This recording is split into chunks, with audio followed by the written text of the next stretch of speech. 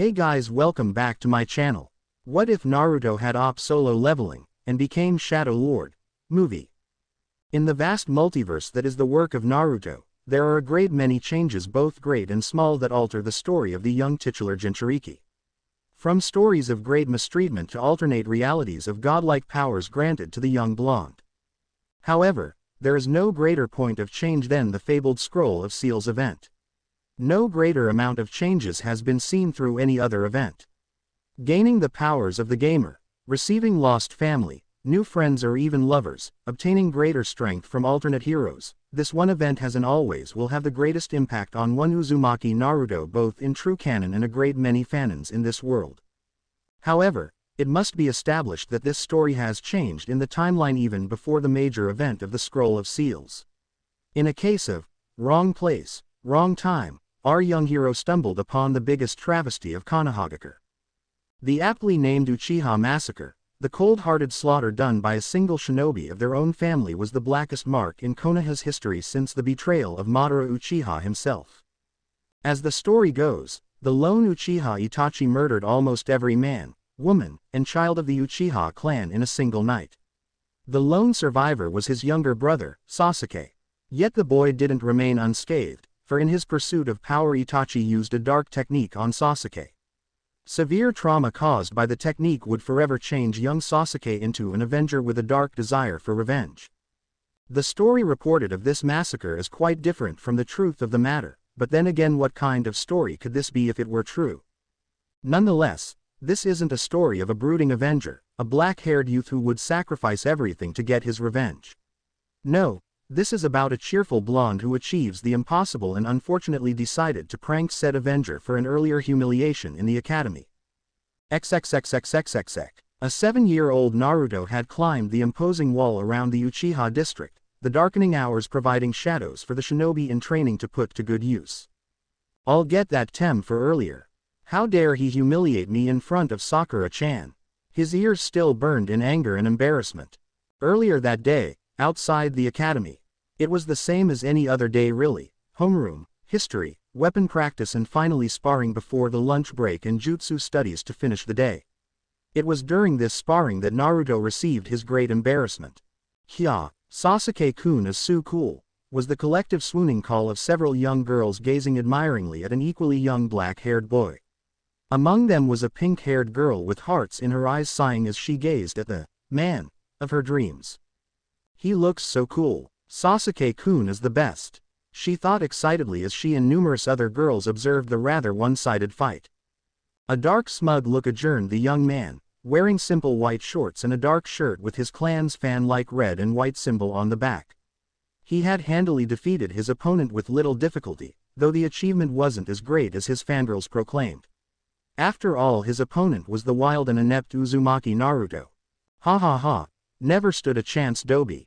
Like you could ever beat Sasuke-kun. Just give up. Right on his face. Damn, does he even train? Laying on his face, Naruto's ears burned as he heard the jeers of Sasuke's fans and his fellow classmates. Pushing himself up, he spat out a bloody dirt clod onto the ground, that last sucker punch from the stuck-up Uchiha having split his lip. He futilely tried to brush the dirt from his white shirt and green shorts. Tonight was definitely going to be laundry night now. "Sasuke is leading 2-0, are you able to continue, Naruto?" The question came from a dark-skinned brunette of a man, Naruto's primary teacher Umino Iruka. The scar-faced man looked at the young blonde in concern. It was a solid punch that had knocked the boy down. Stumbling slightly, the blonde gave his sensei a thumbs up. "I'm good, sensei. Just watch, I'll smack him down next," he proclaimed loudly. Though hesitant at the boy's unsteady form, he lifted his hand anyways. If Naruto wanted to fight anyway, he wouldn't stop it without good reason. "Begin." Jumping backward, he observed the two in the small sparring ring. Standing 10 feet apart from each other, the two boys stared the other down. Snorting derisively, Sasuke decided this farce of a fight was getting way too dull to continue, even though Naruto's proclamation was slightly amusing. "As if the Dobi could even lay a single finger on me." With that thought fueling him, he dashed forward, readying a fist to knock his opponent out completely.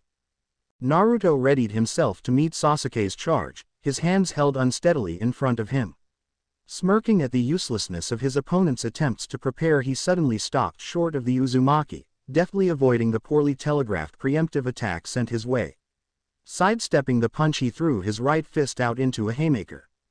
Naruto ducked in desperation, feeling the side of Sasuke's fist slide against his hair. "I did it," he thought elatedly, only to see stars as a sudden knee to the forehead knocked him back. Sasuke smirked as the boy stumbled back holding his face.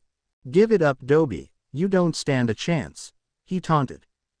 "Grr, I'll show you Tem." Despite the pain and dizziness from the blow, Naruto charged forward with bloody intent. He was getting a blow in if it killed him. Quickly getting into Sasuke's personal space, he threw a flurry of body shots towards him. Dodging each blow with minimal movement, Sasuke waited for the right moment to strike. Seeing the growing frustration on Naruto's face, he didn't have to wait long as the rage-fueled blonde overextended a kick. Naruto's eyes widened as he felt a powerful blow to his back, Sasuke having slipped past his straight kick and gotten behind him. The boy stumbled forward, gasping in pain as he struggled to stay up. Points were only awarded on knockdowns and ring outs, and as long as he stayed up, he was still in this. Still facing away from Sasuke, he decided to do something unorthodox. Time for an Uzumaki special. Falling onto his hands suddenly, he threw a donkey kick at the Uchiha. Stunned at the sudden movement, Sasuke received a full sandal to the jaw and was thrown back straight onto his ass. Point Naruto. The score is 2-1 now. Iruka called out to the stunned class.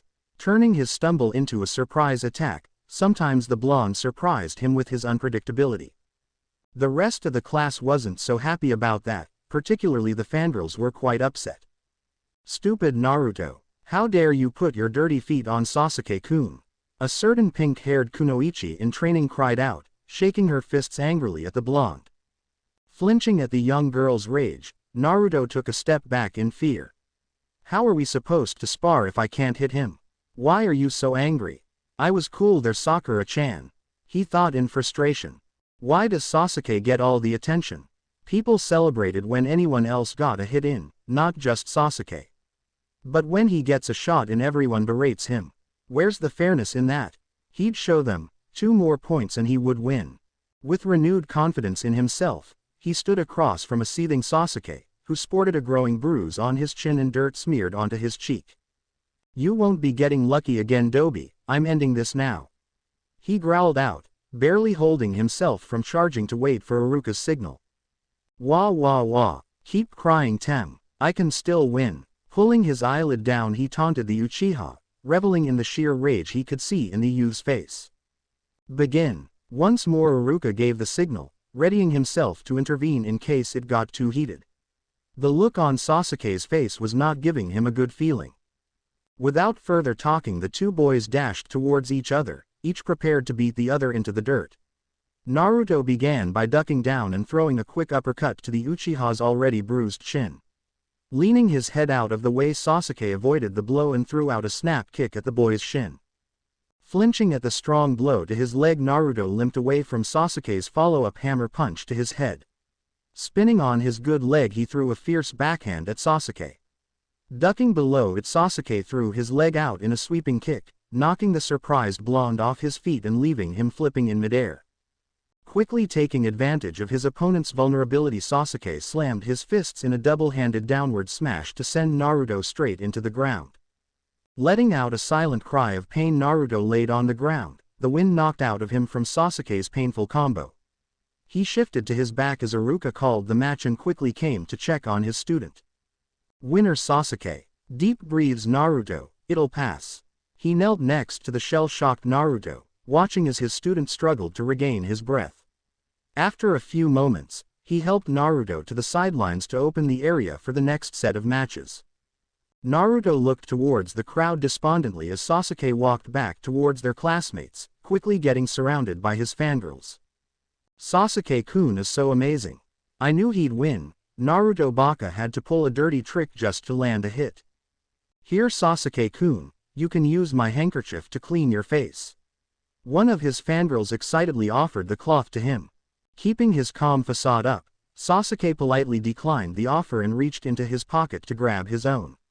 Cleaning himself up, he glanced towards the defeated Uzumaki some distance away. The two met in a glaring contest for a few moments before Sasuke smirked haughtily and turned away, moving to stand towards the edge of the group. Glaring at the smugness of the Uchiha, Naruto could only shake in silent impotent rage at his situation. He watched as Sakura and others happily followed Sasuke like love-struck puppies, cooing praises at him along the way. His pride stinging in his defeat, he immediately began plotting his revenge upon the obnoxious boy. He was getting such a pranking tonight. He had more than a few ideas going through his mind at this point. Glitter bomb, maybe, glue and feather bomb with a stink bomb attached. How about all of the above? He's showing up looking like a glittery chicken tomorrow. His revenge-filled thoughts comforted him as he sat off to the side, no longer paying attention to the matches. Uchiha compound. That night, shaking himself from his sour memories, Naruto prowled around the darkened alleys, making his way towards Sasuke's house. Looking around, he readjusted his bag of tricks on his shoulder, wondering where any of the stuck-up clan usual members were.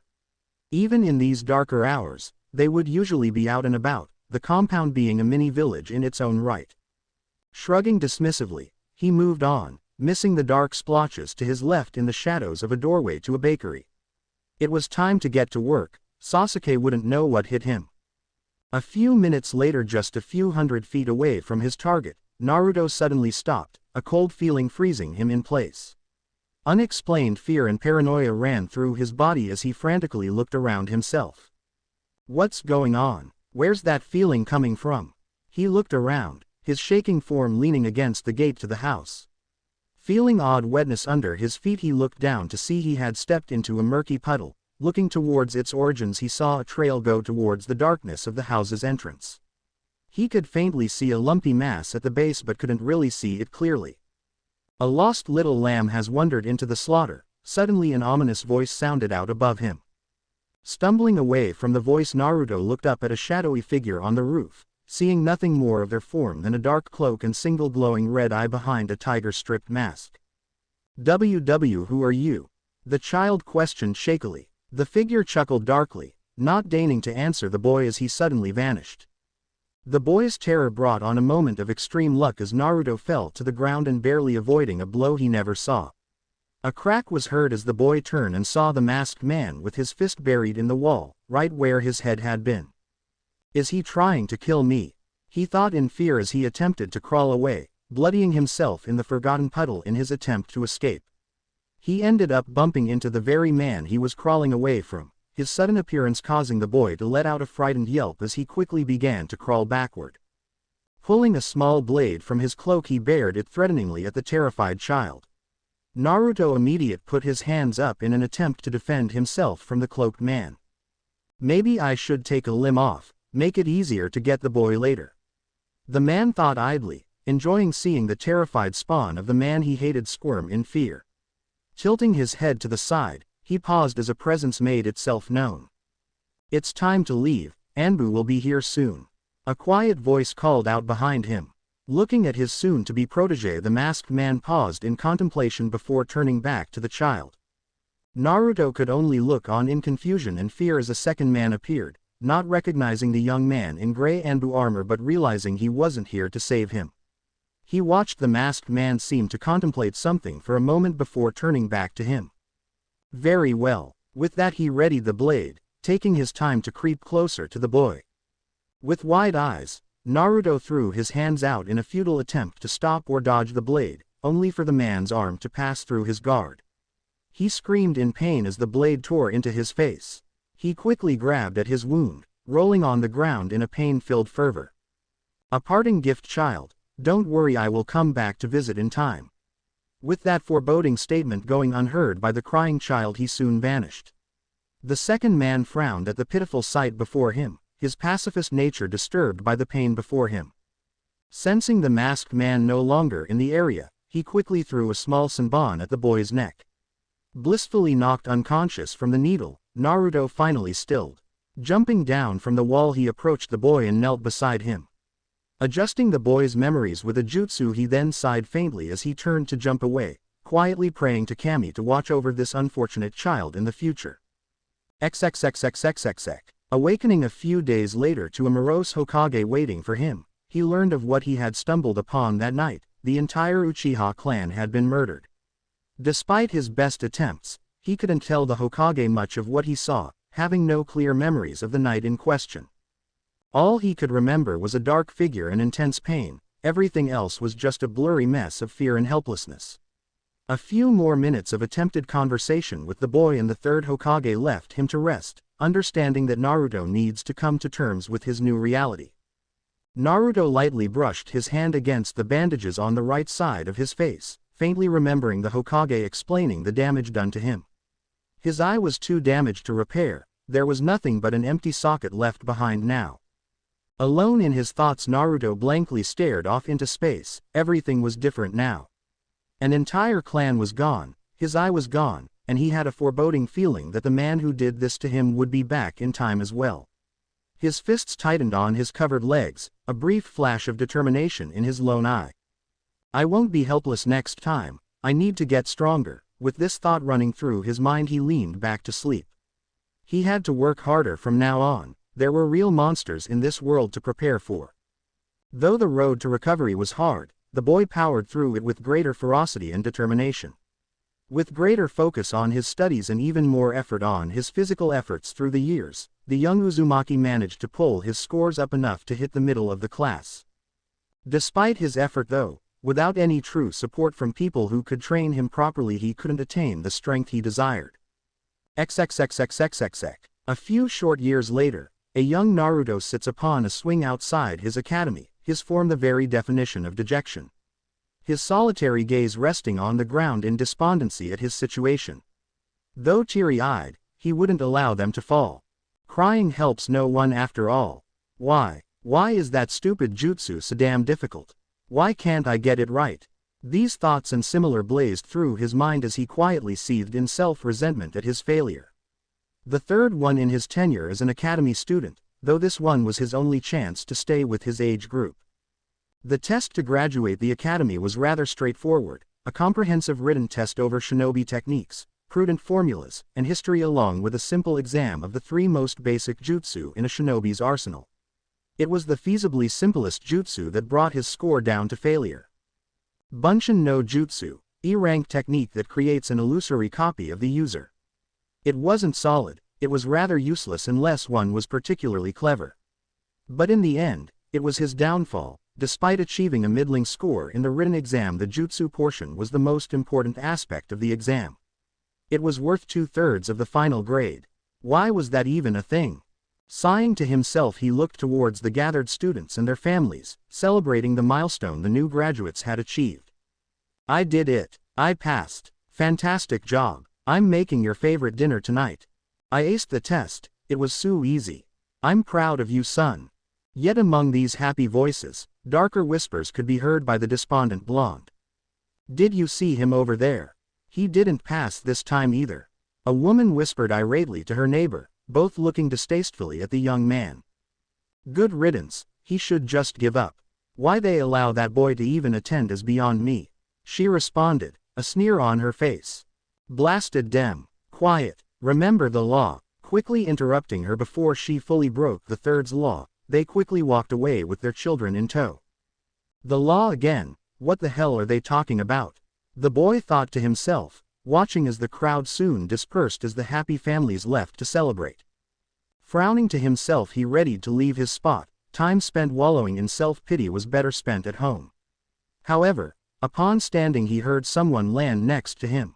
Looking to his side, he saw his sensei, Mizuki, standing there with a somewhat genial smile on his face.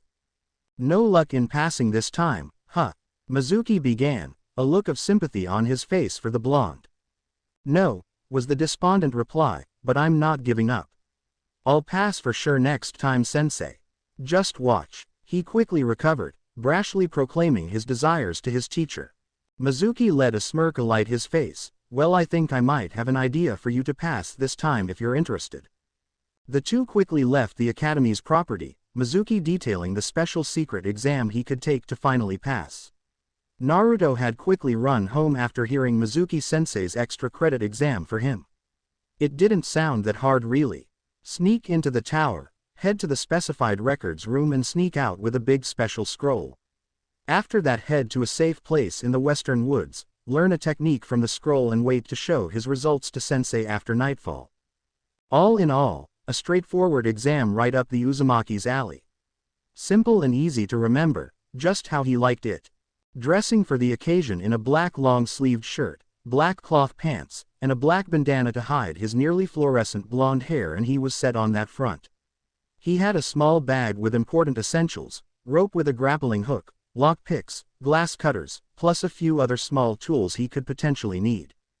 Brushing his hand against the dark cloth eye patch he was using tonight, he locked his apartment and ran off in the direction of the Hokage's tower. The guard's shift change was happening soon, and from past pranking experience he knew this would be the best time to strike. Arriving at the tower a few short minutes later, Naruto hid in the shadows of a water tower as the skies turned red around him. His gaze was drawn to a few pairs of shinobi walking out the entrance, the day guards no doubt. They passed by a few fresh-faced replacements, stopping a moment to chat. Taking this opportunity, the boy quickly jumped to the next building adjacent to the tower. Unfortunately, he couldn't really jump onto the tower from his position, but he could assuredly climb up the side with his supplies.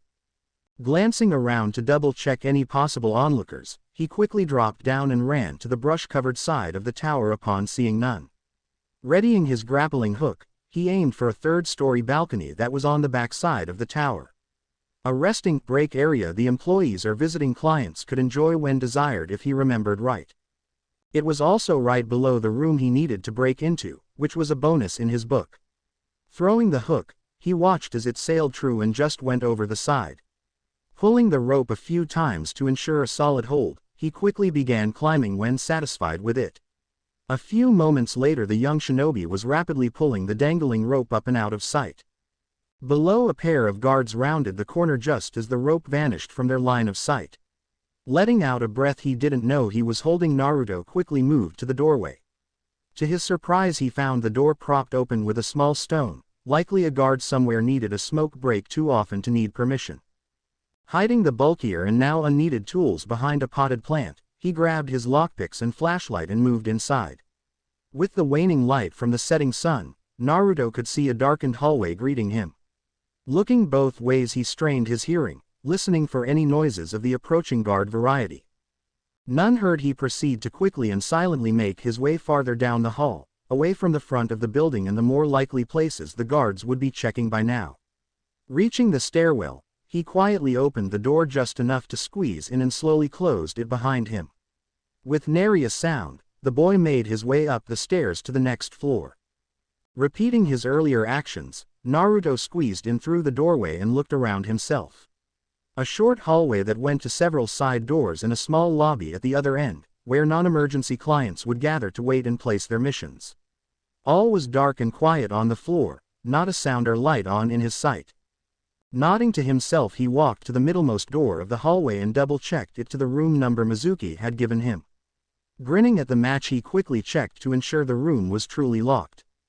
Maybe my luck will hold out, he hoped silently, only to frown when the door held shut. Shoot, oh well, muttering to himself he quickly pulled out his lockpicks, making surprisingly short work of the lock and its tumblers. Way too easy, he remarked quietly with a grin, putting his tools away as he slipped into the now unlocked room. Looking around the room he saw a multitude of shelves holding a great many kinds of scrolls of various importance. A cursory search told him that the overly large scroll he was looking for wasn't directly out in the open, which meant he'd need to hunt it down in the more secure storage closets in the back of the room. There were 4 to choose from, each maybe the size of a typical walk-in closet in an average home. Picking the leftmost one he quietly knelt down and picked the lock with minor difficulty. Looks like these locks are more sensitive, more tumblers too, the Uzumaki thought idly, patiently picking the lock and slowly opening the door. A click was heard as he turned the flashlight on to quickly check the small room. Frowning at the lack of his target he moved on. So on and so forth he moved on to the next door, repeating his actions and only causing his frown to grow more as he repeatedly failed to find his target.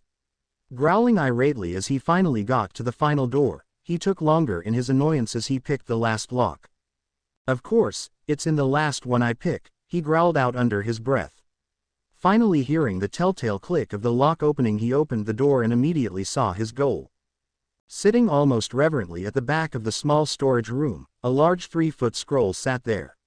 Moving to it, Naruto quickly checked around the scroll, trying to strain his limited chakra sensing abilities to see if there were any special traps.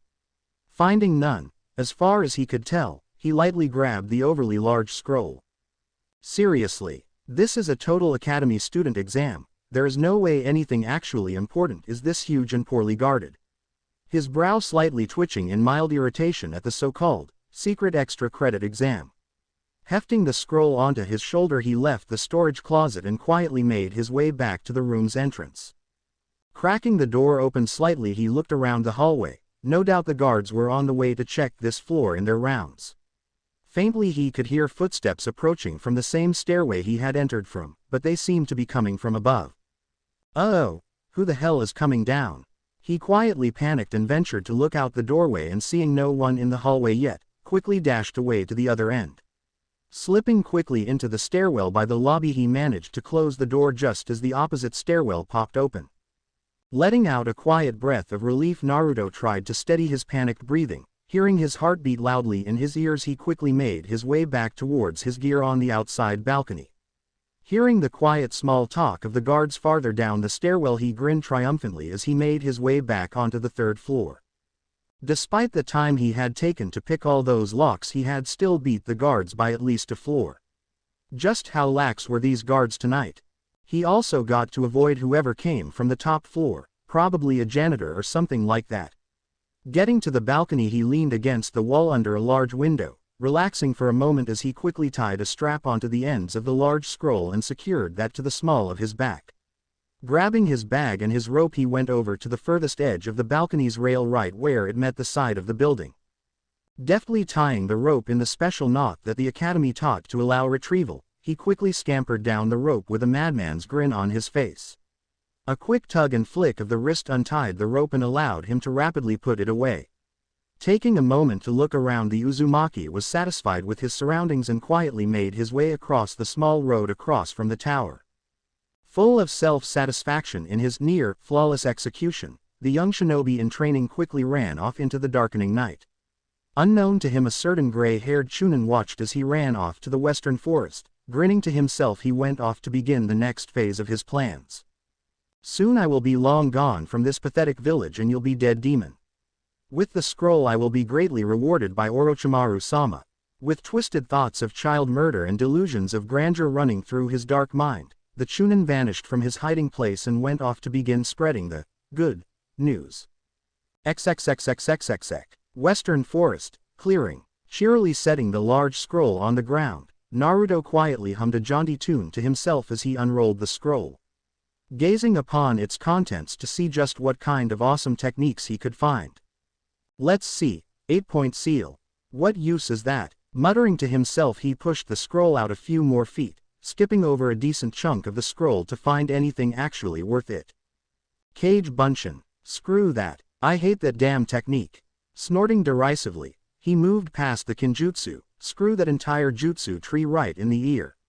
He skimmed past it, seeing other shadow-related techniques until he saw a word that caught his interest. Contract. Contract. Like the summoning contract that let the super-powerful shinobi get even more powerful. This was a lot more interesting already. Shadow contract. Warning to those who attempt to sign this contract. Unlike a summoning with somewhat generalized standards, the shadow contract requires greater unknown sacrifice. Brought in by the Nara clan at the inception of Konohagakure, we were warned to only try to use this in the direst of circumstances. Only attempt when you are truly willing to make the sacrifice requested by the contract summons, whatever it may be. The writing was aged but clean, most likely a note by the second or first Hokage when the contract was added to the scroll. Naruto scratched the side of his head, beneath the eye patch as he contemplated the warning. This wasn't really a dire circumstance, but a contract with whatever a shadow could end up being was way better than any technique he could learn in the maybe 2 or 3 hours he had remaining. Looking below the note, he saw a newer, slightly scratchy handwritten note at the bottom edge. After talking to a few of the older Nara clan members, there may be a correlation in the contract and the universal laziness with utter lack of motivation that the clan experiences in all but the direst of situations. Old tall tales that had been passed down for generations spoke of a deal made with a shadowy figure. Deal with some kind of demon. Improbable, but may require future research when time is available. All this went over the 12-year-old's head, not really wanting to think too much more on it. The choice. Contracts were a sign of power in this conflict-filled world. Even the lowest tier of contracts could prove to be a great boon in the right circumstances. With that assurance in mind, he looked towards the large strange seal in the center of the section of the scroll, the words, Shadow Contract, outlining it on either side. A small bit of chakra later and the telltale poof of smoke deposited the scroll into his waiting hands. This is gonna be awesome. Naruto was almost vibrating in excitement as he spun around and untied the much smaller scroll. Maybe a little over a foot long and 2 inches wide, he unfurled the scroll until he spotted the writing. Unbeknownst to the distracted preteen, the shadows around him suddenly grew darker and somehow seemed to gain ominous movement. Paying no heed to his surrounding, the boy looked over the faded signatures he could make out. So, a contract uses blood and chakra to make a pact and summon. How do I do this? Fingerprints and signature, it looks like. I don't have any ink. Is that blood? Looking closer at the scroll, he could see the rusty coloring of the ink, making him believe he was accurate in his assessment. Reaching into his bag, he grabbed a kunai and set the scroll down, double-checking the previous applicants again. All right, the left hand should be fine. Do I need hand signs? Pricking his finger with a slight flinch, a droplet of blood fell onto the blank space of the scroll. The wind picked up ominously around the clearing as the young academy student looked around in surprise. Rising to his feet, he spun quickly, rapidly looking every which way, trying to figure out what was happening. New one, perhaps, requires approval. King, coming. All around the boy, whispers could be heard, no particular direction telling him where the voices were coming from. The shadows around him continued to darken his surrounding until he was in pitch blackness. A shadowy mist was all around him with only a few short feet allowing him to see. What the hell is going on? He cried out to the voices, brandishing his kunai as a meager form of defense from whatever was happening. He continued to spin around, trying to find an escape but unwilling to try to leave the faintly lit circle he was trapped in. Around him the shadows slowly crept towards a single point, just past the contract scroll on the ground. Relax, child, you are in no danger from us. A stronger, louder voice spoke from the mass of shadows gathered behind him, causing the boy to jump in place. Gah! With a yelp of surprise, Naruto spun back to face the shadowy mass. He watched in trepidation as the mass compressed towards a singular point, forming a vaguely human figure in front of him. Somehow both solid and gaseous, a tall shadowy man was standing in front of him, bright blue energy appearing where a human's eyes would be. What? Who are you? Naruto asked shakily. Quiet chuckles and glowing eyes narrowed in amusement was his response. The Shadow King, young human, do you not know what you have done? You desired power, correct? A contract with the shadows. The question bounced around the frightened boy's head for a moment before he gained a sudden burst of determination. I can't be scared here. I'm not getting hurt, there's nothing to be afraid of. I wanted this. Thinking himself back to his typical confidence, he stopped his cowering. Right, you're right, I want to form a contract with your clan. What do I need to do to earn your allegiance? With his confidence renewed, he spoke to the Shadow's leader. Earn, how refreshing. You humans always demanded yet never asking. To earn the power of shadows, you must make a great sacrifice. What are you willing to sacrifice for power? That question gave Naruto pause. Just what would he sacrifice? What could he sacrifice to gain the strength of these shadows? He couldn't really come up with anything. He didn't have much in the manner of material possessions. Or even immaterial possessions for that matter. I don't know. I don't really have anything to give you. He finally admitted after a few minutes of contemplation. We do not ask for material items as sacrifice. Your soul, an emotion, even parts of your very body, those are the last few sacrifices that were accepted. Naruto's eyes widened at that revelation. His soul. Who would sacrifice that for power? Just how crazy were people? Unappealing sacrifices. Understandable. Perhaps I can offer a solution. Really? Sure. I guess I can hear you out. The shadowy figure nodded before lifting a smoky hand in the boy's direction. Allow me a moment to read your aura, there may yet be a deal to be made. Nodding with a hint of hesitance, the Uzumaki gulped down his nervousness and allowed the shadowy man to continue. A chill went down his spine as the semi-gaseous hand rested on the crown of his head. Interesting, so young but to have already experienced such pain. The Shadow King's eyes seemed to widen for a moment as he detected something particular in the boy's aura. I see, there has already been a great sacrifice. What do you mean? His question remained unanswered as the shadowy being thought in quiet contemplation. Soon he began to squirm in place as the time began to stretch onto uncomfortable lengths. I believe a contract can be made, young one. Whoa, really? What do I have to do? The excitement in his voice was nearly palpable. Grant the shadows home in your body, your missing eye shall be the source. Sacrifice your solitary existence to always be surrounded by me and my kin, that shall be your contract for power. That doesn't seem like a sacrifice to me, the boy commented quietly. Sacrifice the thing that caused the most turmoil in his life. Looking around he could faintly see vague figures surrounding them, shadows of different sizes and shapes observing them both. Only humans would believe a sacrifice must be negative, so long as I deem it appropriate to the power desired. That is all that matters. Do you accept? Reaching out a hand towards the boy, the Shadow King offered it to seal the deal. Naruto only thought about it for a few moments, deciding quickly that it was definitely a sacrifice he wasn't afraid to make. Taking the shadowy hand, he shook it with full confidence. I accept. You won't regret this, not a bit Ibeo. The Jinchuriki proclaimed in cheerful confidence. The Shadow King's eyes glowed brightly suddenly as the darkness surrounding them quickly became a tornado of darkness. It pulled Naruto into it, suffusing his form in a layer of darkness as he threw his head back in a silent scream. The tornado rose from his body with the tip focused upon his head, specifically the right empty socket hidden beneath his cloth eye patch. Almost as fast as it began it was over, Naruto breathing heavily on his knees as smoky darkness seeped out from his right eye. A faint blue glow could be seen from beneath the cloth, matching the color of the Shadow King's own eyes. Welcome to the clan, young shade, rise and remove the cloth. Could have warned me, no. Naruto grouched quietly to himself, shakily rising to his feet.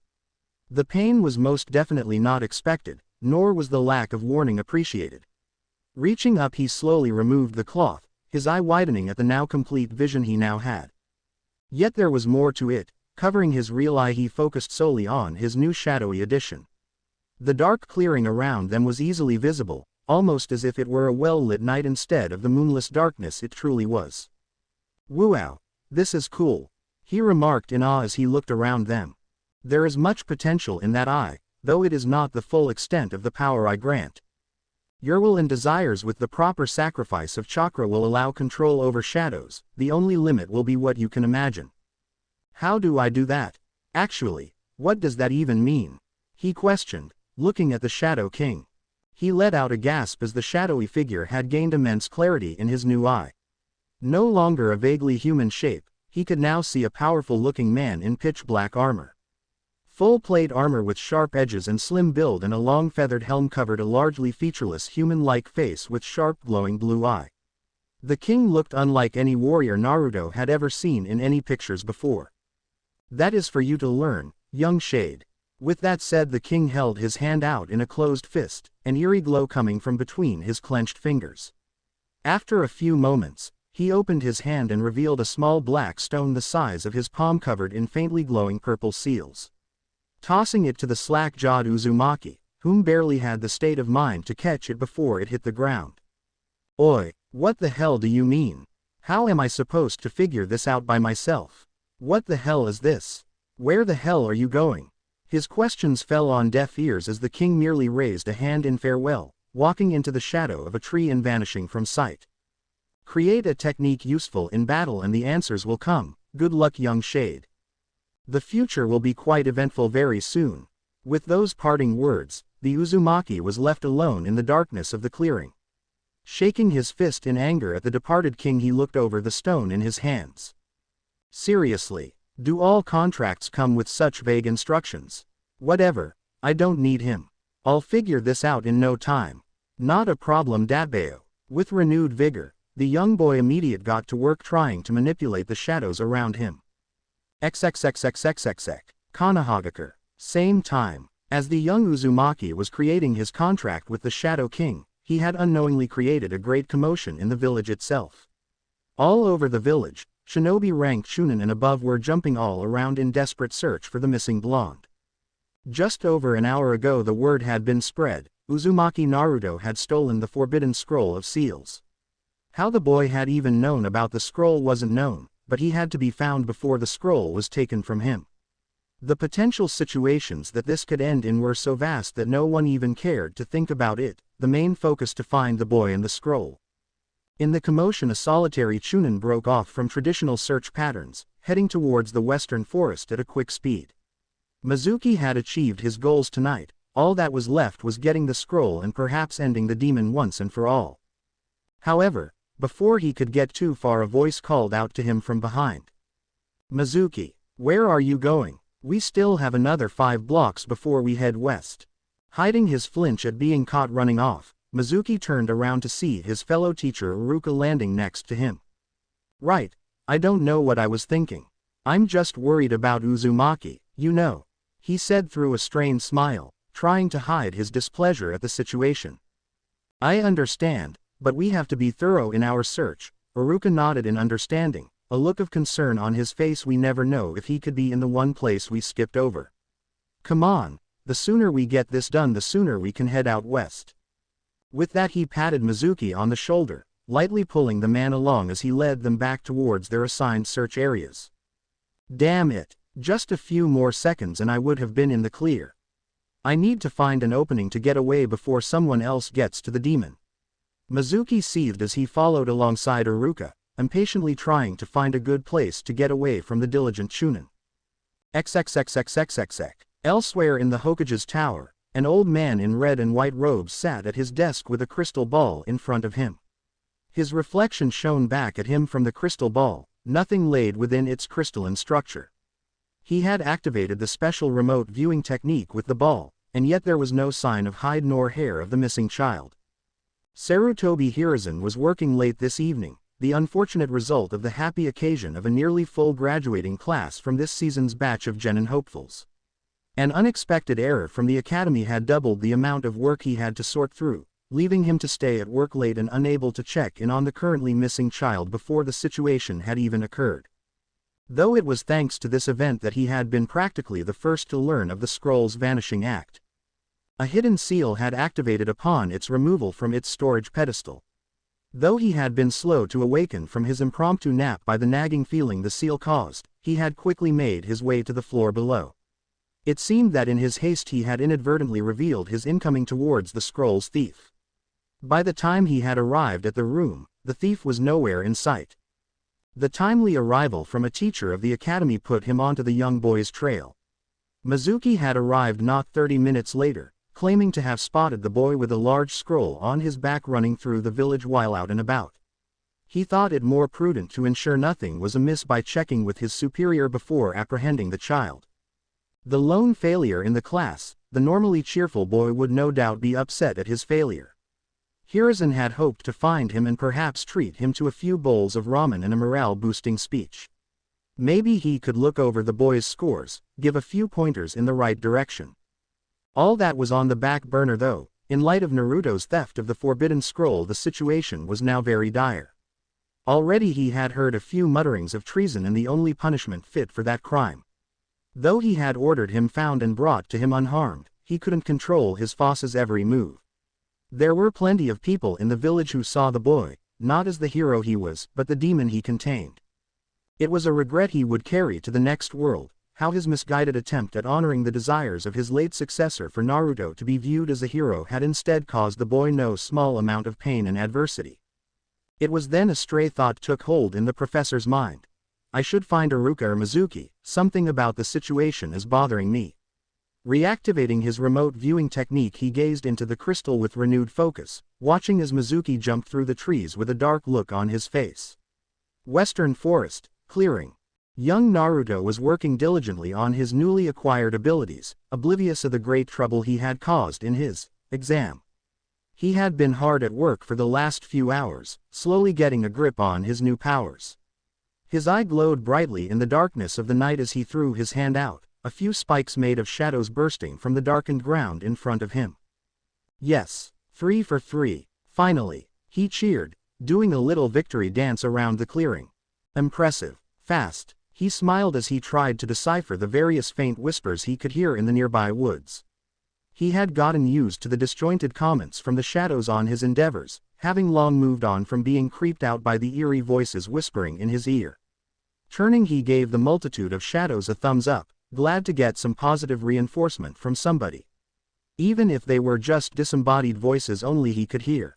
That actually sounds a lot worse than I thought it would, he suddenly thought with a rain cloud overhead, feeling a little depressed for a moment. Slapping himself on both cheeks with his hands, he decided to push forward. Why sweat the small stuff now? He had done something much crazier already and he wasn't giving it any extra thought. So, what do I call this technique? Inten. Kuro Sento, shadow style, black spires. Maybe that's a little too on the nose, I think I'll leave that for later. Let's see what the king meant about this stone. Shrugging his naming predicament away, he pulled the purple rune-covered stone from his pocket and looked it over some more. Undecipherable marking wrapped around the smooth, flat, black stone. He could faintly feel the same energy he had slowly been growing more proficient within it. It wasn't chakra per se, but some kind of semblance to it. Maybe it was an apt thing to say it was like a shadow of the energy that was chakra. To use his technique, he had to send chakra to his shadowy eye, where he would then get a burst of this shadow energy to suffuse his body. It was an interesting feeling the first few times, almost as if he had been dunked into ice water and suddenly pulled out to dry in a strong wind. There was an exhilarating amount of power he could feel just below the surface, but his control over it was just as fleeting as his control over his own chakra. It took grand movements along with very simple images to picture in his mind to manipulate the shadows in front of him. Though the darkened forest had no shortage of shadows for him to practice with, he still had to focus greatly to succeed. He could also feel the sentient shadows around him attempting to give him subtle nudges in the right direction, though he still couldn't hear much from them to be of any real use. Tossing the stone in the air and catching it, he contemplated his situation. More than likely he would gain better control of the shadow energy if he boosted his own chakra control. Not exactly his strong point, but he wasn't one to let that stop him. In addition to that, he was relatively certain that as he grew stronger in the shadow arts, he would be better able to hear the voices that whispered to him. Already he was able to hear them more clearly compared to only a few short hours ago. Catching the stone once more, he decided to try to fill it with shadow energy and see how it went. Focusing chakra to his eye, he felt it soon replaced with the sought-after power. Sending that to the stone yield interesting results. The runes glowed brighter and the stone almost seemed to lighten as well. Adjusting his grip on the stone to better change the flow of energy he felt it give suddenly. Surprised by the turn of events, he almost dropped the stone, only to increase the strength of his grip as he caught it. The stone then dissolved to dust, the glowing runes turning to a bright mist that circled around his head before flowing into the shadows that made up his eye. Whoa, that feels weird. What a head rush. Blinking rapidly at the feeling, he looked around wondering what exactly just happened. As the feeling faded, he suddenly saw flashes go past his shadow eye, images of something he could barely keep track of. It was a technique, a few actually, only he couldn't truly tell what they were. Was it some kind of graduation present? Shaking his head to clear the dizziness from the images, Naruto focused on his own shadow for once. Grabbing his nearby kunai, he dropped it into his shadow, a small ripple appearing as it slowly slid into the ground and vanished into the darkness. Swiping his hand around on the ground, he didn't feel a thing, it was stored safely in his shadow. Taking a few steps away, he reached into his shadow, his desire of receiving the blade just as it was put in going through his mind. Letting out a yelp of pain as he jabbed his palm directly into the tip of the blade, he shook his hand rapidly and glared at his shadow. Stupid shadow. Why the hell would I want to grab it blade first? Give me the damn handle. He barked out, hesitantly put his unharmed hand into the pool of darkness slowly. Feeling the non-pointed end in his palm, he grabbed the blade and pulled it out. Better, he groused as he wiped the blood from his hand. Walking over to a tree, he decided to try it on the tree's shadow this time. Going through the process once more, he channeled his new energy into the tree's shadow and slowly pushed the blade into the tree. This was definitely going to be useful in the future. He soon ran around the clearing, pulling and pushing the blade into numerous shadows. He couldn't pull it out of a different shadow from the one he put it in, but now that he was getting used to the process, he was getting much faster. Deciding to show off a little, he grabbed few stones and juggled them animatedly, finishing with a flourish as they fell at his feet and vanished into his shadow in a smooth motion. Grinning, he held his hands out, palms together, as he willed the stones to reappear in the shadows of his hands. All three popped out on demand, giving the Uzumaki a case of the giggles as he gleefully went about another victory dance in the clearing. Oh yeah, who's the man? That's right, Uzumaki Naruto. That's WHO, the future most powerful badass shadow-wielding Hokage. His voice echoed around the clearing as he loudly proclaimed his awesomeness to the forest around him. Little brat, quiet, trouble, incoming. Perking up at the whispers, Naruto looked around suddenly upon hearing a rustling in the forest around him. The nearby brush was moving, no chance it was a shinobi. Any of them would be tree-hopping in the forest, especially if they had heard his loud proclamations. What is it? Who's there? He called out, quickly reaching into his shadow and grabbing his kunai to use for defense. From the brush entered 3 full-grown wolves, each snarling quietly at the loud child in front of them. Having been attracted by his loud voice and movements, the 3 had arrived to see a potential meal in front of them. This young one wasn't big enough to feed the full pack, but these 3 would eat decently enough. Wolves were opportunity hunters as well after all. Great, I think I'd rather have Iruka-sensei show up. He regarded the wolves with trepidation. Though the academy had taught them hunting tactics and they had all killed animals before. Well, rabbits, trapped in rope snares. Not exactly the hardest kill, but it still counted, right? Looking at the wolves, he figured this was a great chance to test out his technique.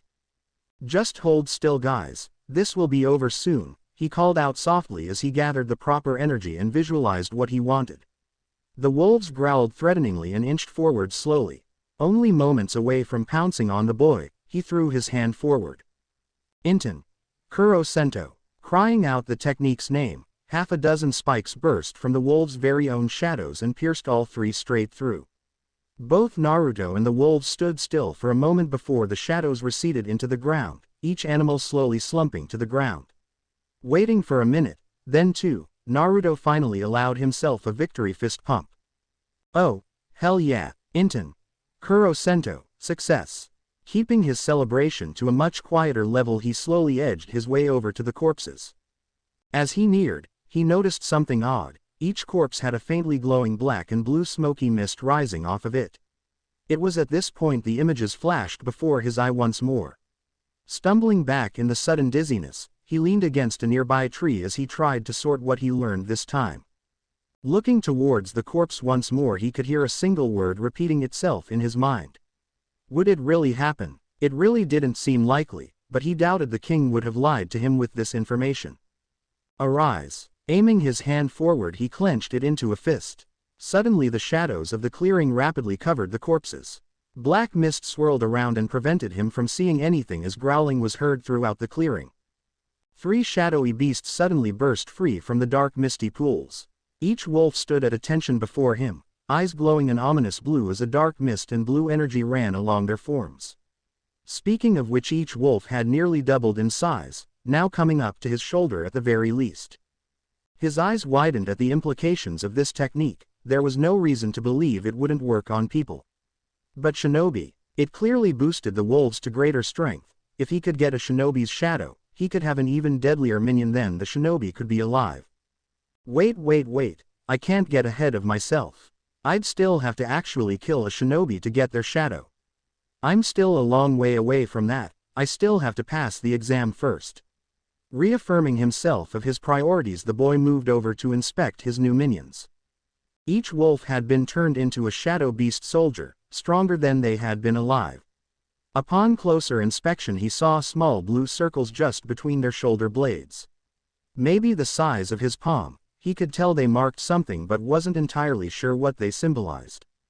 Nonetheless, he now had access to 3 powerful allies thanks to his gifted technique shadow extraction. This is way better than a stupid clone jutsu, he remarked with a grin as he lightly patted the shadow beast in front of him. They were a weird amalgamation of corporeal and incorporeal beings cloaked in shadows and blue mists. Yet its fur was surprisingly soft. Pretty badass if I say so myself, he watched as the 3 seemed to preen under his praise. Let's try some stuff out, can you guys hide in my shadow? Waving his hand out he willed his shadow to elongate and spread beneath the 3 shadow beasts. All 3 quietly sunk down to vanish into his shadow as if they had never been there in the first place. Cool, the boy thought in awe, only to see the leftover corpses of the wolves on the ground. What do I do with these? He questioned out loud. Gift us, yes. Blinking at the shadows whispering he shrugged, all right that could work. Kneeling down he brought both his palms to the ground and willed the shadows to spread around and absorb the corpses. They quickly sunk into the shadows, never to be seen again. Delicious. Good boy. The shadows around him seemed to quiver in delight, vague shapes around him moving about in appreciation to his gift. Giving them a small grin he nodded before he turned back to his shadow. Faintly he could feel his new pets in there, awaiting his commands. Deciding it was time to experiment a bit more with his newly acquired minions, Naruto dived back into training once more. XXXXXXX. Mizuki was angry. Iruka was so damn diligent in the search and protocols that he couldn't find a chance to slip away unnoticed. He was a few moments from taking a kunai to the man's eye just to be done with it. Not that he could actually do that in the middle of the damn village, the thought nonetheless was quite cathartic. Thankfully, now that they were done with the northern sections they were assigned, he could leave to the western forest to finally get to the demon. At this point, he was well over 3 hours behind schedule.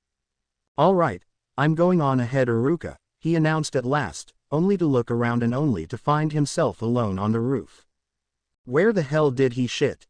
Believing the worst, Mizuki immediately dashed off, cursing himself the whole way. His impatience must have tipped the scarred Chunin off or something. Reaching into his pouch he grabbed a scroll and unsealed 2 overly large shuriken to place on his back. Thinking again, he also grabbed a small green vial from his pouch as well.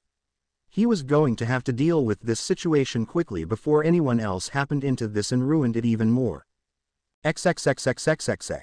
Yumino Iruka was a good shinobi. He had a better than average mission record before he discovered his passion was teaching the future genin of the village. He had always been well respected by his comrades. He worked hard to help his students achieve their goals both in and out of the academy. Despite all his hard work and his tenure as a Chunin instructor over the past decade, he never let his skills go dull. But it didn't a high skill level to see Mizuki was hiding something. In fact, he wouldn't have thought too much of it if the man wasn't so tense and constantly looking to the west forest. He didn't want to think the worst of his coworker and friend, but with the way things were going, he didn't want to take any chances.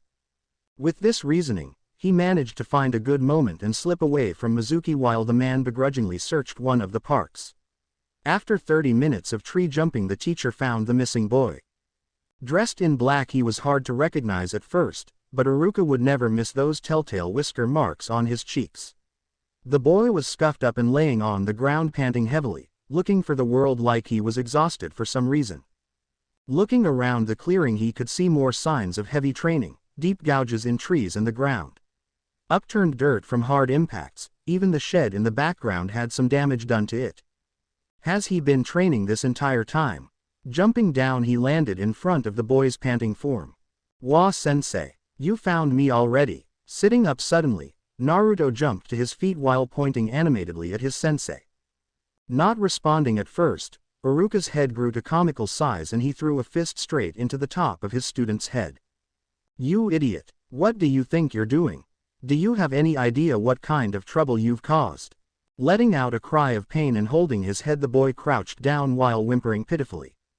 "Oh wow, why-sensei, what do you mean?" Standing up he grabbed the large scroll behind him and did his best to strike a pose, despite his teary eyes. "I totally passed the secret exam, right?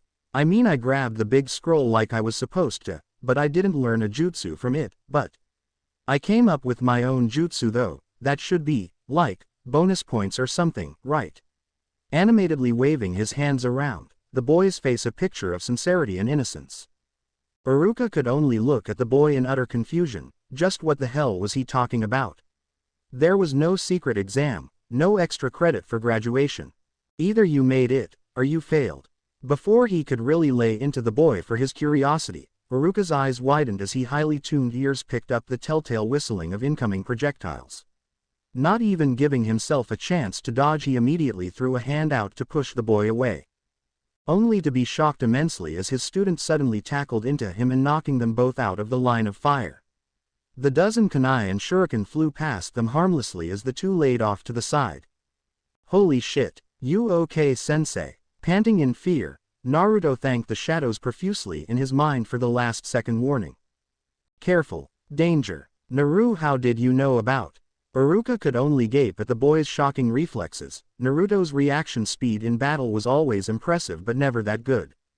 Wow, I'm a little impressed, boy. I was expecting to take Iruka out with that at least. Landing on a branch a short distance away was the twistedly grinning Mizuki, a large shuriken in his right hand. Mizuki, what the hell are you doing? Iruka called out upon standing back up, ensuring Naruto was safely behind him. Mizuki-sensei. The boy had no small amount of fear in his eye at the dark look on the man's face. Give me the scroll, Naruto. The gray-haired Chunin demanded suddenly. No, Naruto, you need to get it away from here. He can't get the scroll, it could do great damage to the village. Iruka pleaded with the boy. Rushing the traitorous shinobi, the two Chunin clashed kunai to kunai. Despite the situation, Mizuki grinned cruelly. Why lie to the boy, Iruka? It's just one lie after another to the poor boy, isn't it? Lies. What is he talking about? The boy took a step away in fear and confusion. What do you mean? What lies? He stuttered out. Eyes widening at what Mizuki was implicating, Iruka immediately threw a kick towards Mizuki's inner knee. As the gray-haired Chunin dodged to the side, Iruka's eyes widened. Didn't he have to? He couldn't finish the thought as a series of crashes behind him alerted him to incoming danger. From behind, one of Mizuki's oversized shuriken blazed towards him to slash him from his blind spot. When did he? The instructor could only roll forward in a desperate attempt to dodge. Despite his best try though, he still felt the blade bite deep into his back, forming a long gash from his left hip to right shoulder.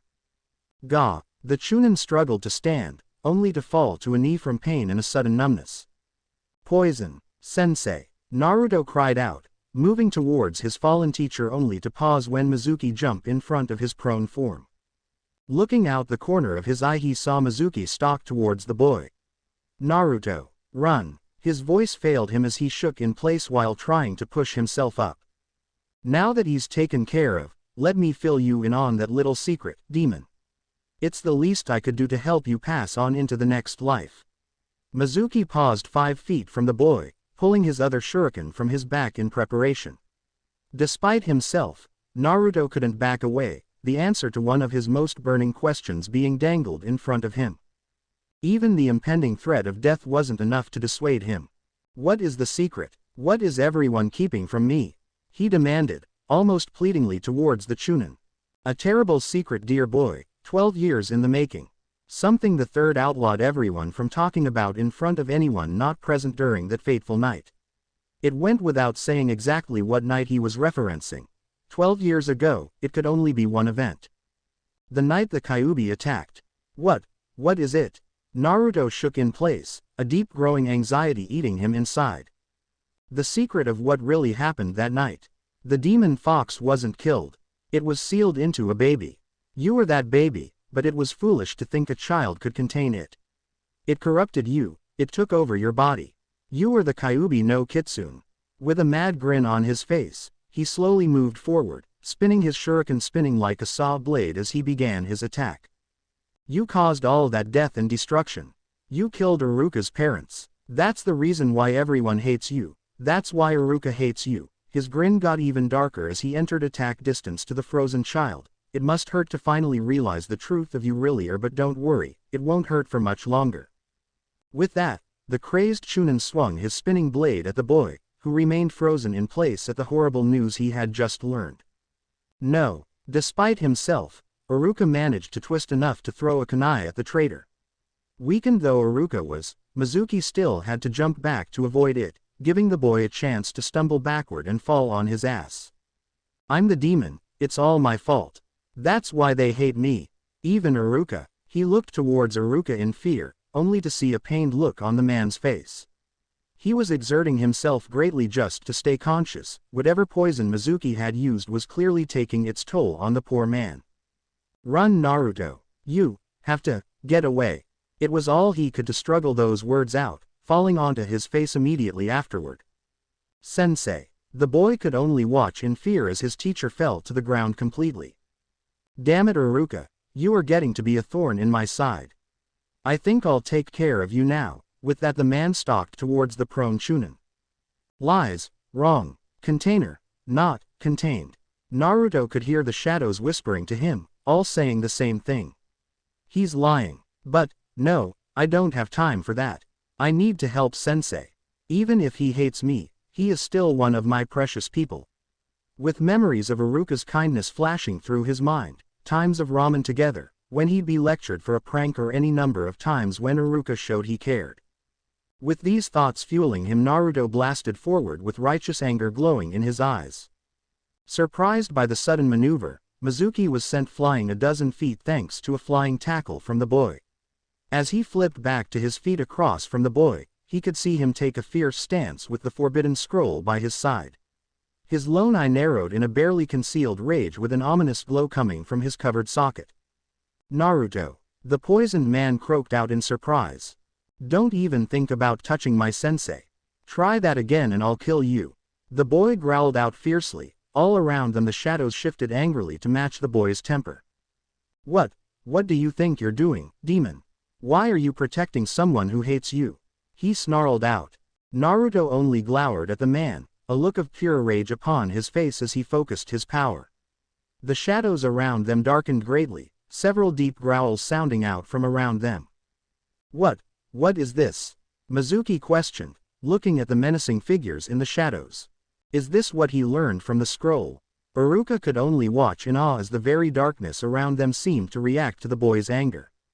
Not deigning to answer the traitor, Naruto swiped his hand out to his side. Come out. At his command the growls turned to howls, the shadows around them darkening even more as three sets of glowing eyes appeared surrounding Mizuki. Letting out a gasp of fear, the man slashed out in a full circle with his shuriken. Each of the shadowy beasts fell apart to smoke around him, causing him to grin in victory. That's it. That's all you got, demon. Not even batting an eye, Naruto threw his hand out once more. This time he aimed at the Chunin, Inten, Kuro Sento.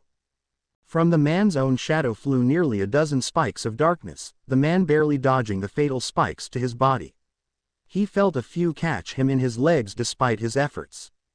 Once more the growls could be heard around him, the shadowy mist once more solidifying into the three shadow beasts.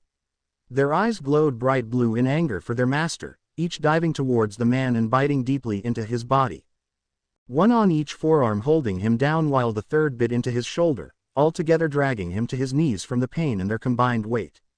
Mizuki's eyes could only widen in terror, but how? I destroyed these things. He could only watch in frozen horror as Naruto dashed forward to attack once more. With the shadow beasts holding his opponent down, Naruto took great advantage and drew his leg back to send the mother of all kicks directly between the man's legs. Letting out a weak, almost silent squeak, Mizuki was wholly unprepared for the next series of brutal attacks from the enraged blonde. XXXXXXX. Hokage Tower. Hiruzen could only stare in surprise as the academy student pummeled the captured Chunin like a punching bag for nearly 10 minutes before ceasing. Mizuki laid on the ground a bloodied heap, possibly crippled and definitely unconscious. Despite the severity of the situation, he let out a small smile when he saw the boy run to his sensei's side in concern. That boy never ceases to surprise me. To think he is capable of even using that standing. He quickly vacated his office to inform the gathered shinobi outside of the resolved situation and to ensure he had some medics on hand to go retrieve the injured. Tilting his hat forward to hide his face, his smile turned into a grin. Naruto-kun, you will go far in this world. I have no doubt about that. With that, he exited outside to see to his forces. XXXXXXX.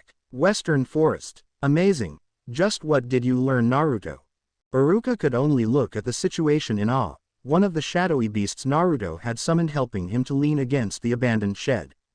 Naruto assisted as well, fretting over his sensei's condition like a mother hen only to suddenly back away skittishly. The boy looked up at him shyly, a look of trepidation on his face as his sensei rested somewhat comfortably against the shed. Naruto, what's wrong? He was confused by the boy's sudden change. The boy only looked down forlornly, toeing the ground for a moment. He suddenly stiffened. Behind him, the three beasts whimpered quietly before vanishing once more into his shadow. As they vanished, Naruto suddenly bowed deeply, his arms stiff at his side. I'm sorry, Iruka-sensei. Because of me you got hurt, and your parents. His shoulders shook slightly as he spoke. Before he could continue, he felt Iruka's hands on his shoulders. Pushing the boy back up, he looked him dead in the eye. No, Naruto, none of this is your fault. You aren't to blame for the Kyuubi either. You are the greatest guardian of this village. You aren't the demon. You've held the beast at bay from hurting anyone else for all these years. At this his eyes turned sad. I should be the one to apologize. I did blame you at first. But after I got to be around you more and came to understand you, I started to realize something. You are not the demon you contain. Just a young boy with a heavy burden, who never gives up and always works hard despite the odds. You suffer so much, but power through all the better for it. You are Uzumaki Naruto of Konohagakure, a hero I should have seen sooner. Despite himself, Naruto had fat tears rolling down his face as Iruka spoke, sniffling as Iruka gave him a sad smile. Naruto, I have a gift for you. Close your eyes for me, the man requested suddenly. Confused at the surprise request, he complied nonetheless. Feeling his bandana removed, he felt a thicker, somewhat heavier cloth takes its place. As it tightened, he could hear the shadows around him suddenly get excited. You can open your eyes now. Hearing that, he opened his eyes, only to see the morning sun's rays fall all around Iruka, highlighting the fact Iruka was missing something he had never seen his sensei without. His forehead protector. Congratulations, Naruto, you graduate. A cheerful smile on his face, he watched as the boy's eyes slowly widened in realization. A smile slowly crept onto the blonde's face, soon a full, genuine and glowing smile lit his face brighter than the morning sun. Iruka-sensei. Diving forward, the boy hugged his sensei tightly. Laughing at the boy's reaction, Iruka expertly hid his flinch of pain. Naruto, I know you will do great things in the future. I truly believe you will accomplish your dreams. Western Forest Clearing. Morning. It hadn't been long after Naruto's trouncing of Mizuki that the Hokage and several of his Anbu showed up. It caused Naruto no small amount of anxiety when he was immediately surrounded by a dozen masked shinobi. Calming the panicking child down, Hiruzen had his subordinates take Mizuki to meet a nice interrogator. A few more would take Iruka off on a stretcher to be treated, armed with the vial of poison the traitorous ninja had used on him. Waving farewell to his injured sensei, Naruto turned to regard his leader with trepidation. Though the elderly man wasn't too particularly angry looking, he was assuredly upset about the damage the boy had done already. Handing the large scroll of seals to the Hokage, the boy sheepishly laughed and scratched his cloth eye patch nervously. Hey, Gigi. Hiruzen regarded the boy for a few moments, before he broke out in a surprising smile. Handing the scroll to a nearby Anbu, who promptly vanished, he lightly patted the boy on the head endearingly. You did well fighting Mizuki and defending Iruka, my boy. It was an impressive showing. Naruto preened under the adulation, before the Hokage's hand increased greatly in strength upon his head. Saying that, you and I are going to my office to have a long talk, Naruto. A look of annoyance was on the leader's face, a gleam in his eye that hinted at his punishment to come. Ignoring the now shaking boy, he nodded to his Anbu and they all quickly vacated the clearing. XXXXXXX. Hokage's office. Morning. Now at his large desk, the elderly leader eyed the boy seated across from him. He was looking down at his feet, fidgeting in discomfort from the situation. Letting out a sigh, the man known as the professor removed his trademark hat and leaned forward to address the boy. I'm not truly upset with you, Naruto. From what you have told me and what I know of the situation, you are not really at fault here. Naruto looked up at his grandfather figure in surprise. Really? Indeed, you followed the instructions of the man who had helped oversee your trading for the last 5 years. There was no reason to doubt him. You were only following orders as a good shinobi would in the field. Finding reassurance in the old man's eyes, Naruto sat up straight and smiled slightly. Taking a breath, he looked Hiruzen in the eye and asked the question that had been eating at him all night. Was what Mizuki said really true? Do I have the Kyuubi inside me? The old man's eyes hardened for a moment before he turned to look out the window. Eyes full of regret, he answered the boy's question.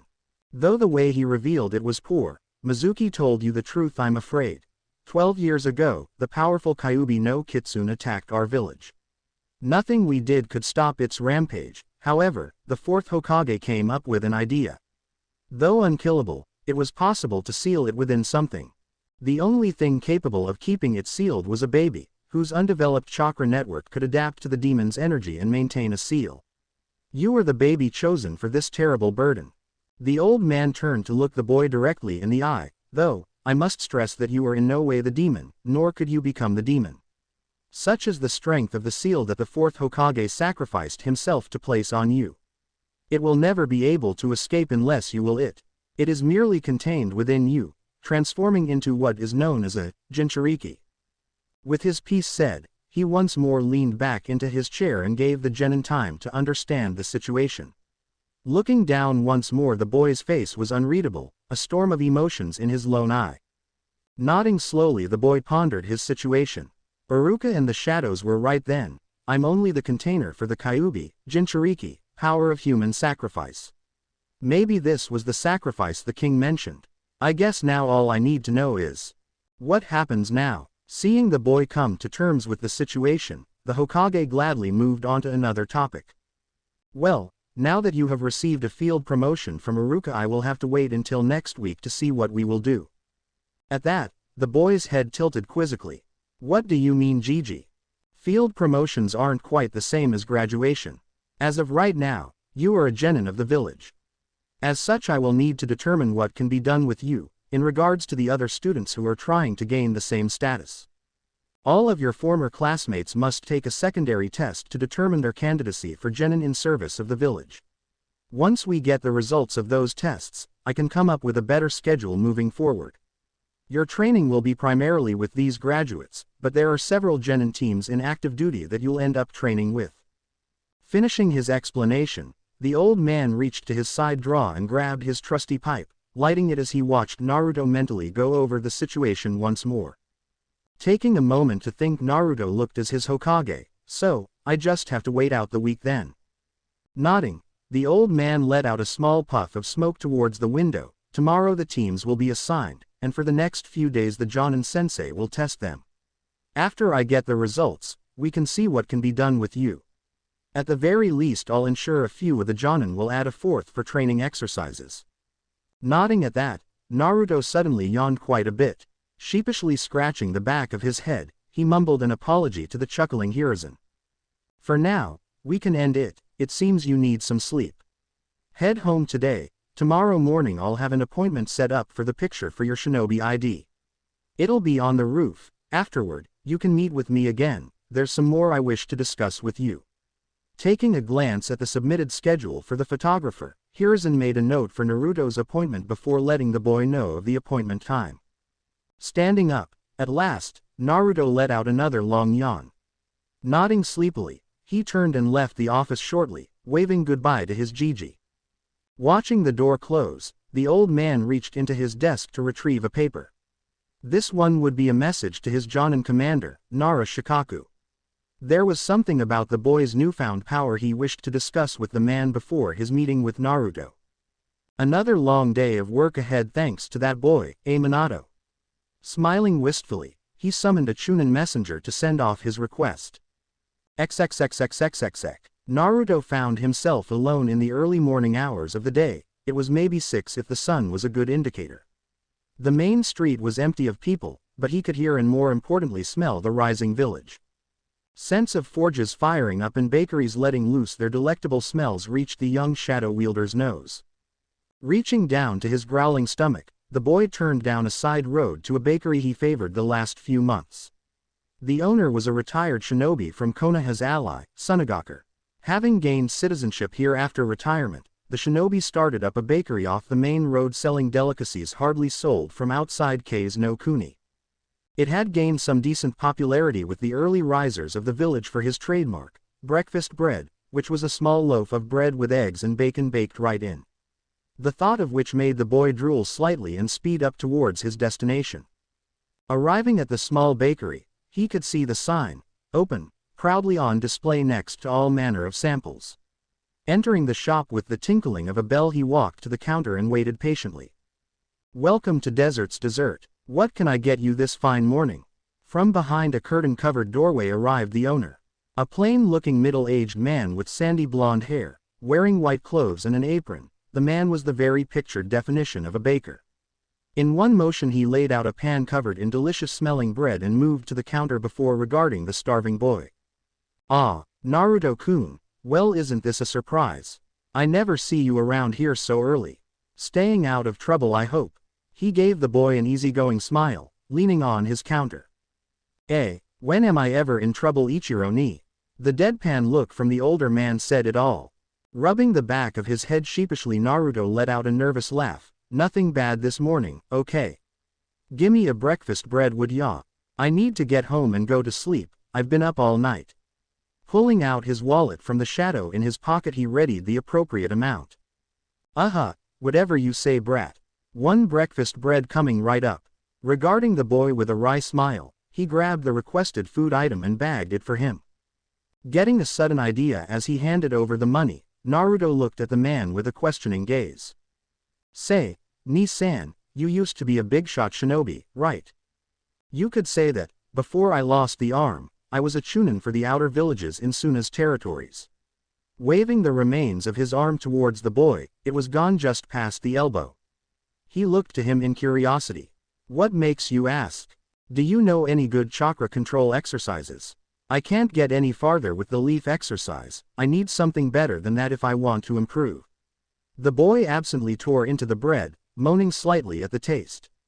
A full breakfast baked right into a bread, absolutely genius if he had to say so himself.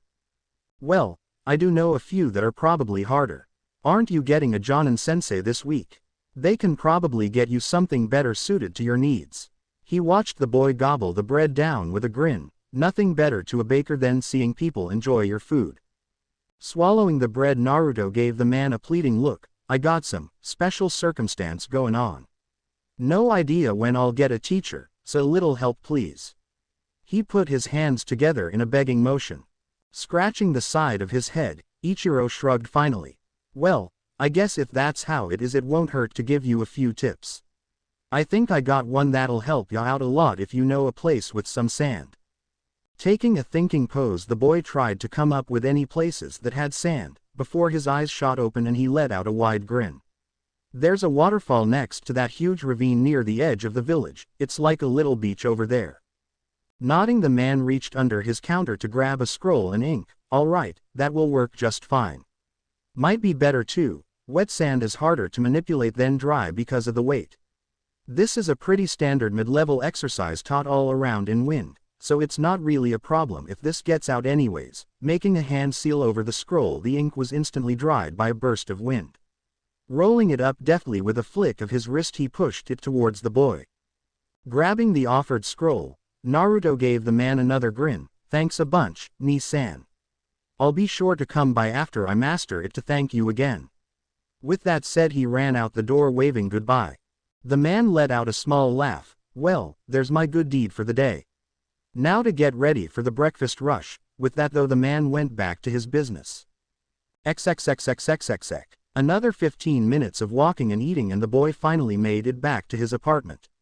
Unlocking the door, he removed his sandals before walking over to the single bed. Flopping down, he let out a drawn-out sigh and wiggled his way out of his clothes. Now only in his boxers, the exhausted boy quickly covered himself with his bedspread and went to sleep. The events of the night before running through his mind as the shadows around his room shifted comfortingly to block out the morning light. The newest youngling of the clan was very interesting, if the last night's adventure was any indicator of the future. As such, it was their duty to oversee the boy in place of the king who couldn't always be there for him. Interesting, boy, yes. Time will tell. For now, sleep. XXXXXXX. The sky had turned shades of red and orange when the boy finally awoke from his slumber. Yawning with a wide stretch, he stood up and handled his business in the bathroom. Scratching his back, he made his way to his kitchenette and started to heat up some water for a quick ramen dinner. Training time. After some ramen, he yawned out half-heartedly. Waiting for the water to boil, he reached into his shadow and grabbed the control exercise scroll that he had received from the baker. Looking it over, he readied the ramen packets and leaned against the kitchen table. So, use chakra to create a pillar of sand with your hand. He scratched his eye patch idly as he tossed his ramen into the boiling water. Make the pillar thinner to up the difficulty. Once it gets to a 100 Ryo coins width at standing shoulder height, the technique is mastered. That sounds kinda hard actually. Muttering to himself, he shrugged before returning to his food preparation. In short order, the food was seasoned and eaten in a few minutes. Nothing to it, but to do it, he remarked confidently. Walking over to the corner of the room, he looked into the reflection of his floor-length mirror. A scrawny one-eyed blonde looked back at him. Removing his eye patch, he took a closer look at his shadowy eye. It wasn't a solid eye like he thought it was, more like a void of darkness with a faintly glowing blue iris. A black slit for a pupil and faint black smoky shadows coming from the sides, it made for an intimidating image. Focusing a little chakra to his eye, he watched as the glow got marginally brighter and the smoke increased slightly, giving him a stronger mystique. Cool, he muttered in awe, feeling the shadow energy fill his body as the shadows around his apartment reacted favorably to the power. Training time, yes. Turning to the darkened corner, Naruto nodded seriously. Yep, if I won't get a sensei for a while, I gotta get started on working on my abilities sooner rather than later. You guys up for trying to help? As you wish. Grinning at the faint excitement he could hear in the whispers, Naruto turned to his dresser and grabbed his usual training clothes. Soon dressed in black pants, with a burnt orange jacket over a black t-shirt, the boy grinned at his reflection. Looking good, eh? He struck a few poses, making sure to accent his glowing eye. Holding his hand up, he pushed chakra into it to make it glow as the shadows in the room darkened and all he could see was the ominous glow of his eye and readied fist. Brat, quit playing with yourself, the shadows muttered behind him, disgruntled at his wasting of time. Sticking his tongue out at the vague shapes childishly, Naruto grabbed his ninja pouch and tossed it into his shadow. Yeah, whatever, you wish you looked this good. Deciding to put his headband onto his bicep instead of his forehead like was typical, he grabbed his sleeker leather eye patch and set out his window to go train.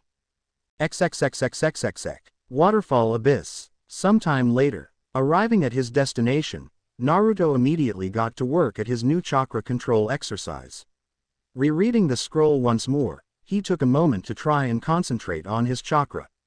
Kneeling down onto the beach, he pressed his hand against the soft sand and slowly began to lift his hand, forming a small mound of sand.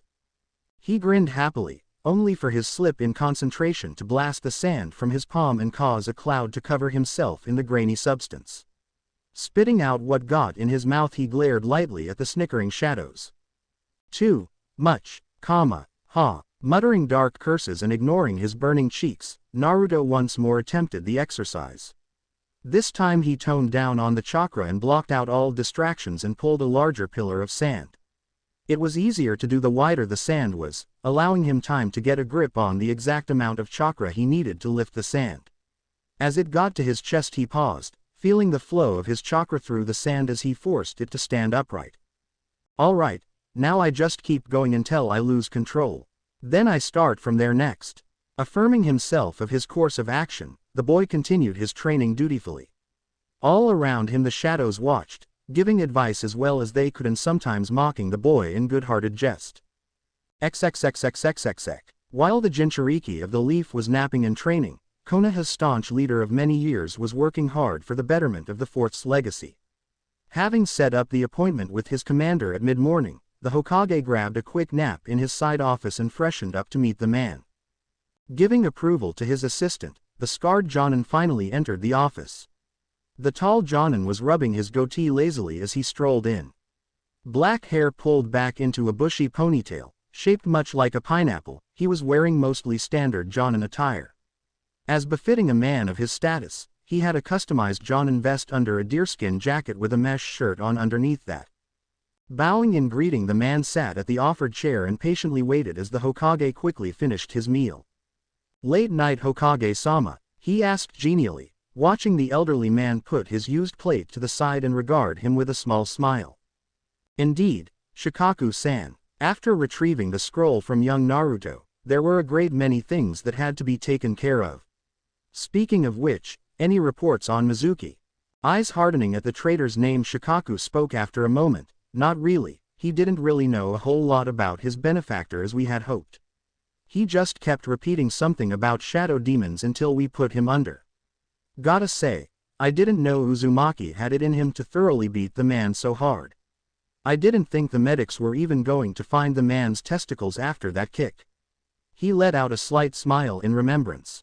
"Well, we have plenty of time to break him. Until then, there were some things I wanted to discuss with you regarding Naruto." The Nara sat up straighter at the statement. "How can I help, Hokage-sama?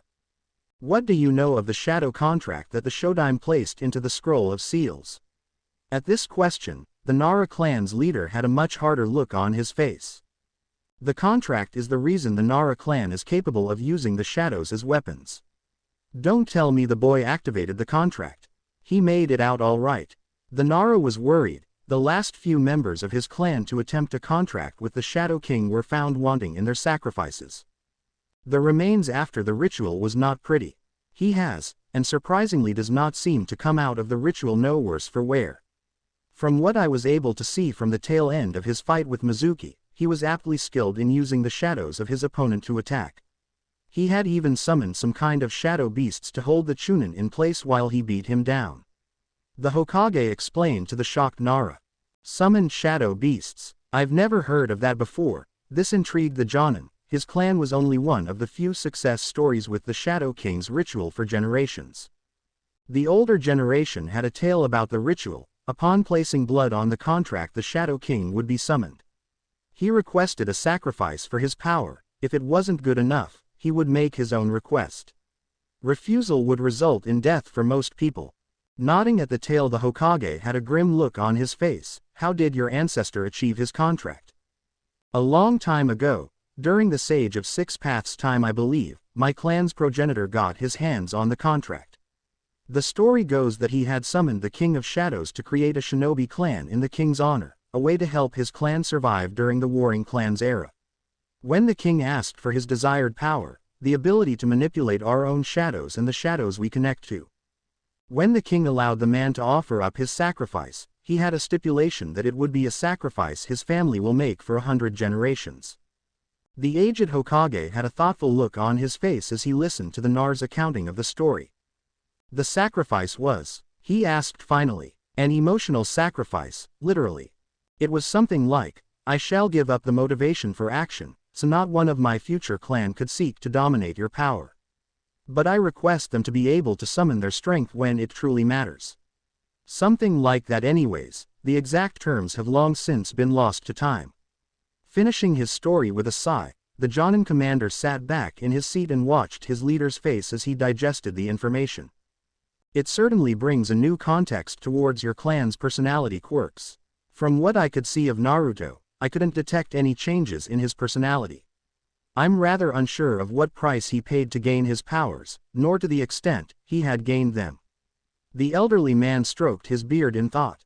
The two men would continue their discussion for some time, trying to come up with a method to help the young genin with his newfound abilities. XXXXXXX. The next day found Uzumaki Naruto waking up rather early. After working hard into the late hours of the night, the boy had eventually achieved a satisfactory stopping point in his training and went home for the night. Having a filling breakfast, Naruto prepared for the day.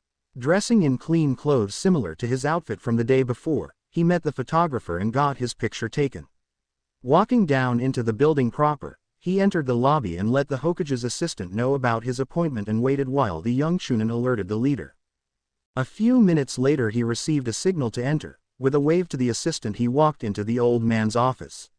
Seeing the man by himself in the room, Naruto walked up and handed him the registration form the photographer had given him with his picture.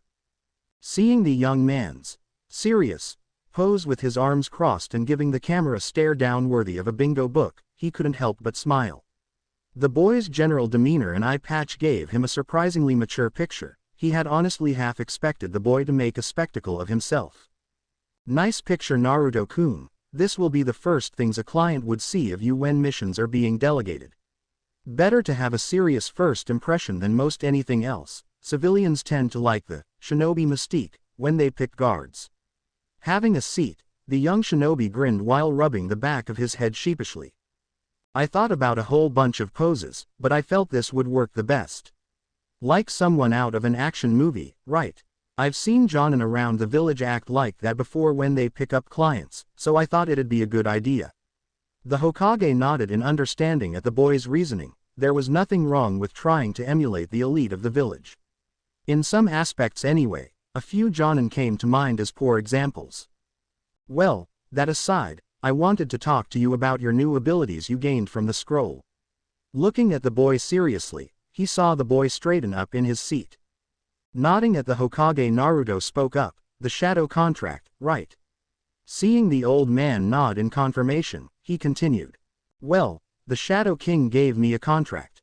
As long as I sacrifice chakra to my shadow eye, he explained the best he could with the aged shinobi nodding along as he continued his story. I see, quite the useful ability you have acquired, my boy. I'm sure it will take you far in this world when you master it. I spoke with the Nara clan head, Shikaku, about your possible training. His clan is well renowned for their use of shadow-themed jutsu. Though, from what you told me, you don't really use hand seals, correct? At the boy's nod, he continued. If that's the case, they won't be able to do much more than assist you in the process of understanding the shadows. They won't disclose any clan techniques, but they have assured me they will help the best they can. Sometime next week you should head to the Nara compound for training. Naruto had a look of surprise at that. He vaguely remembered hearing from Shikamaru of his clan's special jutsu. They might be able to help him figure out how to do some of his more unique ideas he had bouncing around. Giving his grandfather figure a grateful nod, that's great, Gigi. Giving the boy a grandfatherly smile, he reached into his desk and gave the boy a small scroll he pulled from it. Here's a general workout regime. Typically genin are given this on team assignment, but since you have some time, I wanted to make sure you would be able to get ready for next week. Looking over the scroll, it looked simple enough with detailed instructions and rough sketches of various exercises. He could totally work with this, thanks Gigi. I'll get through this no problem, no doubt I'll be chunin in no time. The old man let out a few chuckles at the boy's confidence. Oh, the power of youthful exuberance. When the world is all yours for the taking, the leader thought wistfully, shaking his head at the boy's declaration. That's all for now, Naruto-kun. You may head out. He dismissed the boy with a wave. Gotcha, Gigi, I'll see you later. Standing, the boy walked off while dismissively tossing his scroll into the shadow of his pocket. Quirking a brow at the vanishing scroll, Hiruzen could only shake his head at the mysterious abilities the young genin had gained.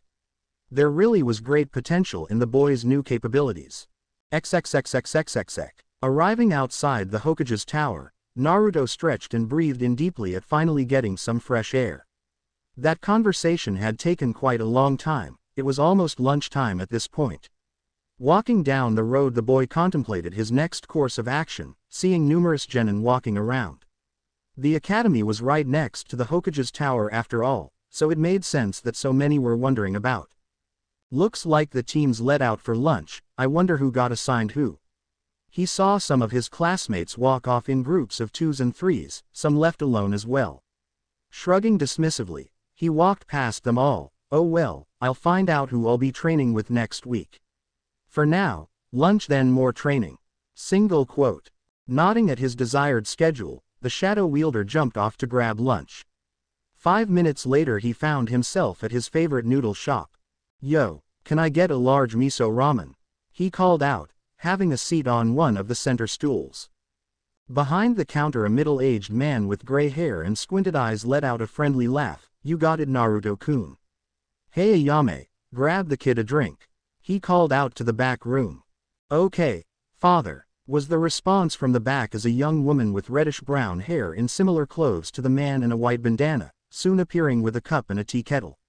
Setting it down in front of the boy, she poured him a drink as she smiled at him and leaned against the counter.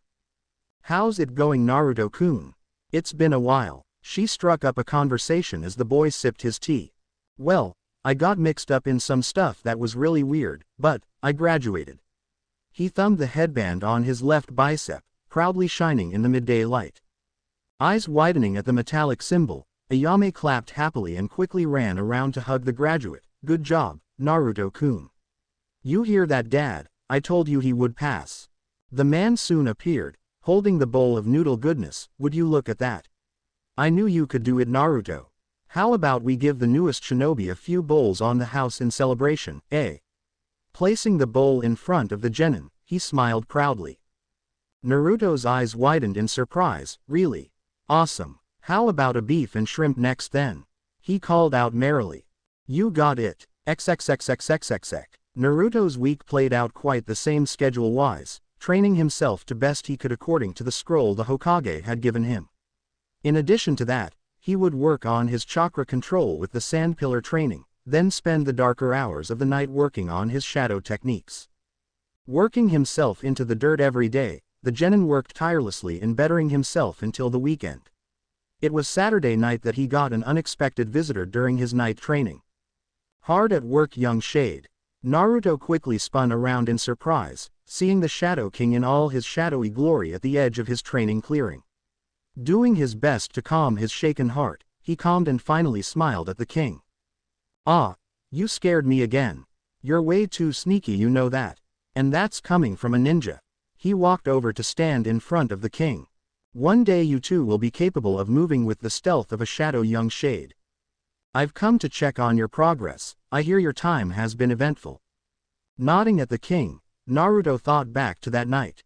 A whole lot had changed because of that night, though he wouldn't say he was regretful. Yeah, that was a tough night. Thanks a lot for the contract. There's no telling what would have happened without you. He bowed slightly at the king, knowing he owed a lot to the being's help. You summoned me. I merely provided the contracted power. Have you come up with any more techniques since then? Giving the shadowy man a smirk, he nodded proudly. I got 2 more or less figured out. Well, they're not both attacks, one's a supplementary technique for movement and one for ranged combat. Moving to the side, the boy activated his first new jutsu. Inten. Vanishing step. His shadow energy pulled the shadows toward his feet, each step causing a small burst of shadow to propel him forward at surprising speeds. He dashed all around the clearing, a blur to the naked eye.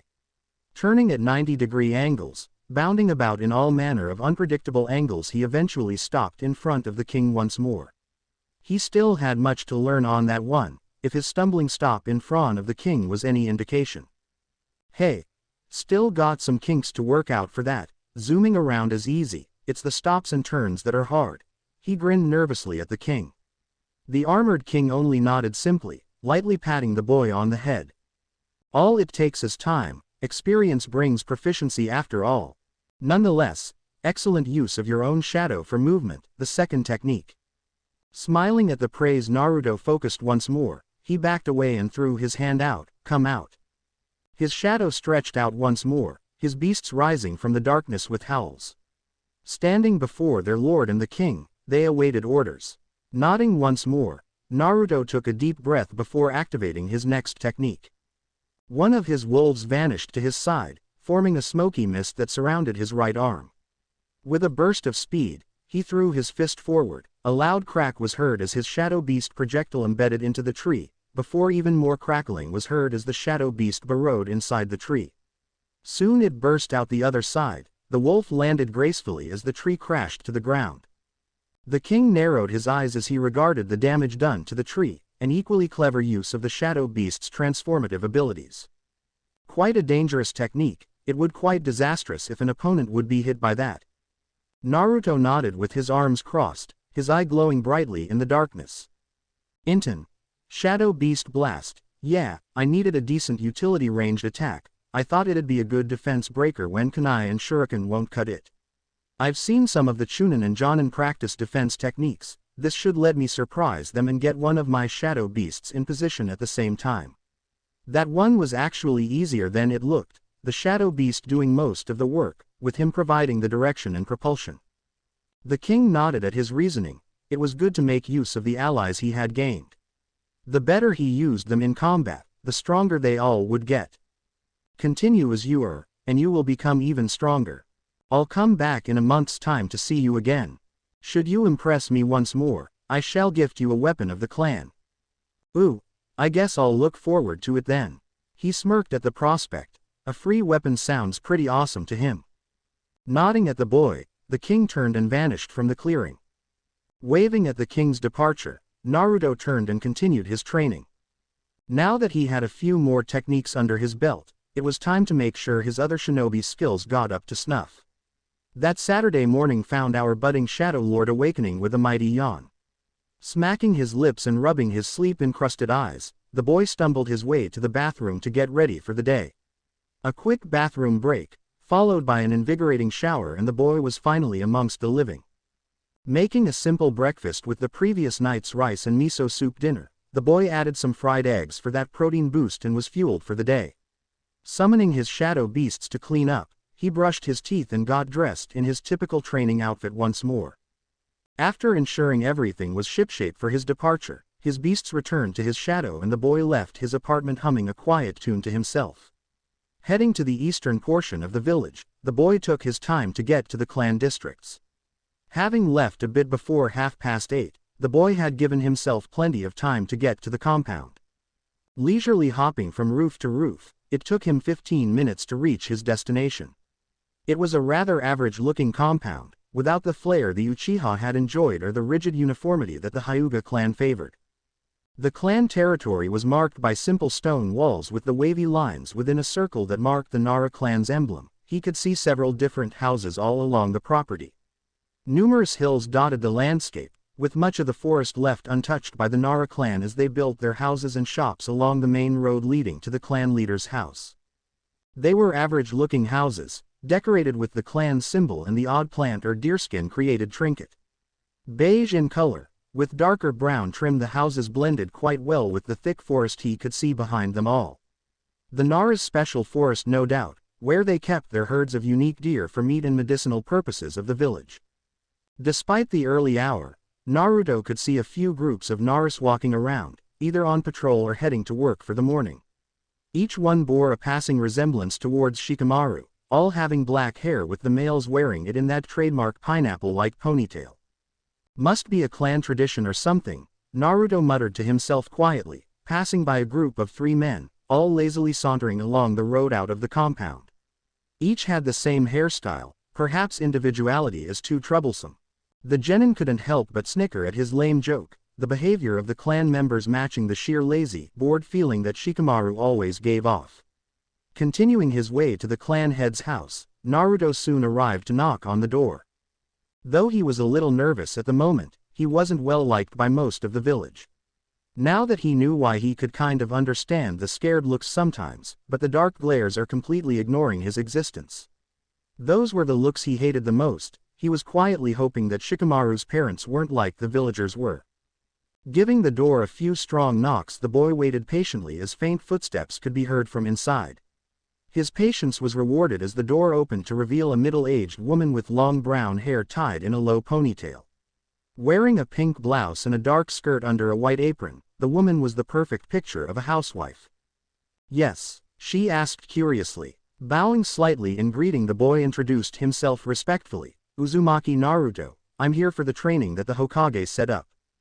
Her eyes widened in realization as she regarded the boy in front of her in greater detail. "Oh. I'm a little surprised you're here already, we weren't really sure when you'd arrive." She stepped to the side and invited the boy in. Giving the young genin a pleasant smile in greeting, she introduced herself. "I'm Nara Yoshino, Shikamaru's mom. He and Shikaku are out on the patio playing shogi, just follow me." Allowing the boy time to remove his sandals, she led him through the house towards a large patio door at the end of the building. Naruto looked around the house as he walked through. The small entryway led to a large sitting room. Off of that, he could see a hallway to the left, the kitchen through a dining room to his right. Nicely decorated with earth-colored furniture, along with several photos of the happy family from numerous points in their life. "Nice to meet you," he began politely. "I'm actually a little surprised Shikamaru is awake already. I thought for sure he'd be passed out until noon," he joked, causing the woman no small amount of amusement. Laughs no doubt he would have if I let him have his way. But Shikaku insisted he be up to help out with your training. He decided to use it as an excuse to get the lazy kid working on the next steps of his shadow jutsu himself. That lazy bum needs a kick in the pants every once in a while, but I'm more than happy to do it. The jovial way the mother spoke brought a smile to the Uzumaki's face. Shikamaru may have always complained about his mother during training, but it was clear she cared for the boy. Arriving at the glass doors, the housewife opened them and called out to her family. "Hey, you two, finish up your game. Naruto-kun is already here for his training." Lightly patting the boy on the back, she directed him out the door to see the two Nara sitting on the floor, a large wooden shogi board between them. "All right dear, thanks for bringing him here." He saw a large, scarred adult version of Shikamaru smile at the woman. Yeah, he couldn't look any more like his dad without getting those scars and the goatee on his face. The Uzumaki could easily see the resemblance between the two. He idly wondered if he took after his father or mother that much as well. Shaking his head of those thoughts, he walked forward to stand at the side of the game. Yoshino smiled at them, before bidding the three goodbye to head back inside to her other chores for the morning. "Hey Naruto, go ahead and take a seat. We're almost done with this match. I finally got my old man on the ropes." Naruto could only quirk an eyebrow as he heard the excitement in the normally indifferent boy. The Nara's father could only smirk and chuckle at his son's confidence, before moving a piece from his barely touched corner right into the center of the board. Naruto watched curiously as the confident smirk on Shikamaru's face fell considerably with each passing second. Not even a minute later and the boy angrily ruffled his own hair. Falling backward he let out a sigh. "I give up, I really thought I had you that time." Standing up with a few more chuckles at his son's expense, the Nara patriarch offered his hand to the Uzumaki. "You were closer than normal, son, but you got a little too preoccupied with what I was doing at the front to remember the moves I made in the back. Good to meet you Naruto, I've heard interesting things from Hokage-sama." Taking the Jonin's hand in greeting, Naruto could only smirk at the downtrodden Nara air. "Good to meet you too. I take it he hasn't beat you before?" At the question Shikamaru let out an irate grunt towards the blonde, giving him a half-hearted glare out the corner of his eye. A look of amusement lit of the clan head's face as he nodded at the question. "He's been trying to beat me ever since he first learned the game. He's gotten close sometimes, but he's still missing that bigger picture viewpoint he needs to beat me." Sighing at his father's words, Shikamaru sat up and put the pieces of the shogi board away. Standing up with a stretch he turned to the other two. "Whatever you say, Dad. How about we get Naruto's training started? I've been wondering what exactly we're supposed to be training him for all week." Kurenai had never gotten around to putting them in jutsu-requiring situations, focusing on getting their teamwork and strategy skills to higher levels. The fact that 3/4 of the team were clan heirs made it easier to push the jutsu training to the backburner while they worked on more important skills. "You didn't tell him." "Wasn't really sure what I could share actually." I doubt he would have said anything to anyone but me, but I understand. Whatever you pick to reveal I'll go along with, no need to reveal everything all at once, eh? Might fry his brain." Shikamaru's eye twitched in irritation as the two talked as if he wasn't there. "Let's just go." With a grumpy huff, the irate Nara waited impatiently as his father walked off to the training building behind the main house. XXXXXXX. A few minutes of walking along the wooden path and the three shinobi arrived at the indoor training grounds favored by the shadow-wielding clan. It made the curious Shikamaru even more confused as they entered the specially designed building. Just what kind of training can we do here with Naruto? Built like a medium-sized gymnasium, the floor had all manner of objects strewn about. Various lights dotted the walls and ceilings, some natural candles or torches while others were mechanical lights of varying brightness. In the far end of the large room were several training puppets to use for the clan's trademark shadow possession jutsu. Naruto looked around the room as Shikaku turned on the main overhead lights. It was bigger than it looked outside. He looked around all the various equipment all over the place. He could see numerous shadows being tossed about by the lights. No doubt it was a good place the Nara clan could make use of to training their unique techniques in many possible scenarios. Well, first things first, Naruto. What do you have to work with right now?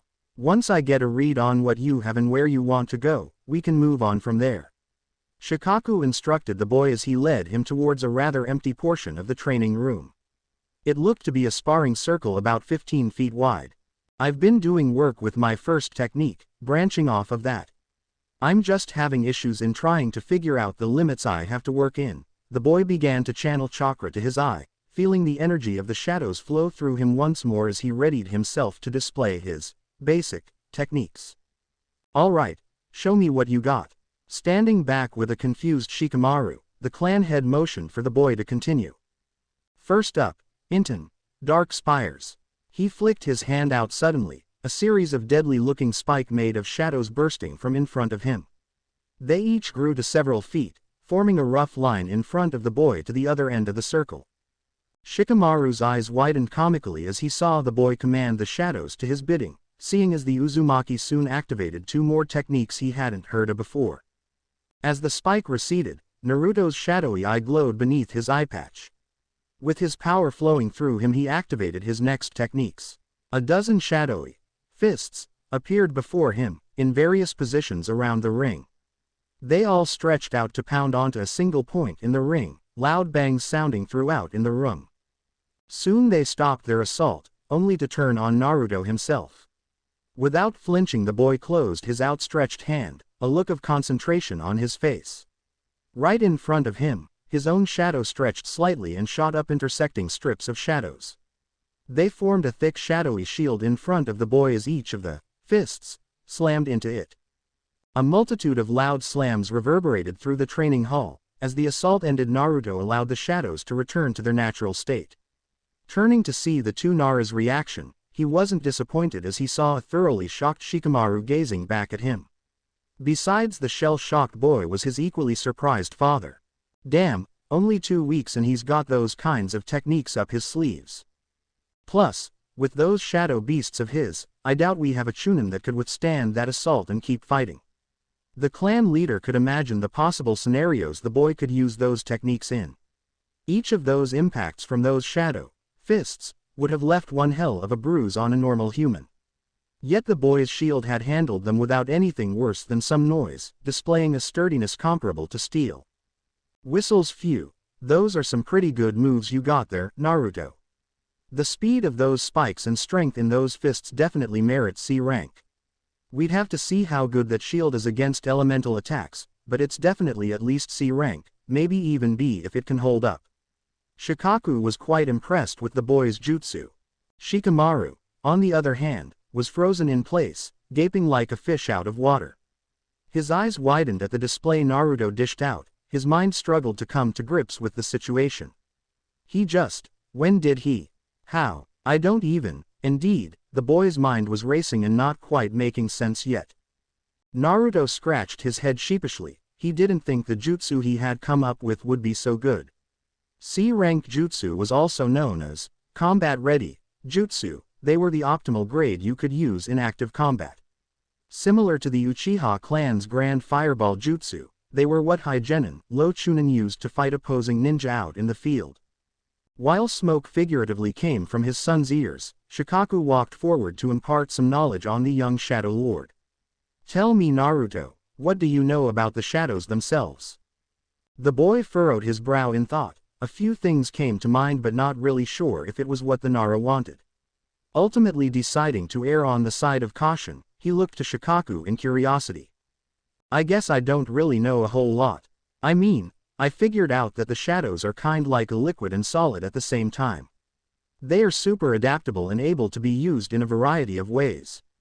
Listing what he figured out to the clan leader, he saw the man nod approvingly. That's a decent assessment for someone without any dedicated training on the subject. The shadows can be a little bit of everything actually, gas, solid, and liquid. It just depends on the application. He formed a rat hand sign, manipulating his shadow to spread across the floor. He showcased a few of the clan's techniques on the dummies on the opposite side of the room. Naruto watched in fascination as the dummies followed the man's movements, only for shadowy hands to creep up their wooden bodies and let out a sharp crack as they snapped the dummies' necks. The young genin watched in fascination as the older jonin went through a few more tricks in shadow manipulation before he started speaking again. Our clan primarily uses our personal shadows to fight, along with targeting the shadows of our enemies. Unlike your combat-oriented attacks, ours are built better towards capture and containment. Though we also have jutsu capable of inflicting damage, it requires more tactical battlefield management than your techniques. Though that is not to say that the shadows are without weakness. If we can't get a strong enough light source to cast a dark enough shadow, our techniques lose much of their effectiveness. In addition to that, we have to be wary of fire and lightning jutsu. Both can cut through shadow jutsu very easily, which is why it's important to have backup plans in place to prevent mission failure or death damage. Naruto nodded as he soaked in the information. It made sense to the boy. Plus, the shadows were whispering their own advice on the subject as well. Much of it was matching the Jonin commander's lecture. Darkness enhances strength.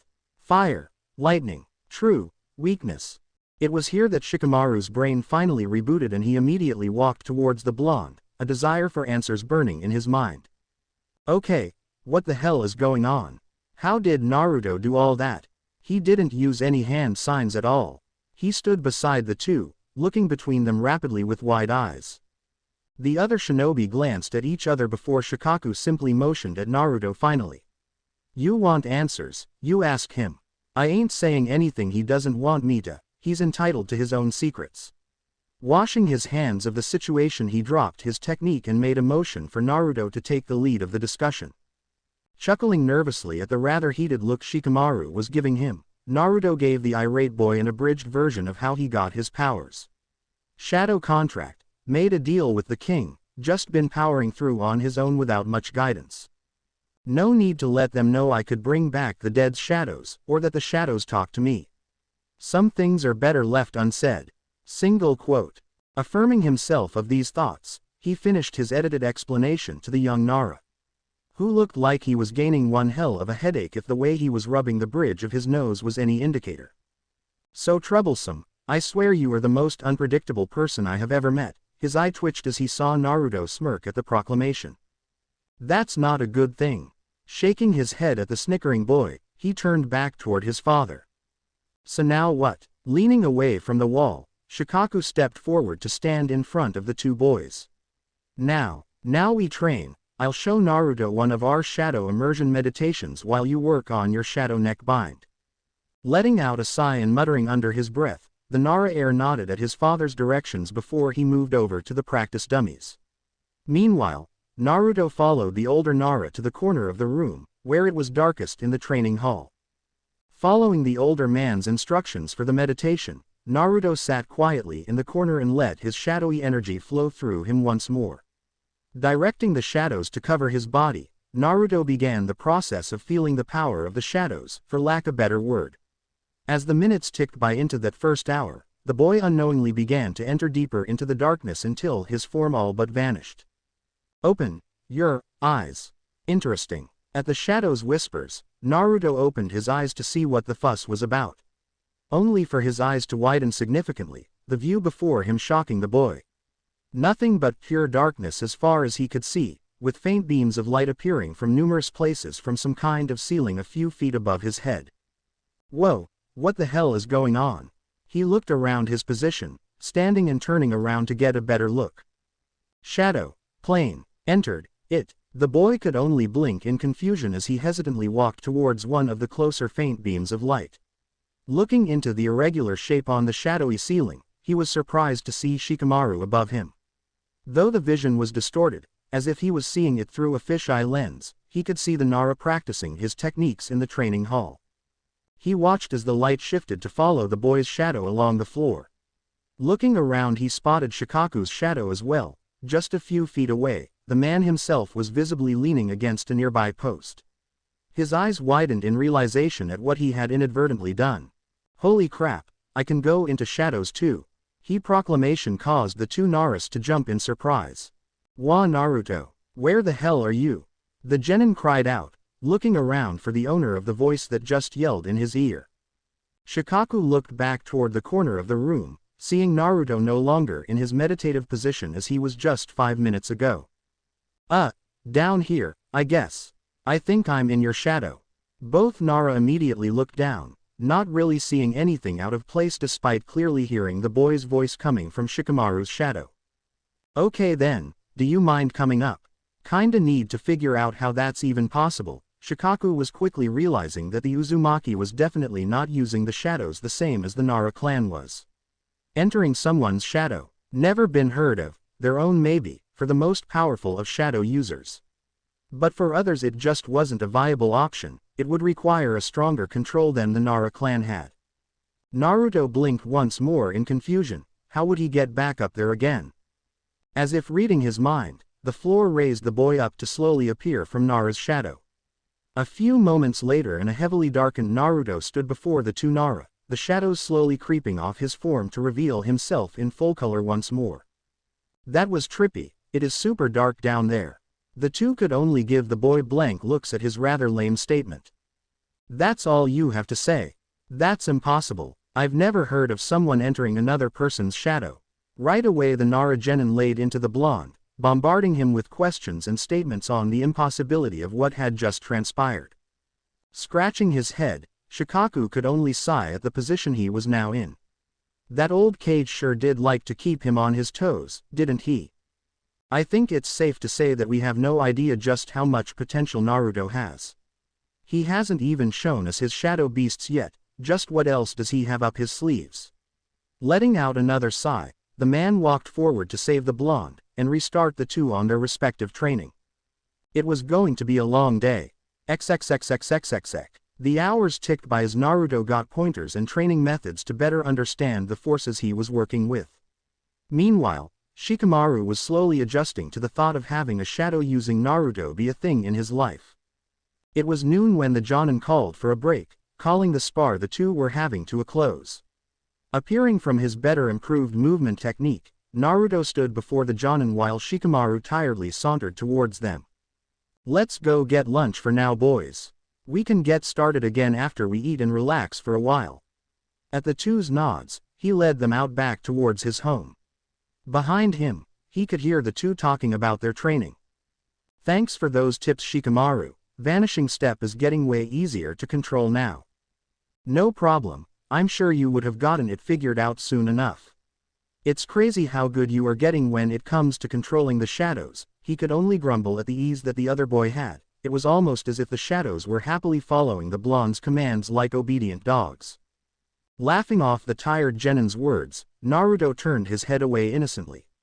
Yeah, better not tell them the shadows are actively helping me improve. He might blow a fuse or something. Single quote. Arriving back at the main house, the three were greeted by Shikaku's wife just as they walked in. Oh, good timing, boys, I was just about to come to get you three. Lunch is almost ready, go wash up and I'll get it finished. She was smiling happily at them, already on her way back to the kitchen to finish off the meal. Yes, dear Mom. The two Nara chorused, moving to go wash up. Meanwhile, Naruto stood there a little confused, hesitantly waiting for a moment. Hospitality wasn't something he got a whole lot of outside a select few people. He also wasn't expecting them to feed him or anything, maybe he should head out now to get something. Before the boy could jump to any conclusion, Shikamaru popped his head back into the room. What are you waiting for? Come clean up before Mom throws a fit, that's a headache I don't need today. Dragging the blonde to the bathroom, the two quickly cleaned up and readied themselves for lunch. XXXXXXX. Training had resumed once more after the lovely lunch the Naras and Uzumaki had. Naruto was pleasantly surprised at the civility of the adults. No offensive glares or muttered remarks, just a simple nice meal between the family of three and the Jinchuriki. After the initial meeting and the training, Naruto was sure they weren't that kind of people, but he had been wrong before. The afternoon training happened outside in the back forests of the clan's grounds. There they tried to test out the extent of Naruto's unique shadow-entering ability. Over the course of the afternoon, they had discovered a few things about its effectiveness. First, Naruto could enter the shadows from any location suitably big enough. So long as he could squeeze his body through it, it was a viable entrance. However, the restriction was darkness, he couldn't enter the shadows in the midday light. But deeper in the forest he was able to do so, allowing him to slowly sink into the shadows after some meditation. Second, it took time for him to go into the shadows. Unlike his shadow storage ability, he wasn't able to simply will it to happen on command. He had to enter a meditative state for a few minutes at least to create an entrance to the shadow plane. This was something the two Naras believed would go away with time, it was only a lack of experience that caused this problem. They'd also discovered something shocking about his shadow powers in general. A spar between the two genin in jutsu had led to Shikamaru dodging the blonde's attacks and manipulated him into position to capture the Jinchuriki's shadow. It didn't go down all that well, as the second his shadow hit Naruto's it simply stopped. It was as if Shikamaru's shadow suddenly refused to adhere to the jutsu. It failed to connect fully to Naruto's shadow and prevented the shadow possession jutsu from activating at all. No amount of trying allowed the technique to go through, to the utter confusion of both the Nara men. Even Shikaku, with his substantially more impressive control, was unable to control the young Uzumaki at all. There was still a lot they had to figure out about Naruto's unique ability, but that was all the time they had for the day. It was dusk when Shikaku finally called an end to their training. "All right you two, I think that's enough for the day." Seeing the grateful nod of his son and the cheery thumbs up of the Uzumaki, the Nara clan head led them back to his home. Arriving back at their home, Naruto spoke up, "Thanks a lot for the help today, I really figured out a lot of stuff." "No problem, kid, Hokage-sama asked us to, but I would have helped either way. Not too many people make a deal with the king and live to tell about it." The older Nara simply waved the gratitude away. It was an interesting day with a lot to learn for everyone. Shikamaru was much less nonchalant about it. "Still can't believe you. Such a troublesome guy." Naruto only smirked at his fellow genin. Everything he had done that day had just thrown the boy for a loop. "Feel free to come back next weekend for more training. It's not so bad having you around to help motivate." Shikamaru, hearing his son grumble some more under his breath, brought a smile to the scarred Jonin's face. "Definitely, I already feel stronger after just one day." At the Uzumaki's declaration, he clenched a fist and patted his arm in a grand showing. Hearing a sigh from the younger Nara, Naruto grinned and said his goodbyes to the two. Bidding the Nara matriarch farewell as she stepped outside to greet them, Naruto jumped off into the village. "How did the training go with Naruto-kun?" she asked as her two boys followed her into the room. "Not bad, he's a good kid. Gonna be one hell of a shinobi in the future. Such a troublesome blonde. I think this will be more annoying than if I was on Ino's team." Yoshino could only smile in amusement at their statements, watching them head to clean up after their training. She could tell that despite his complaining, Shikamaru had a fun day in training. Having someone his age to train with in the shadowy arts got the boy to work a little harder. XXXXXXX. Naruto spent the rest of his weekend training in his home. He had to get a better understanding of the new place he had discovered, figure out the ways he could use it for his shinobi career. Already he could see its applications in spying, though he had no idea how long or far he could go into the shadow plane. There was still much for the boy to learn, maybe something to ask the king about in a few weeks' time. Thoughts for another time, the boy diligently continued his training under the helpful eyes of the shadows. When Monday rolled around, Team 8 dutifully jumped back into training. Stamina exercises, stealth, and tracking drills, along with formation and strategy training, the four went into it with gusto. Kurenai had waited until that Thursday morning to come to her decision. It was time for them to move on to the next step as ninja in training. Arriving at the mission dispatch center of the Hokage's tower, Kurenai informed her team of their new schedule. "I am pleased to say that you four have been doing splendidly in training." At this, the four genin showed pride in their own ways at the compliment. "As such, I think it's time we move on to missions and a bit more advanced training. We have a solid grasp on teamwork now, it's time we work on jutsu collaboration." Grinning excitedly at the prospect, Naruto was raring to go. Shikamaru only let out a sigh. "More work then. Troublesome." Hinata ducked her head down, shyly poking her fingers together in hesitance. She hoped it wasn't going to be too much for her to handle. Shino merely nodded his assent at his sensei. It was only a matter of time before they reached this point. Taking in her team's reactions, the Jonin spoke up once more. We'll be meeting here at 8 a.m. every weekday, where I'll pick out our missions for the day. Don't expect too much though. Fresh genin teams can only take D-rank missions for the first month or so of training. Seeing her team nod in understanding, the woman smiled and continued. I'll try to get 2 missions, that way you guys can get valuable experience and we can have the mornings filled out. After lunch, we'll head back to the training grounds for the next step in team training. We'll be figuring out the best way to combine your fighting styles to achieve the purpose of our team. Naruto raised his hand to ask a question. What's the team's purpose, Kurenai-sensei? Looking at the questioning blonde, the Jonin answered him. Team 8 is designated as a capture and containment squad. All of you were placed in this team for your abilities to shut down enemy combatants. It's why I have been training you guys in tracking as well. You're being groomed to be able to hunt down enemies and capture them safely.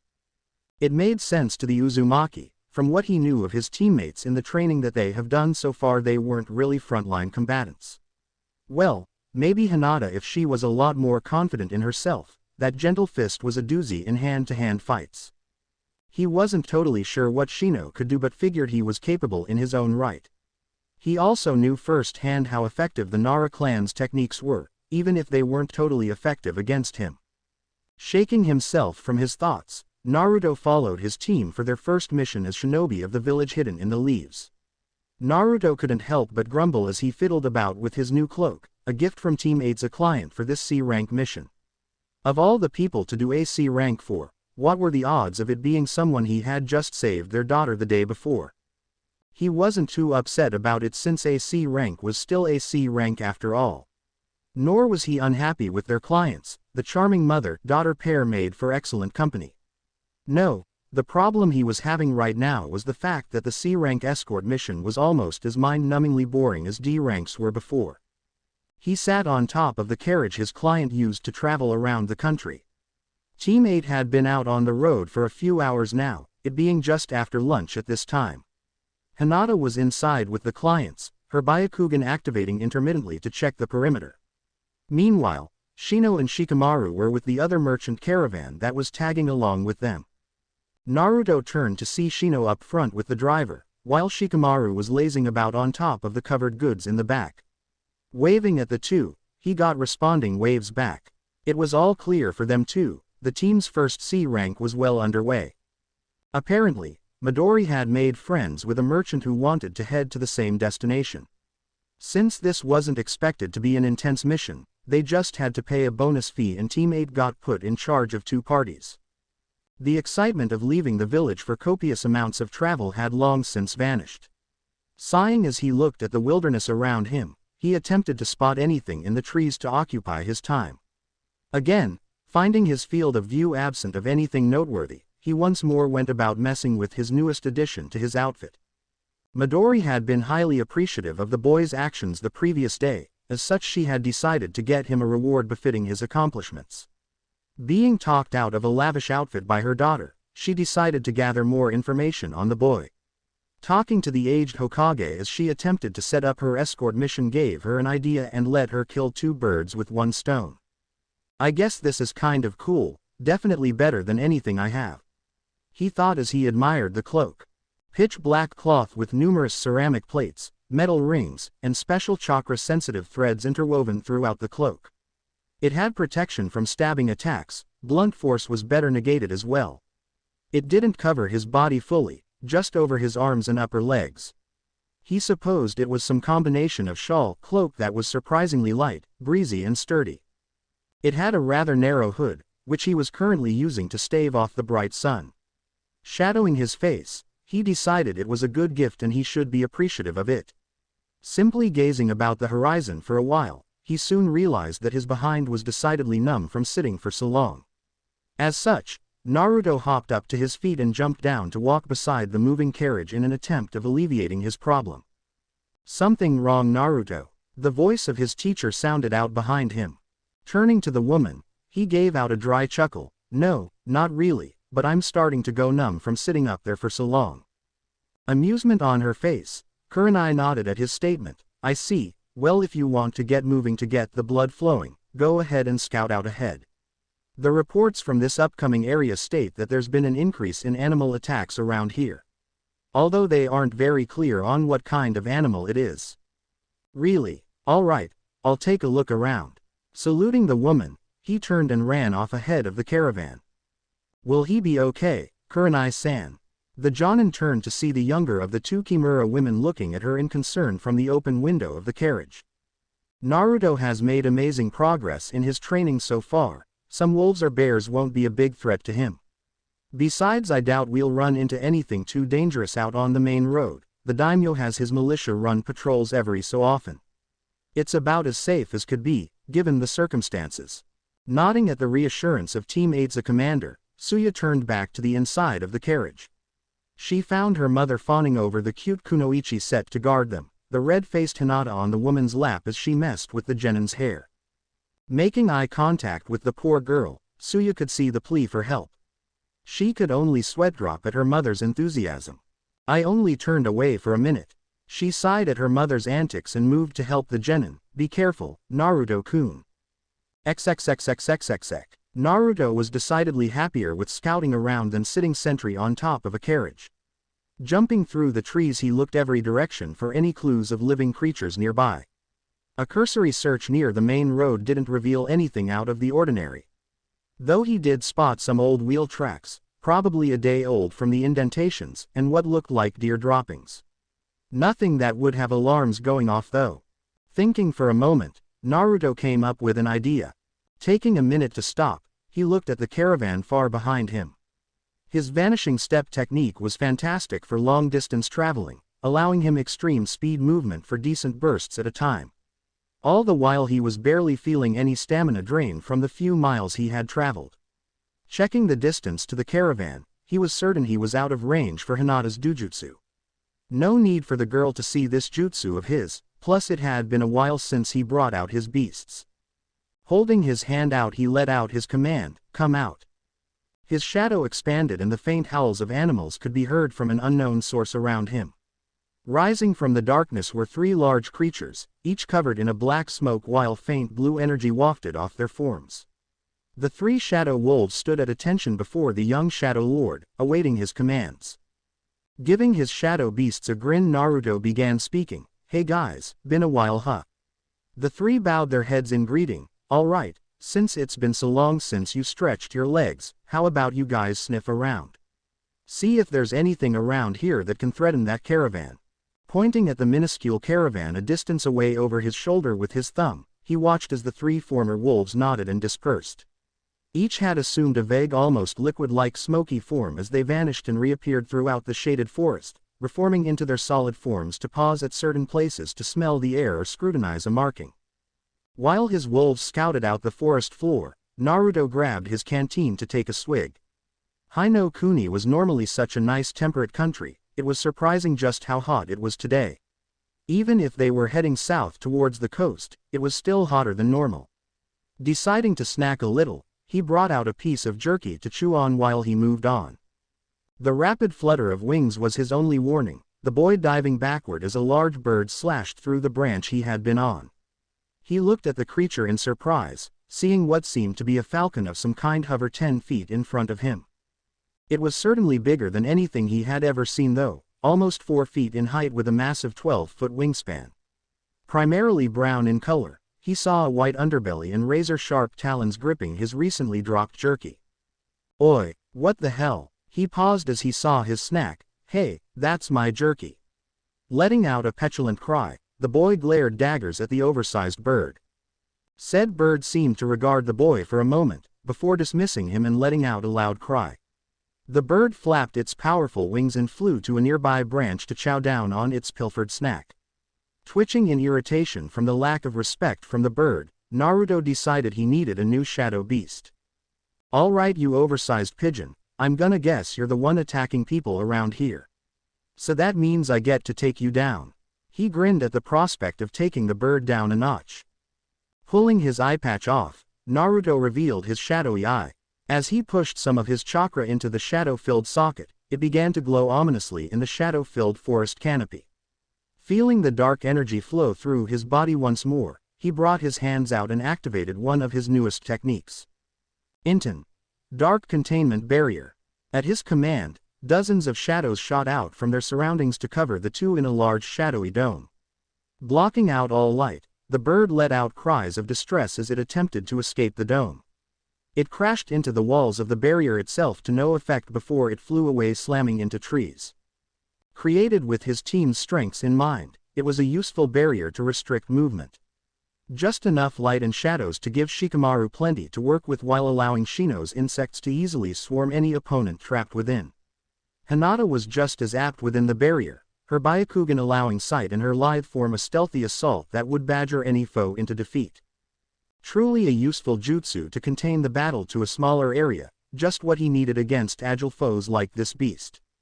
The thickness of the shadows only allowed the barest of light to shine through, though with his shadow eye it may as well as be broad daylight for him. His opponent had sharp eyes as well, so it may not have been as disadvantaged as possible. Nevertheless, his opponent was not able to move around as much now, so he still had a decent advantage. His foe flapped its wings in a powerful gust, flying around the barrier at breakneck speeds. Naruto watched in awe as the bird's wings sliced through tree trunks and branches like a scythe through wheat. How is it doing that? Slicing the top off a tree, the bird landed on its new perch and switched its gaze onto the genin. Understanding that his opponent was facing him now instead of escaping, Naruto readied himself to fight the enraged animal. He reached into his pouch's shadow and grabbed a kunai in one hand, a fistful of shuriken in his other. Setting his feet to have a better position in case he needed to dodge, Naruto waited for his avian opponent to make their move. He didn't need to wait long, as with a narrowing of its predatory gaze and loud screech, the large falcon burst forward with shocking speed. Better prepared for its fleet movements, Naruto waited until his opponent was mere feet away before he fell backward on his branch. Using chakra to keep his feet connected, he spun around the branch as if he were on a fulcrum, allowing the bird to fly harmlessly overhead. Deftly swinging himself back up, he jumped behind the bird of prey. A quick swipe of his kunai and he managed to get a thin cut along the back of the avian's torso, causing it to let out a pained shriek. It quickly flapped its wings and turned back to him once more, this time aiming for his branch instead of his body. Throwing his shuriken as a distraction, Naruto was surprised to see the metal blades bounce harmlessly off the feathers of his opponent's front. Even the two that hit the front of its wings simply bounced off as if they were paper toys, almost as if the bird had hardened its body to iron-like density. So surprised was the Uzumaki that he failed to react in time as the bird swooped in to send him and his perch crashing to the ground. Managing to turn his flailing fall into a passable tumble, the boy rolled a few times and eventually made it back to his feet. He once more jumped into the trees, using his kunai to slash at the bird's wing in an attempt at ending the fight. Only to widen his eyes once more as his blade screeched against the wing as if it were steel itself, getting disarmed and once more being knocked for a loop.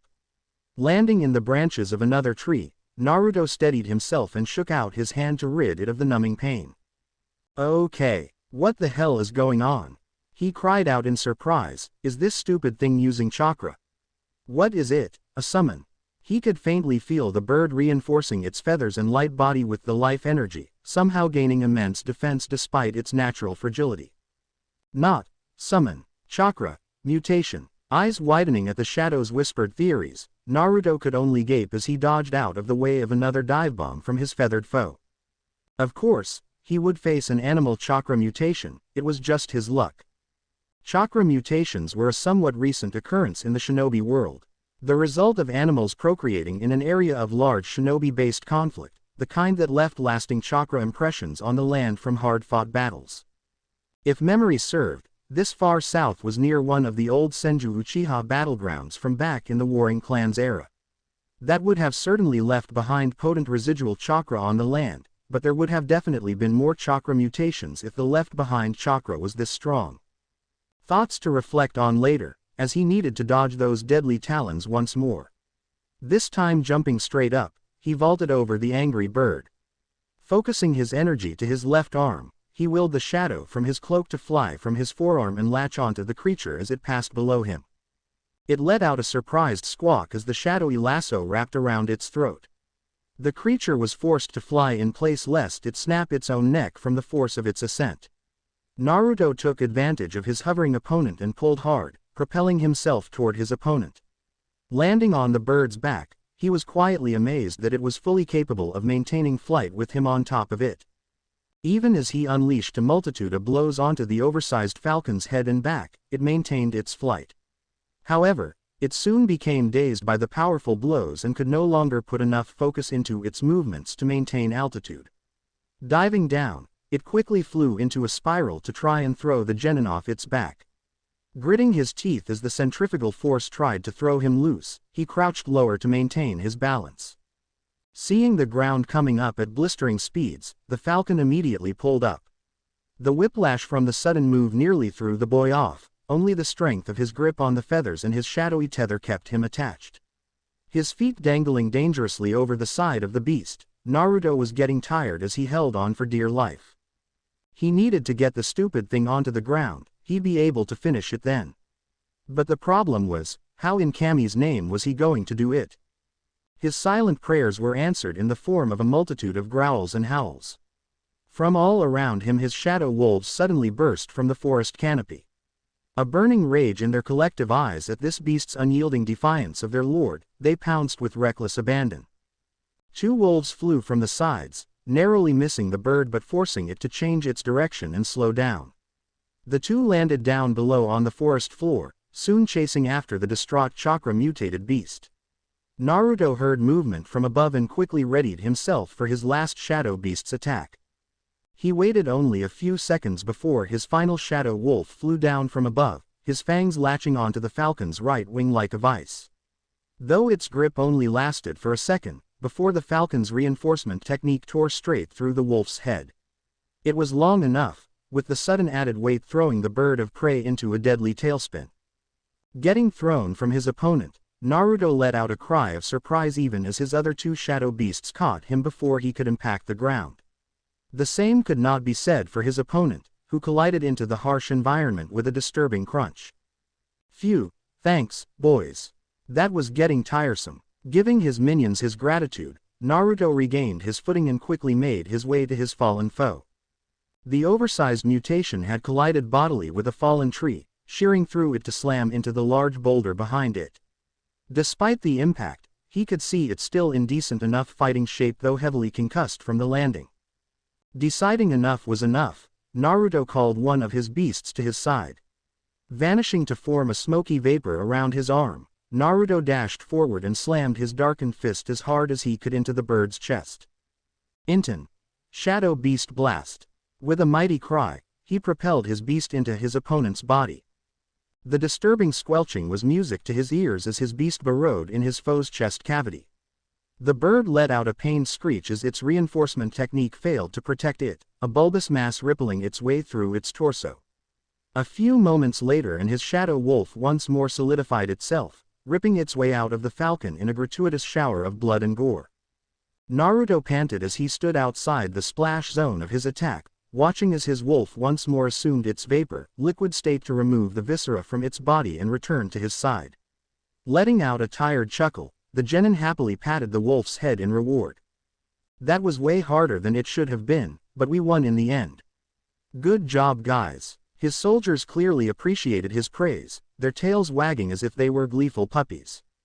Turning to the heavily damaged corpse of his opponent, Naruto was ecstatic to see the telltale black mist and blue energy already wafting from the remains. Letting out a victorious laugh, he grinned madly as his eye glowed brightly in his darkened battleground. Throwing his hand out towards the corpse he let out a single command. Arise, comma. The shadows surrounding the bird's corpse darkened considerably, covering it as loud screaming and screeches could be heard from unknown locations around him. He let loose a delighted smirk as the shadowy form of his newest soldier burst from the congealed shadows. Landing from its impromptu flight, the massive bird stood before its lord with head bowed in deference. Though prideful in life, it could only feel true ecstasy at being called back from the abyss to serve the shinobi before it. Standing at just over 6 feet tall from head to deadly talon, the falcon had grown in size just as the wolves had done before. Black smoke streamed from its form, a large crossing X on its chest leaking blue energy around it. Its eye glowed the same bright blue as the others, its gaze focused solely on its new master. Whistles, damn, you are huge. Looks like we got a new comrade today, eh guys? His beasts all let out howls and cries of exuberance at their lord's declaration, each feeling true happiness at his joy. Gazing appreciatively at the bird's form, Naruto nodded in satisfaction at the hard-fought spoils of this battle. All right guys, time to get back to the others. Bows of respect and quiet noises were his response, as the shadow wolves once more dived in his shadow for future use. The large bird was left in front of the boy, waiting but a moment before it too transformed into a formless mist and sank into the boy's shadow. Grinning at his latest conquest, Naruto ended his shadow barrier jutsu to once more enter the light of day. Pulling his eye patch back into place, he gazed about the battlefield in the daylight to assess the damages done. Numerous trees were felled by the bird, the branches sheared clean through a great amount, leaving odd-looking bald spots in the treetops. Spotting the heavily damaged remains in the daylight, Naruto let out a distasteful sneer at the results of his jutsu. Definitely don't want to be anywhere near someone when I use that one, practically a shower of blood all over the place. Indeed, it looked like the scene out of a horror movie. The bird's chest and throat was torn apart from the inside out. It would have caused a great many to turn green in disgust at the brutality, though a shinobi would only see the results of a successful use of a deadly technique. Holy hell, Naruto, what the hell did the thing do to you?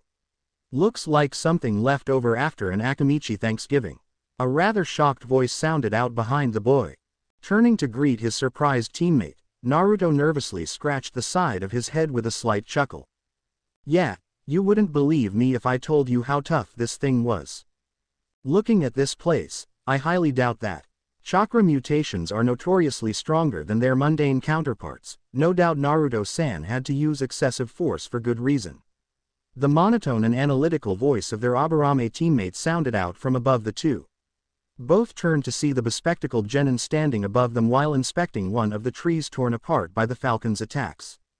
Oh yeah, this was one tough bastard.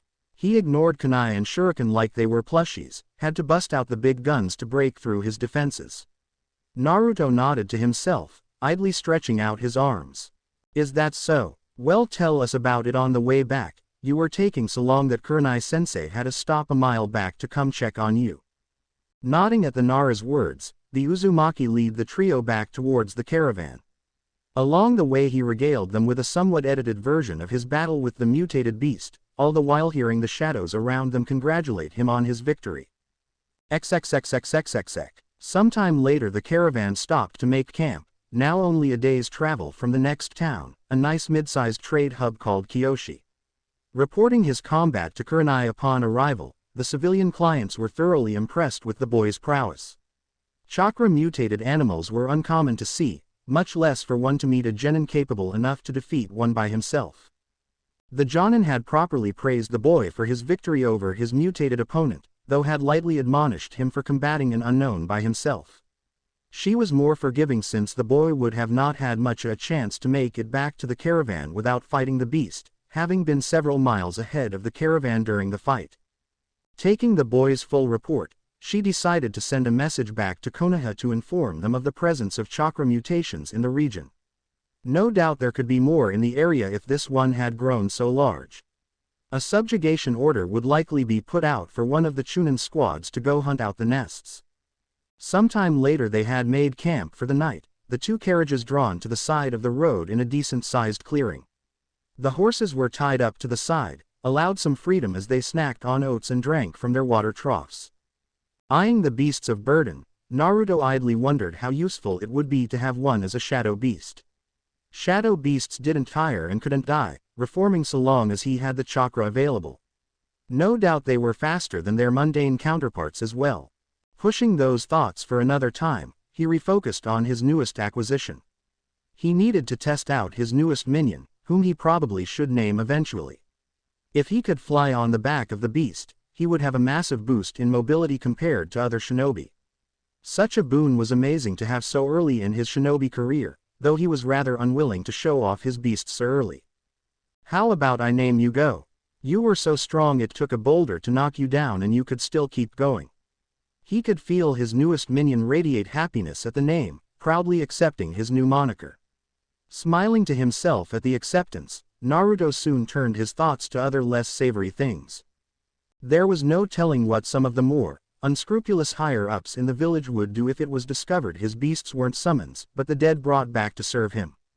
It left him in a state of paranoia at times, never knowing if someone would figure it out before he was strong enough to deter any undue manipulations. Sighing to himself, he decided to try and relax from these stressful thoughts. Gazing at the fire in the center of the circle of chairs, stumps they had used earlier for dinner, he reminisced to himself on his earlier battle with the powerful beast. As Naruto was distracted by his thoughts, he failed to notice a figure approaching him from behind until they were nearly upon him. He almost jumped when a dainty hand lightly brushed his shoulder. Turning around to face the person responsible for his minor heart attack, he spotted Hinata meekly standing behind him. Anyo, sorry Naruto-kun. Your watch is over, it's my turn for the night. She squeaked out quietly once she had his attention. Geez, between you and Shino I don't know who is stealthier. Always scaring a year off my life, I'm going to go gray being on this team. He joked good-naturedly, lightly patting the girl on the back as he stood up. He failed to notice the girl's face turn red as a tomato at his touch, her eyes fluttering for a moment as she struggled to not faint in his presence. Good night then, Hinata-chan. Give me a holler if you need a nap or something. Kami knows Shikamaru ain't waking up until Kurenai kicks him awake in the morning. There was a reason the Nara was the first to take guard duty. Though after Hinata it would be Kurenai finishing up, so unless the girl was remarkably tired Naruto wouldn't be up again that night. Hi, Naruto-kun.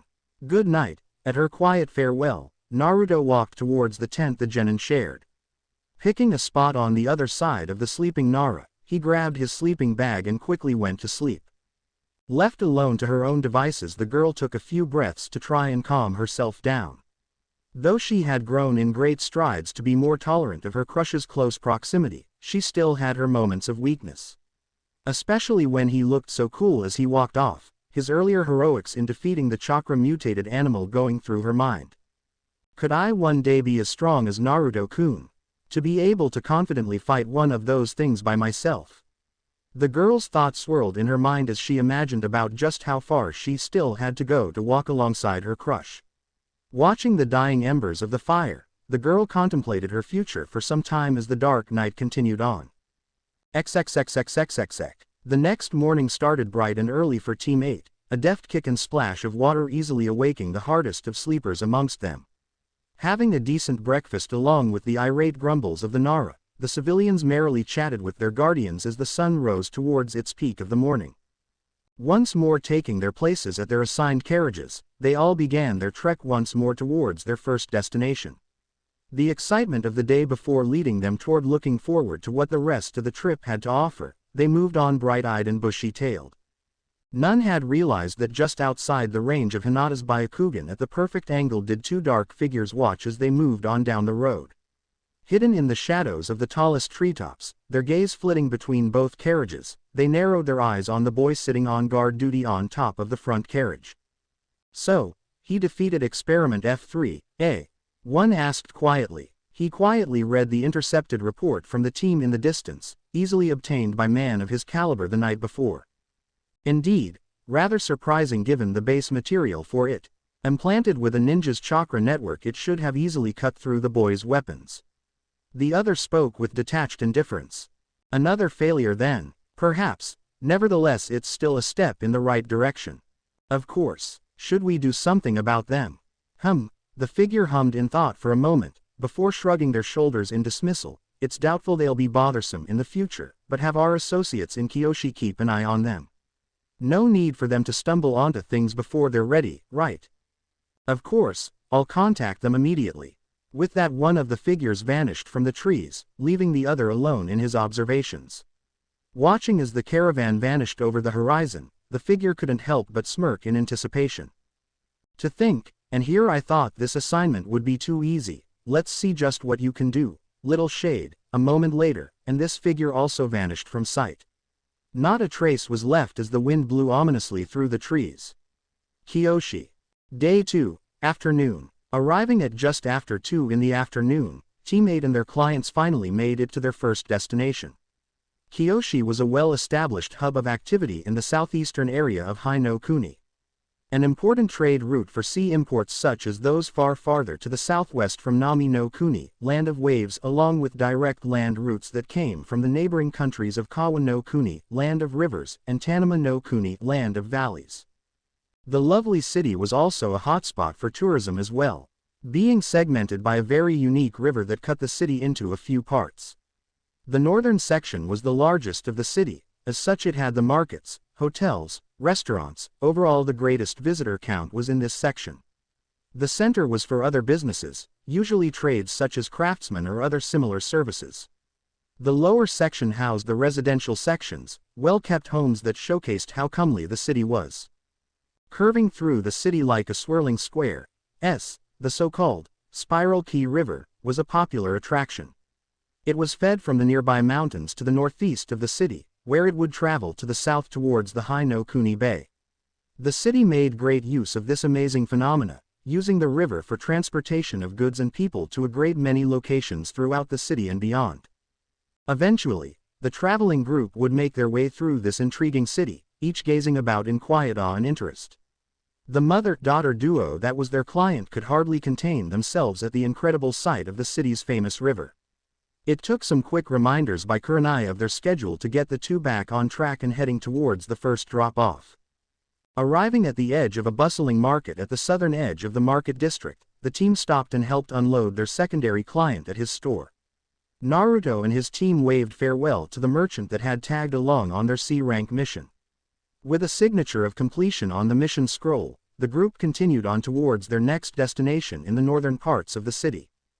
As they escorted their remaining client to the inn they'd be staying at for the next few days, Naruto only had one thought going through his mind.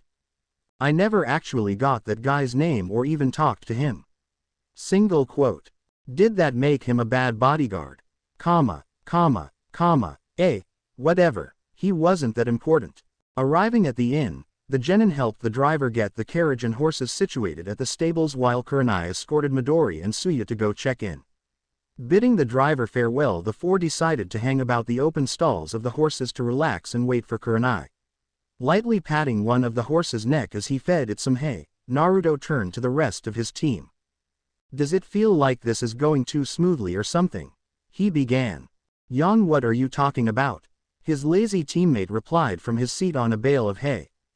I mean that other than running into an oversized, chakra-wielding demon bird, that this mission is super easy. I spend half the day on my ass staring at the forest. Hinata turned away from lightly petting the other horse and tilted her head in confusion at the Uzumaki's declaration. What did you expect, Naruto-kun? Seriously, it's a C-rank mission, man. It's not supposed to be action-packed, otherwise, it'd be B or A ranked. The Nara rubbed his neck as he gave the boy a quizzical look. Scratching the side of his head idly, Naruto couldn't help but shrug. I don't really know, I guess I expected something more, ya know. Regarding his teammate coolly, Shino simply nodded at the Uzumaki's words. I believe I understand Naruto-san's sentiment. This mission has gone rather well so far. Though there is still plenty of time for that situation to change. Naruto nodded along to the Abarame's words. There was still plenty of time for shit to hit the fan.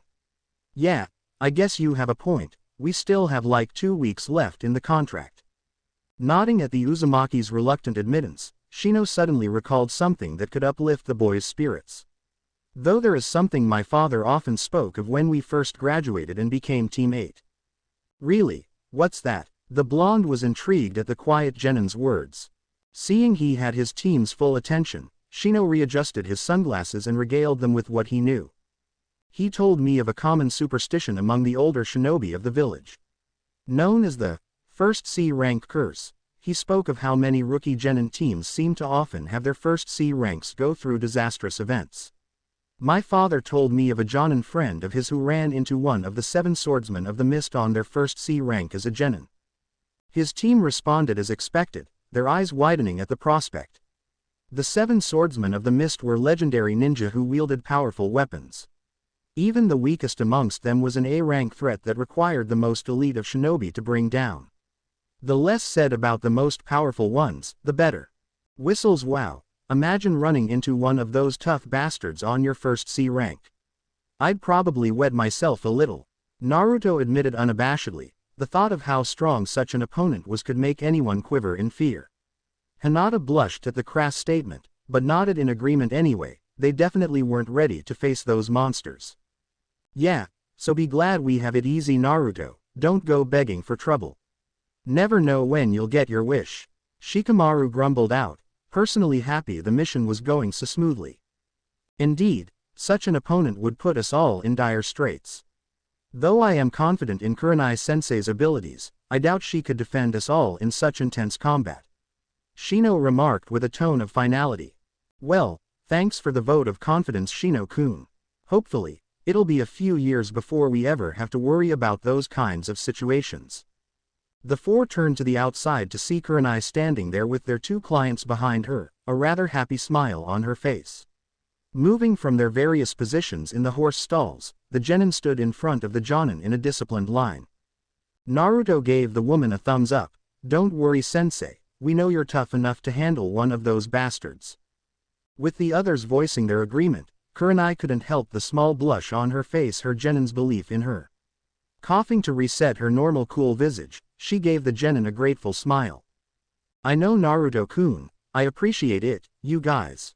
Anyways, Midori-san wants to stay here for 3 days since there are a few locations she desires to visit. At this, the attractive artist nodded merrily and spoke up, yeah. There's an amazing waterfall up in the mountains at the start of the river through town I want to see. Plus, the cliffs on the west side of the city get amazing landscape scenes, especially at sunset. The woman continued for some time, listing all manner of places she wanted to go see and paint. Her daughter merely had a strained smile on her face behind the excited woman. Just how much does she think we'll see in 3 days? She looked and saw the genin giving her mother incredulous looks, no doubt having the same thoughts as her. Taking the conversation from her mother, the young Suya coughed to gather the attention. Actually, how about we just relax for now? It's been a long day of traveling. We can go sightseeing tomorrow, Ka-san. Broken from her speech, Midori looked over the genin and nodded understandingly. Of course, we can save all that for tomorrow. I bet you guys are tired, we can relax tonight and go out later. She quickly acquiesced to her daughter's reasoning, looking at the genin kindly. Midori looked at them for a few moments before she suddenly developed a glint in her eye. She quickly led her daughter a few feet away from the group. The mother and daughter faced away from them and spoke in hushed tones for a few moments before they turned back to the curious shinobi. With a disarming smile on their faces, they bowed politely to the team and the two quickly went back inside, leaving the rest of Team 8 standing in confusion at this turn of events. I guess you guys can have some free time now, if you want, Kurenai stated plainly, unsure of what to do now that their clients had run off. Well, okay then, Naruto began, smacking his lips in the new awkwardness. You wouldn't happen to have any training we could do while we're here, would you? He ignored the near-silent groan and whispered, shut up, you blonde bastard. From behind him. Turning to regard her genin for a few moments, she saw 3 out of 4 of them perfectly willing to start training, almost eager looking to get started. Kurenai took a thoughtful pose for a bit before raising her finger with a sudden epiphany. Well, I think it's about time to get you guys started on the tree climbing exercise. Since we'll be here for a few days, we can begin that between outings. She couldn't help the amused look on her face as her students gave her confused looks, only Naruto having somewhat of an understanding look on his face. Tree climbing. How will that be useful training? At the young Hyuga's question, Kurenai had a smirk on her face. Let's head out to the forest and see what we have to work with, and I'll show you guys. XXXXXXX. After informing their clients of their training plans, Team 8 made their way into the wooded area in the north of the village. Naruto was walking behind the group, eyeing the shadows around him as he held a near-silent conversation with them. Looks like it's working, huh? He muttered quietly to the shifting figures. No problems, so far. Still feel connection. He nodded subtly at the question, thinking about his current experiment. Naruto had been the one to head inside and inform the 2 Kimura women of their training plans. Receiving an, okay, from the artist and receiving strict instruction to be back by 8 at the latest, a curious Naruto left the room quietly. Pausing in the hallway outside their room, Naruto silently channeled his dark energy into his shadow. The unheard command was obeyed by his shadowy minions, as his shadow stretched thinly into the room. Two small shadows could be faintly seen darting into the room, merging with the unaware women's shadows.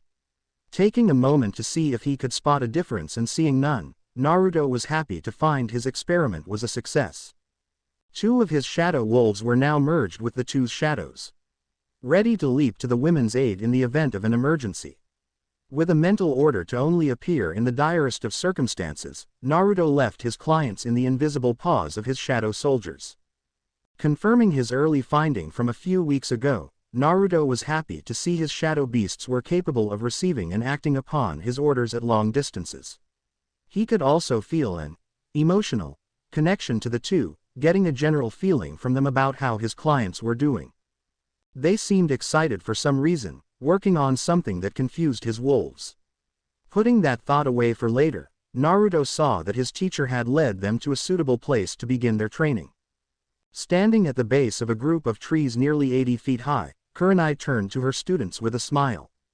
"All right, you four, here's a good spot to begin our next step for training." Reaching into her pouch, she grabbed 4 kunai and tossed them at the genin's feet. Picking the blades up at her insistence, the 4 preteens could only look at the woman in growing curiosity at this training. "You'll be climbing these trees without your hands, using only your legs and chakra." The genjutsu mistress began. Naruto's eyes widened at her words. Does she mean? His eyes widened even more along with his teammates as the woman walked up the side of a tree as an example. He was silently surprised at the feat, realizing that the exercise he had come up with weeks ago had turned out to be an official method used by shinobi. Kurenai now stood comfortable on the side of a tree as if it were solid ground, looking down on her students to see their reactions. Each one looked suitably surprised at the example, though Naruto looked doubly so compared to the others. Hopping down to the ground, the Jonin went into more detail on the chakra exercise. The goal of this exercise is to increase your chakra control. It is believed that the hardest place to channel chakra is one's feet. Theoretically, if you can master this exercise, then you could master any jutsu you try to learn. You guys can use those to mark your progress, try to beat your previous attempt and watch just how much you can go each time. The key is to channel it to the soles of your feet, too little and you won't stick, too much and you'll go flying off, right? Naruto interrupted the woman, surprising her at his statement. "That's correct, how did you know?" Rubbing the back of his head sheepishly, Naruto let out a nervous chuckle. "I kinda figured this out a while ago." An astonished look on her face, the Jonin looked at the boy in interest. "Really? Care to show us, Naruto-kun?" Nodding happily at her question, Naruto made his way to a tree and proceeded to walk up the side of it with little hesitation. His team looked on with surprised looks on their faces. Kurenai's the most surprised amongst the group at the Uzumaki's show. How did he learn this? To figure something like this out on your own, was the boy a prodigy or something? Such natural development was extremely rare, even in a village like Konoha, who was known for producing geniuses every generation. Thoughts of the last few geniuses to come from Konoha went through her mind: Orochimaru, Hitaki Kakashi, and Uchiha Itachi. Just how many of them displayed this type of natural ingenuity in their early days? It made her wonder why Naruto wasn't recognized and nurtured like all 3 of them were. Pariah status or not, this was a major development. Though there was the fact that all 3 men were trained during the wartime years, no doubt they were under much greater scrutiny than the outcast Uzumaki ever was. Shaking her head to dispel her distraction, Kurenai looked on at her Jinchuriki subordinate as he happily gave his teammates tips on the exercise. She watched as the other 3 made their first attempts at the tree walking exercise. Unsurprisingly, Hinata managed to make it up a decent distance on her first try, getting to right above halfway up her tree. Placing her first mark a little over 40 feet up as she slipped, only to skid down a dozen or so feet and catch herself with quick reflexes on a lower branch. Shino was next, having made it up just about 30 feet before he launched himself off, leaving behind a dent in the tree from too much chakra. Shikamaru was rather lethargically making his way up the tree, making slow calculated steps as he inched his way up one step at a time.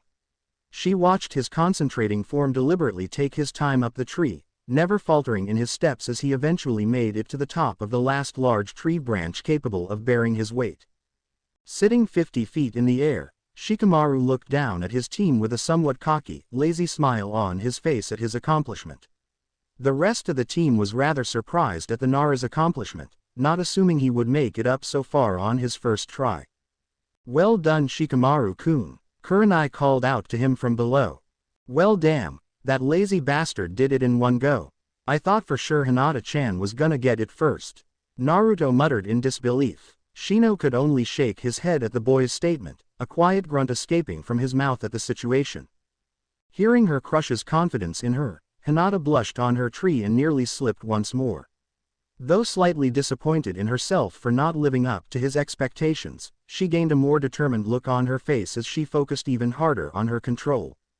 "Naruto-kun believes I can do it, so I definitely can," she thought strongly, knowing the boy wouldn't lie about his beliefs. Seeing herself not needed anymore, Kurenai slipped away and let her team focus on their new chakra control exercise. She'd grab them in a few hours to get back by the time the clients wanted. For now, she wanted to gather a little information from the locals about the places Midori wanted to go, maybe find out if any more chakra mutations had popped up in the area. XXXXXXX. Several hours later and we once more find Kurenai leading her team back to the inn they were residing in temporarily. The three genin had made impressive progress in their last few hours of training. Mildly exhausted by the surprisingly strenuous exercise, the four chatted amiably behind her as they strolled in the cool evening air. Shikamaru had been needled into continuing to train despite his apparent mastery of the exercise, now much more tired looking as he had used up much of his chakra and stamina after Naruto started to chase him up and down the trees. He was still grumbling about troublesome teammates who make his day harder. Single quote. A few tips from the Uzumaki and Nara had seen their remaining comrades noticed gain in their own training. Hinata had also managed to make it all the way up her tree after some advice from her crush. Her superb chakra control was in full display as she began to practice different movements along the side of the tree's trunk instead of just straight up and down. Shino once more proved his intelligence, only a mentioning of a steady regulation of chakra before he would run up the tree had put the quiet boy on the right track. By no means had any of the three truly mastered the technique, but they all had solid grasps on the concept and only needed to practice some more to get it to turn instinctual. Naruto kept himself busy by following the other around on their trees, walking or running alongside them to help them get a feel for the technique he had had several weeks of practice with ahead of them. At one point he had begun walking backward up the tree, taunting the tired Nara the entire time to enrage the boy and make him lose focus. It worked, and thus the Uzumaki would be the one getting chased for a while. 20 leisurely minutes of walking later and the well-wore-out Team 8 had arrived at the inn. Lit up in the waning sunlight by numerous lanterns, they could really see the beauty of the area that led so many to flock to this city. It was like the stars had decided to dance amongst the earth, the reflection of the lights on the winding river making for quite the romantic picture. Removing their sandals and slipping into the provided house slippers, the five made it into the inn proper and went straight to the bathing areas to clean themselves of the day's grime. A few dozen minutes later and they had arrived at their client's room, fresh-faced and clean right as the requested time rung on the clocks throughout the hallways. A few knocks from Kurenai and they quickly heard the shuffling of feet behind the door. The cheerfully smiling face of Suya greeted them as she opened the door to usher them in. The team was quite surprised as they were pushed from behind, entering the room's larger entertainment area. Rising to greet them was their main client, a delicious-looking spread of food on the long, low table in front of her. The appearance and smells of the food causing their stomachs to growl in the quietness of the room, causing a few embarrassed looks from the genin. Smiling at the genin, Midori motioned for them to sit. "Please sit. I had the inn make you guys a robust dinner to help you recover after all your hard work and training today." Following her request, the team sat down at the long table, Kurenai on the far left, followed by Hinata, Shino, and Shikamaru on one side while Naruto moved to the free place on the opposite side. Midori sat across from Kurenai while Suya sat between her and Naruto. "This wasn't really necessary, Midori-san.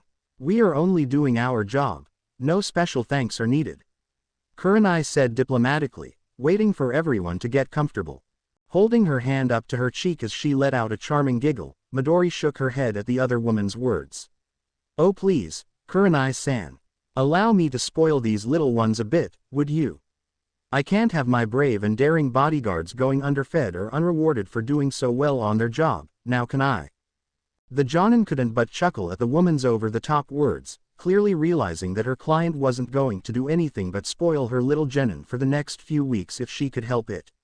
It was already clear the last few days of travel, the woman had provided most of the food on their breaks and insisting the kids ride the carriages despite not moving any faster than they could handle on foot or tree hopping. The genin, on the other hand, were all too eager to begin their meal, any thoughts of coddling out of their head as the enticing food sat mere inches away from them. Sucking up a stray strand of drool at a succulent piece of meat, Naruto gave his neighbor a grateful smile. This looks great, I can't wait to dig in. Hearing the two giggling at his excitement, Midori called for them to begin. Clasping their hands in thanks for the food, they each grabbed their chopsticks and quickly began to eat. Their sensei watched in amusement as the four devoured the food in front of them, Naruto shoveling food into his mouth in a dignified manner as he could without losing speed. Hinata did her best to eat daintily with speed, and Shino had foregone his normal face covering in favor of eating rice at a quick pace.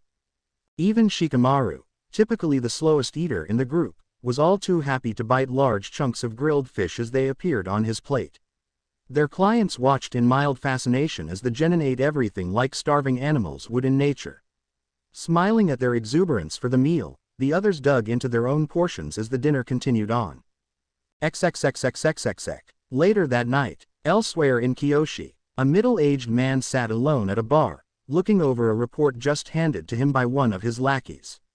He was rather unassuming in his appearance, not someone who would really stand out in a crowd with his plain face and typical dark shaggy hair. Lightly swishing the sake in his cup around as he looked over the report, he snorted to himself in contempt at what he read. What's so interesting to the boss about them? A quick glance gave him the most pertinent details, the openly available info on the team his men had managed to gather that day. Consisting of 3 clan heirs, some orphan kid, and a rather notorious genjutsu mistress at the lead, he couldn't really see them being any trouble. Despite this, his boss had sent word to watch these Konoha for some reason, his interest having been piqued at an interaction the orphan had gotten into with one of their escaped products. He couldn't really see anything of note to the kids, the Hyuga was the only that had any promise for profit, since she could be used as a product to sell to Kumogakur. That militant village was rather well known for their desire to get the Byakugan from Konoha, coveting the eye above other bloodline limits the Leaf had access to.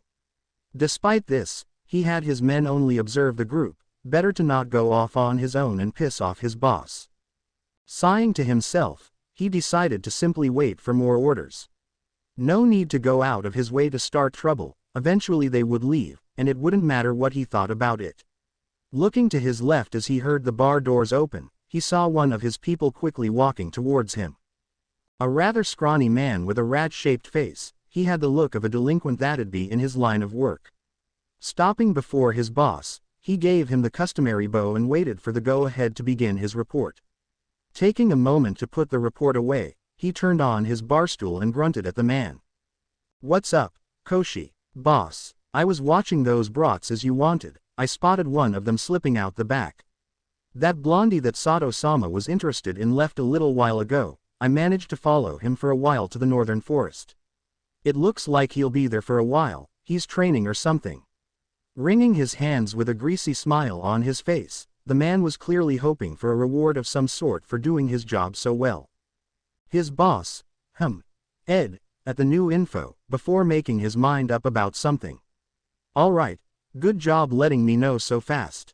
I let our friends know the situation, grabbing the bottle he hands what little of it remained to his subordinate as a reward. A wide smile on the man's face as he walked away from his boss to drink his reward, he missed a dark shuffling in his shadow as a faint blue glow silently moved from the floor to a shaded corner of the room. XXXXXXX. With Naruto. A few minutes earlier, Naruto had slipped out after dinner to go do some more training, this time of the shadow variety since he still had some energy to burn. Sneaking out toe-head to the forest, he quietly made his way to the forests to the north of town.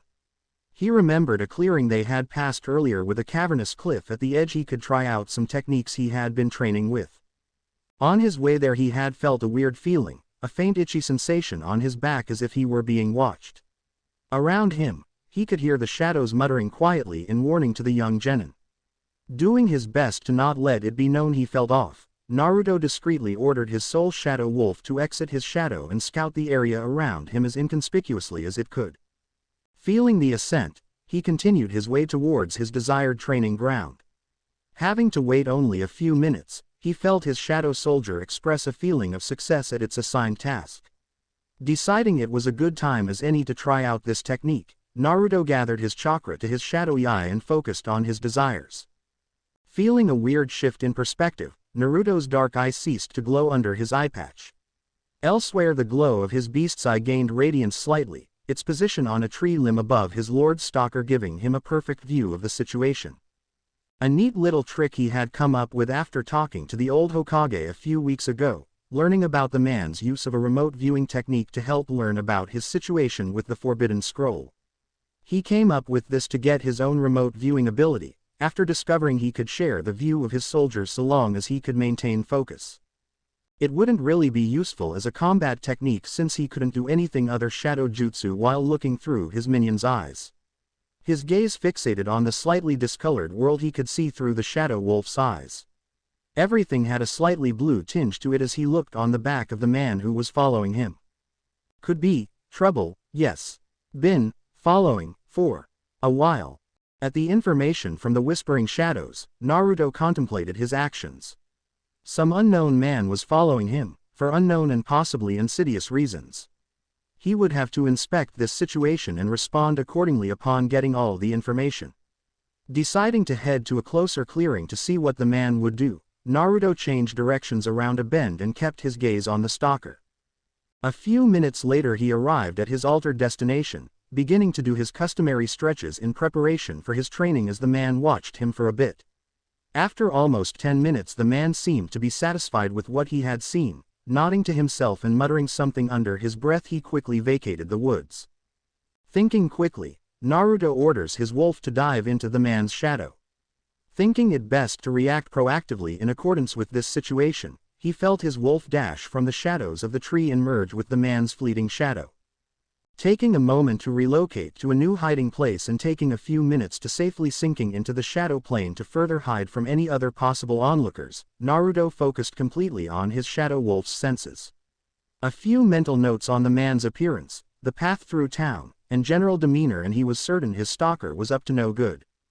He hadn't had to wait any longer than 20 minutes before the man arrived at some mid-class bar in the northwest middle section of the city. Nestled in between two rather large restaurants, this place was likely overlooked by anyone who didn't frequent the little hole-in-the-wall establishment. Marked with a simple sign written, "Bar," it was as inconspicuous as could be in such a city. Watching the man enter, he had his wolf slip from the man's shadow to the darkened corners of the room. Affixing his position to provide a bird's-eye view from the upper corner next to the bar, Naruto observed the man interact with someone who was clearly his superior. Holding his hand up to his ear, he felt the cold chill of the shadows surround his ear as he listened through his shadow soldier's senses to their conversation. Taking note of the names he heard, Naruto narrowed his eyes as the middle-aged man dismissed his stalker. He could see a file on the bar, a picture of his team from a distance clipped to the front. What the hell is going on here? Who cares about me so much? What did he mean by product? Does he mean go? I thought he was just a normal chakra mutation. But if he's artificial, what the hell have I stumbled upon? Thoughts flew through his head at a dozen miles a second, all manner of scenarios running through his head as he watched the man drink the remainder of his cup.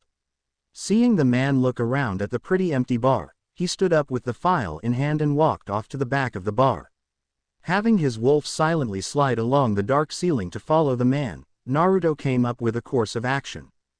He needed to get that file. Directing his shadow wolf to follow the man through the lowly lit hallway, he observed the man set the file down on a small stand outside a bathroom. Glancing around yet again, the man checked his surroundings and upon finding them satisfactory, entered the bathroom. Jumping on the opportunity, Naruto had his minion drop silently to the ground. Quickly snatching the file in its shadowy maw, the wolf sunk in the shadows of the hallway. Entering the shadow plane, it rapidly ran towards Naruto's location. Disconnecting his sense from his minions, Naruto quickly stood and made his way to meet up his minion. They soon arrived at the inn his team was at, silently exiting the inverse world of the shadow plane. Grabbing the file from the shadow wolf's mouth, he patted the beast's head as he rapidly flipped through the pages. The information was remarkably detailed, yet not on the level he could see that would suggest a severe security problem in Konoha. Nevertheless, there was a rather disconcerting amount of information that was detailed in the file.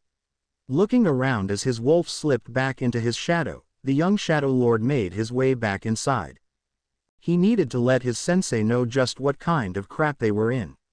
It hadn't taken long for Naruto to get to the room his teacher shared with Hinata. A few quick words and the whole of Team 8 was in the room to discuss these dire circumstances. The five were seated around the low table of the living area. The genin were silently watching Kurenai as she read through the file that Naruto had procured just an hour prior.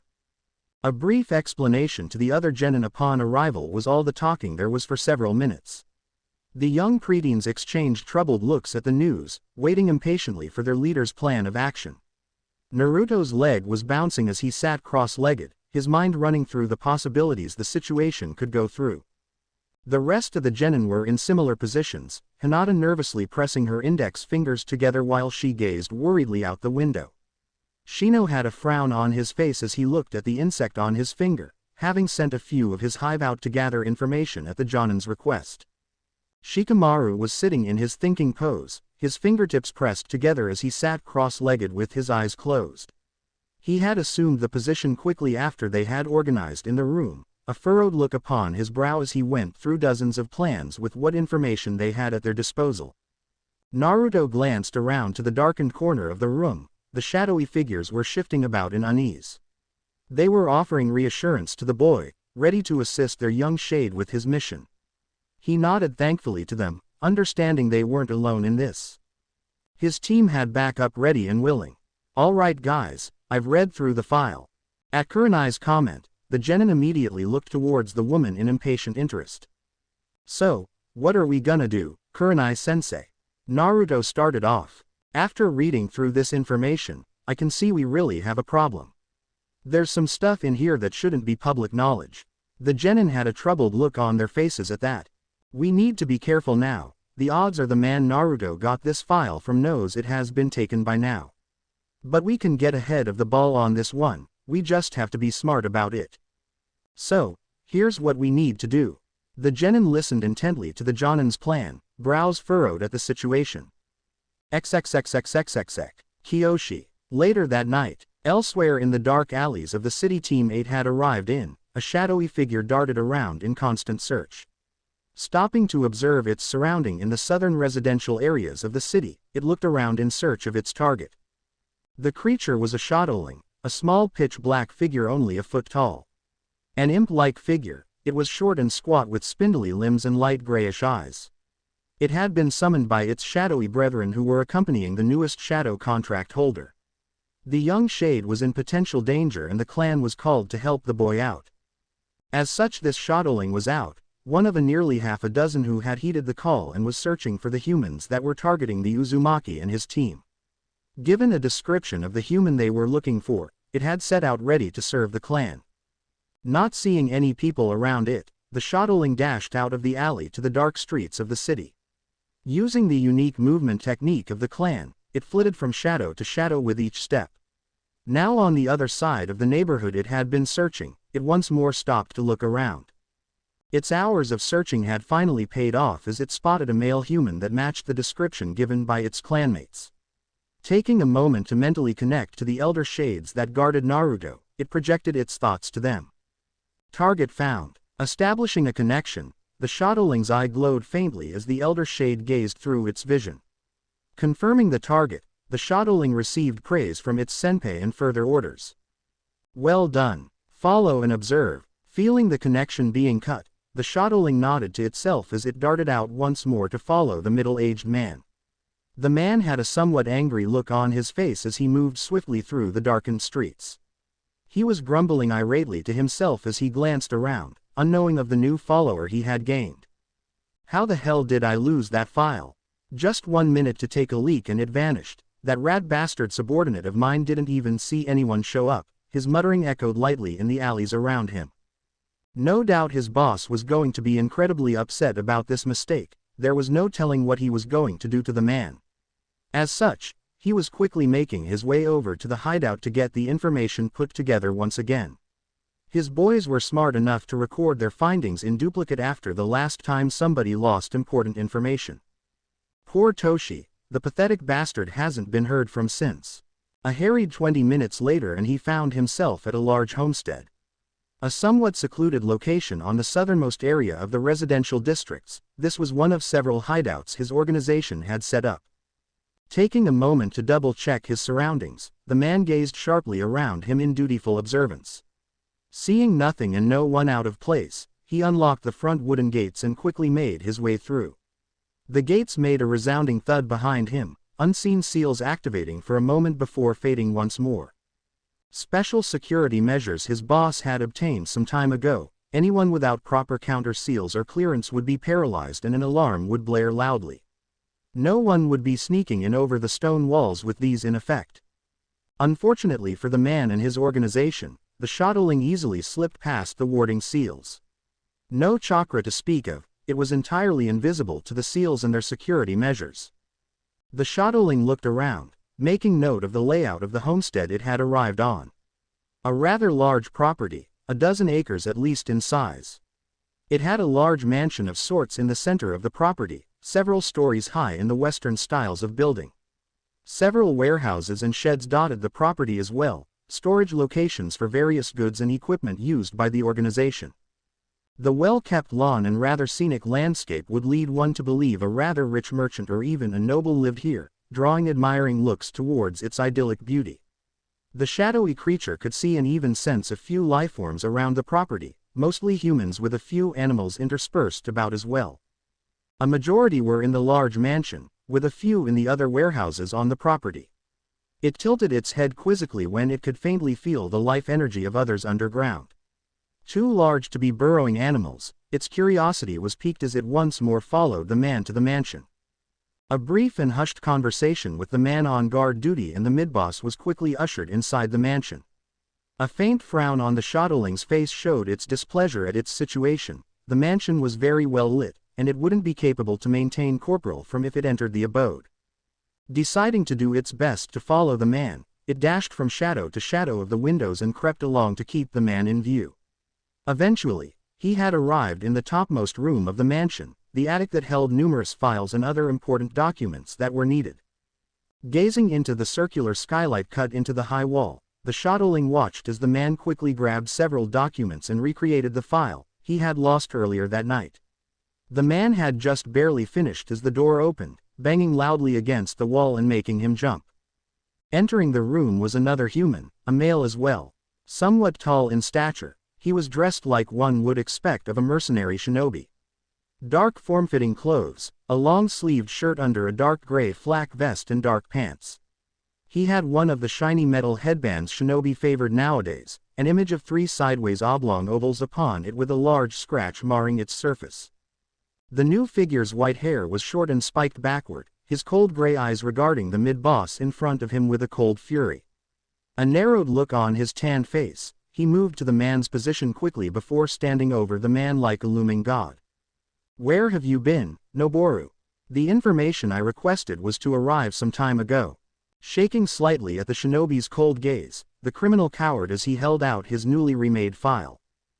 Sorry Machi-sama. I had come up to double-check the information, to make sure its W was everything we had. Regarding the man with a suspicious eye, the now-named Machi grabbed the file roughly from the man and began to look through it. Thumbing through the file, he nodded to himself as he quickly skimmed its contents. Frowning as he reached the section that had details of the blonde genin, he gave the man a rather scathing glare. "Is this really the extent of your people's information-gathering skills?" At his question the man began to sweat a little, fear creeping in his mind. Is there something missing? Frowning at the man's ignorance, Machi faced the folder toward the wary man. Opened on the page detailing one Uzumaki Naruto, he could see a few pages of what little information they could gather on the boy in the day that they had. This boy's information is severely lacking compared to the others. Several notable abilities are missing from his dossier as well. We expect better from our associates, Noboru. Are you so willing to disappoint us? Eyes widening at the shinobi's words and subtle threat, Noboru immediately bowed to the irate shinobi in deference. Of course not. We do our best with every assignment we are given. Please, just another day and my men can get the information you desire. His pleads echoed in the silent room as the shadowling observed the interaction. These humans were quite confusing. No doubt the shinobi was more than good enough to find this information on his own. Why did he delegate it to these mundane thugs? It could only watch on in silent contemplation as the two continued their discussion. Very well then, they are reported to be staying in this city 2 more days. I want every last detail on all of them before they leave, every jutsu, fighting style, and ninja tool they carry. If I don't know what they had for breakfast that morning, I will be back, and you will regret it. With his piece said, the shinobi left the fearful man alone and left the room. Shaking in both residual fear and impotent rage, the man could only glare in futility at the ground as his mind raced at the situation. Above in the hidden alcove of the window, the shadowling watched everything play out in interest. Its gaze on the lone human in the room, the shadow creature couldn't truly understand the situation.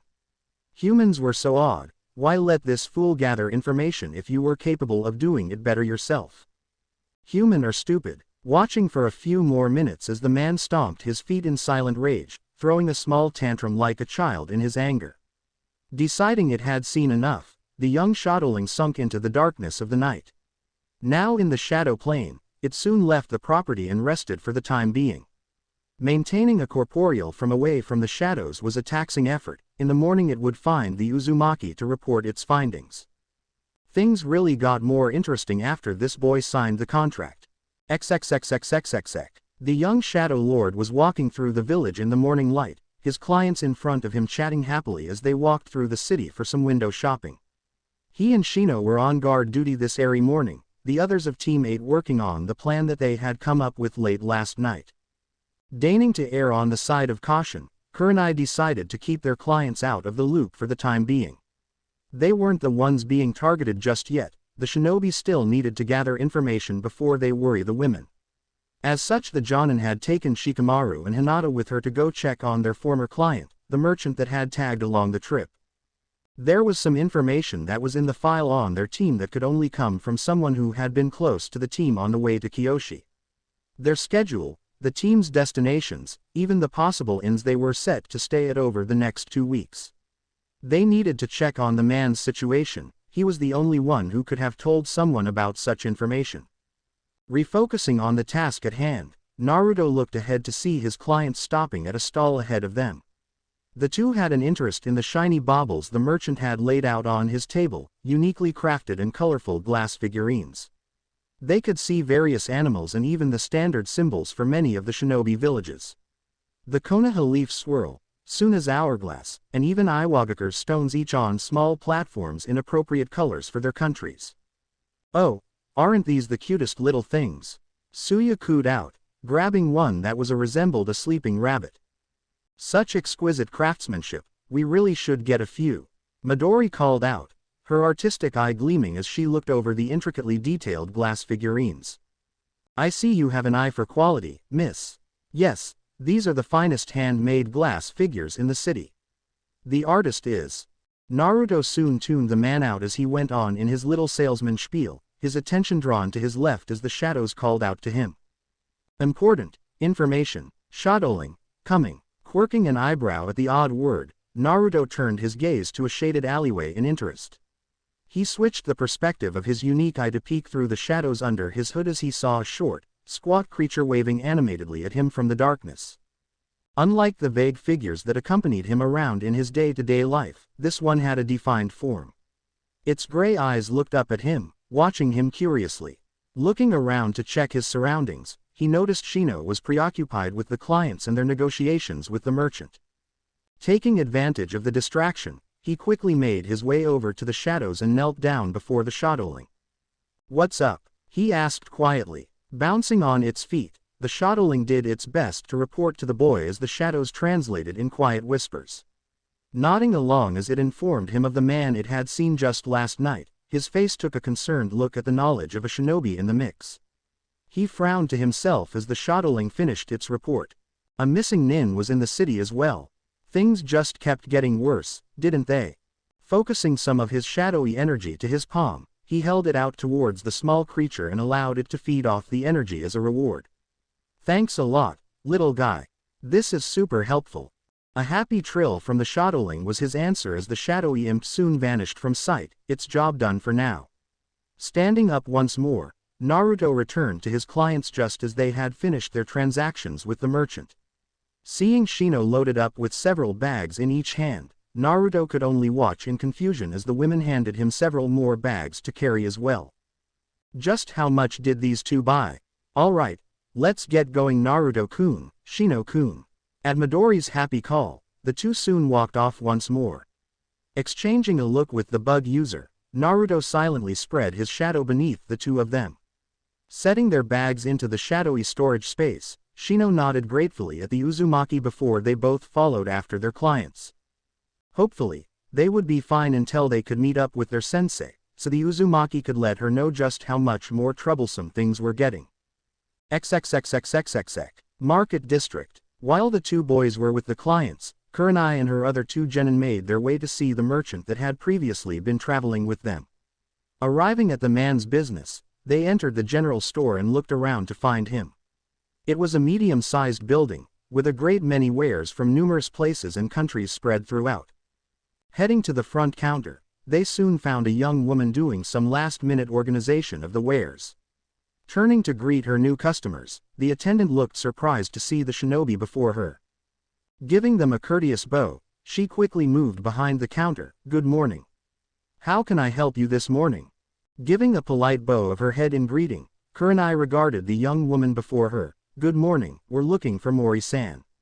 I need to ask him a few questions concerning something that has come up. Is he in? Giving the woman an apologetic look, the attendant could only shake her head. I'm sorry, but I haven't seen Mori-san since before closing time yesterday. He left a note for me to lock up last night and hasn't been in today. Frowning at this information, Kurenai decided to ask the young woman some questions. Has anyone else been in to talk to Mori-san? Since we dropped him off yesterday. Tilting her head in thought, the young woman took a few moments to think. Suddenly nodding her head, she spoke up. Yes, around 3 some men from the local union showed up to speak to Mori-san. I don't know what about, but they left after an hour. Mori-san left a half hour after that, and that's the last time I saw him. Narrowing her eyes at this new information, Kurenai thanked the young woman and led her team out of the store. Turning down the road, they entered an alleyway a block from the store. Hinata, check the store to make sure Mori-san isn't hiding inside. Nodding at her sensei's request, Hinata went thought a few hand signs and activated her dujutsu, the Byakugan. Shifting her perspective to a grayish-blue tinted spectrum, she gazed back toward the store for any chakra signatures in the building. A few minutes of through searching later and the genin deactivated her unique bloodline. Giving her sensei a frown, she shook her head negatively. No one else is in the store, sensei. Frowning at the young kunoichi's report, Kurenai could only gaze back at the store in trepidation. Mori-san vanishing right after men come by to talk to him. Did he run away? Or was he forced? If only I had a summons, I could send word to Hokage-sama for backup. Taking a deep breath to steady her growing anxiety over the situation, Kurenai looked back at her worried genin with a reassuring smile. Let's take a look around the city for a bit, see if we can find Mori-san at his home. If we can't find anything in a few hours, we'll go meet up with Naruto and Shino back at the inn. Nodding in agreement to their sensei's plan of action, the two dutifully followed behind the woman as they began their search for the missing merchant. XXXXXXX. It was afternoon by the time everyone met back up at the inn. Naruto and Shino were mentally worn from the paranoia of potential enemies all morning, even as they had lunch with their merry clients. A few more shops and purchases and they eventually made their way to one of the scenic hills to get her painting started. Several hours later they returned to the inn with no problems to speak of. Kurenai and her two genin didn't run into any notable problems either, aside from failing to find hide nor hair of the missing merchant. Allowing their clients to relax after a leisurely day around the town, Team 8 met back up in Kurenai's room to debrief. Alright, report you two. The team turned to the Uzumaki and Aburame to hear their day's events. Turning to look at each other tiredly, Naruto let out a sigh as Shino began to speak. Our day went smoothly, despite the current situation. No problems arose in the course of our duties. Our clients merely went shopping for much of the morning before we escorted the clients toward a location Midori-san wished to paint.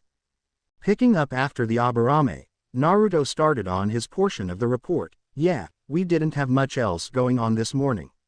No run-ins with whoever is looking into us or anything. Though I did find something out earlier. Giving the group a rundown on the info the shadling had given him that morning, he saw as they all immediately had troubled looks on their faces. Kurenai was gazing at the tabletop with a furrowed look on her brow. Missing ninja are involved in this too. We need to leave this city before they make a move on us. There's no telling what will happen if I can't handle the shinobi. It's way too early for these four to be in this situation. Glancing toward the genin, she saw their troubled looks as they gazed unsurely about the room. Mission be damned, she was going to keep these kids safe no matter what. Oi, Naruto. Perking up at the sudden question, the boy turned to his Nara teammate. What's up, Shikamaru? How did you find out about this information?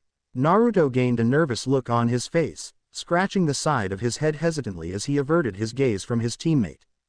Glancing at his sensei, Naruto weighed his options at the moment. I should have thought of this before. Of course, someone would be curious about how I gathered this info. What do I do? As if sensing the boy's inner turmoil at the situation, Kurenai cleared her throat to get the other's attention. We don't need to worry about that right now, so long as you can guarantee the information, Naruto. At his confident nod, she continued, for now I need to go inform the clients about the situation. We need to begin heading out from this city. Get everything prepared and inform the carriage driver. We'll be leaving out the eastern entrance to keep up the scheduled information these people have on us. Once we get a good distance away from Kyoshi, we'll head towards the closest friendly outpost to request reinforcements.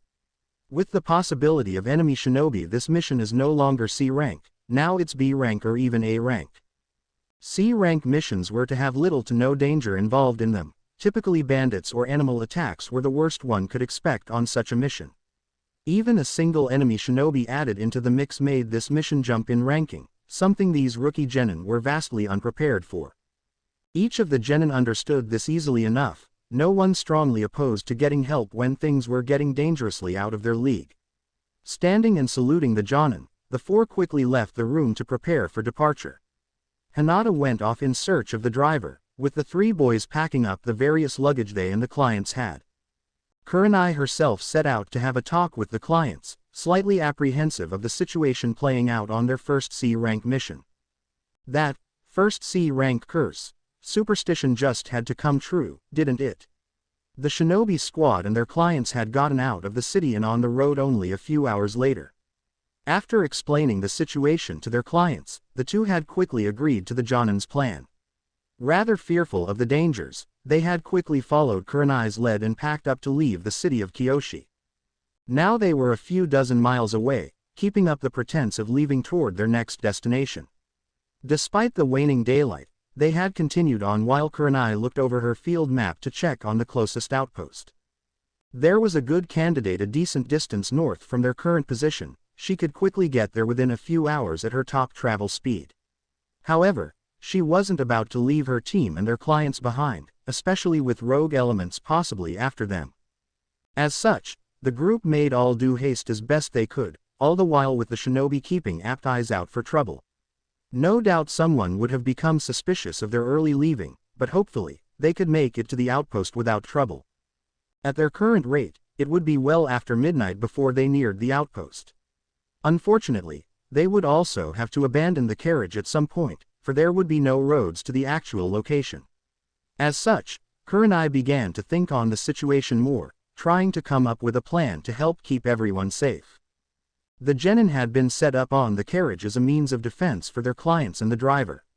Inside with the two women was Hinata and Shikamaru, these two the best at close quarters among the genin. Hinata for her gentle fist, and Shikamaru for the immediate shutdowns his shadow jutsu could do in close distance. Next to the driver was Shino, providing vigilance for their front and protection for the driver in case of emergency.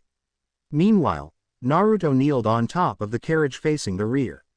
Both mentally and physically prepped in case of an attack, the boy was diligently watching their back to ensure they weren't being followed. Adding the shadows to the mix meant the team had all avenues covered, for the time being anyway. Though they could provide intelligence to the Uzumaki, they couldn't be omniscient if they didn't know who was following them. Kurenai herself was tree-hopping along the side of the road, following the carriage as the horses ran along the dirt path. Bah, this is so annoying, the blonde thought to himself as his sharpened eye gazed around the path behind them. Should I send out my shadow beasts? Maybe they can scout out behind us or something. Grr, why did things have to play out like this? Maybe he jinxed them the day before with his, everything's too easy complaints. Taking a breath to calm his anxiety, the boy returned his focus to the path behind them once more. XXXXXXX, Kyoshi, Southern Residential District. At the mansion recently discovered by the shadling, deep underground in a hidden bunker stood a looming figure.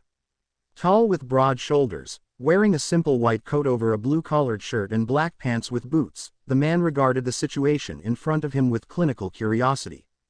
In front of him was a plated glass window, the room beyond housing several large animals being handled by various lab assistants.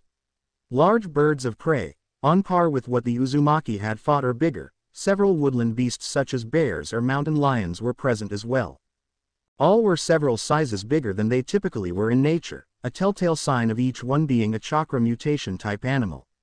Some were naturally born, found in the locales around the city of Kyoshi or shipped in from farther away.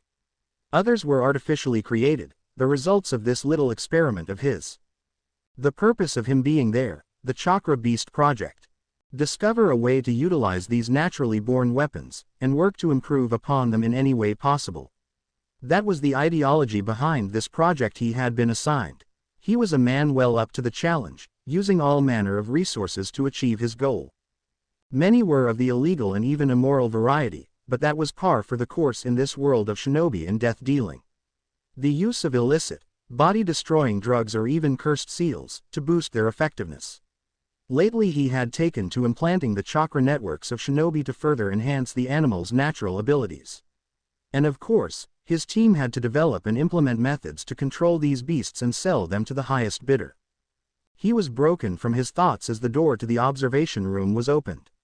Stepping into the room was his right-hand man, the missing nin from Kumogakure known as Machi. The normally stoic man had a disgruntled look on his face as he stood before his boss.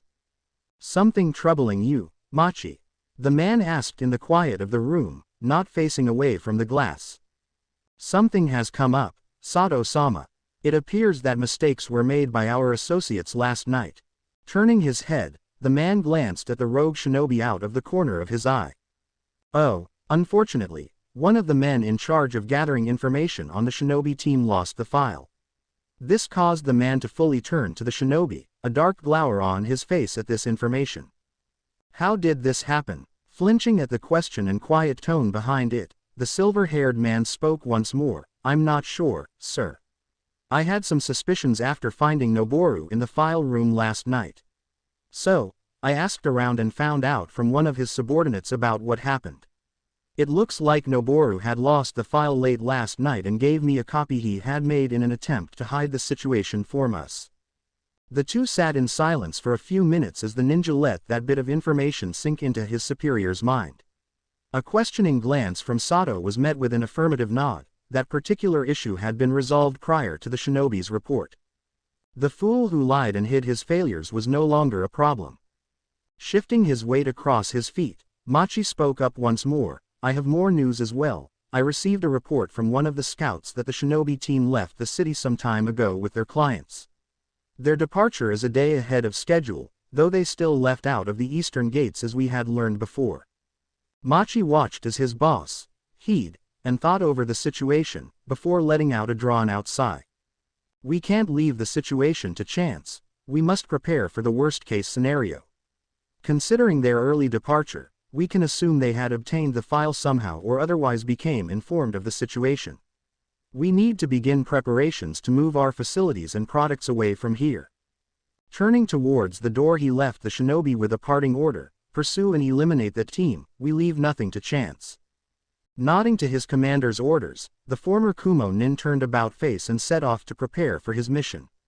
The group had left only a scant few hours ago. At the speed of a carriage he would easily be able to catch up to them. The only question was, where were they going? XXXXXXX. Hino Kuni forests. Later that evening, Team 8 and their clients had made decent time in their harried travel to the friendly outpost. Not long after dusk had passed into true night, they had arrived at the closest point they could on the various roads that ran through the countryside. Now they had one more problem to deal with, what to do with the horses and the carriage. They didn't have to think about it too long, as the carriage driver himself had come up with a plan of action. The man would take the carriage farther down the road, provide a distraction for the group and their clients to get to the outpost further in the forest. It had taken a few cyclical arguments to convince both Kurenai and Midori that this was the best plan. In the end, they had acquiesced to the man's desires. Bidding him farewell and safe travels, the team unloaded their client's luggage into Naruto's shadow storage and waved the man off. Now emptied of passengers and other weight, the horses easily galloped off at increased speeds. No doubt a big factor in the man's confidence at the plan he had come up with. Realigning themselves to their proper formation, Kurenai carried Midori while Shino was tasked with carrying Suya. Flanked by Shikamaru and Hinata, Naruto brought up the rear as they leapt into the forest to head towards their final destination. Glancing back at the man's shrinking form, Naruto could only mutter out to the night air quietly. A brief flash of light of his eerily glowing eye was all that could be seen in the dark night as he turned to follow his team toward the outpost. XXXXXXX. Jumping through the trees was one of the fastest ways for shinobi to get around, particularly Konoha shinobi most of all. Specially trained to be at ease in the leafy canopies of Hino Kuni, the average genin was easily capable of hitting 40 miles per hour in the correct condition. The average chunin was capable of running at 50 miles per hour, while jonin typically clocked in at around 60 on average. There was always a few who were faster or slower than these averages, but that was typical for shinobi trained to travel through the trees. Not to say that only shinobi from Konoha was able to reach these speeds, only that they had the easiest time of it thanks to their specialized training and constant exposure to the mighty forests that littered their country. Kumogakure was also well renowned for the speed of their shinobi, faster than lightning. Was a typical boast from the elite of the militant village. The excessive amount of shinobi with access to the radiant lightning release and its variety of uses, both in combat and in utilities such as travel. It had allowed them to keep pace on the rocky grounds of their own country of Kaminari no Kuni, land of lightning. Boasting a particularly powerful lightning affinity that gained him notoriety in his former village, Machi was quite skillful in his own traveling styles. Dashing from branch to branch, faster than the eye could see, he followed the traveler's road out of Kyoshi. Though the shinobi team from Konoha had left some time ago, his well-trained eyes could spot the signs of recent travel along this road. It had rained along this road a few days prior, causing the horses to tear up the ground and the wheels to leave stronger impressions. It would seem that they had definitely been this way, though he was a little curious as to why they had been traveling north for the last few miles. Sato-sama may have been right then, a day ahead and changing the route, no way this is a coincidence. Single quote. Stopping on the branch of a tall tree, the shinobi narrowed his eyes at the darkness of the forest. He passed for a few moments as he quickly checked a map from his pouch. It had the most up-to-date information about Konoha's movements. If memory serves right, there should be a Konoha outpost further north of here. Things will get hairy if I have to wipe out an entire garrison to silence one team. He sighed to himself as he rubbed the bridge of his nose in irritation. Good thing I brought some backup. I'll have to play this right if we want to make a clean break after we move. The rogue shinobi looked behind him, several oversized animals obediently following him as he moved through the forest. Half a dozen chakra mutations were at his command, each one easily a match for a chunin on their own. Machi himself was elite jonin level and confident in a fight against the genjutsu mistress of Konoha in a one-on-one fight. The blonde boy may have won against one of their special experiments, but these were improved variants. Better in every way and fully capable of tactical combat on their own. He soon continued on, his beastly backup hot on his trail as he blurred through the trees in hot pursuit of the fleeing teammate. Several hours of tracking later had found Machi at a crossroads of sorts.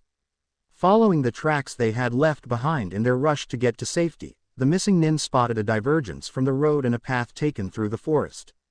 Glancing curiously in either direction, the man took a moment to think on the situation. Carriage tracks continue that way, but there are several markings on those branches out towards the north.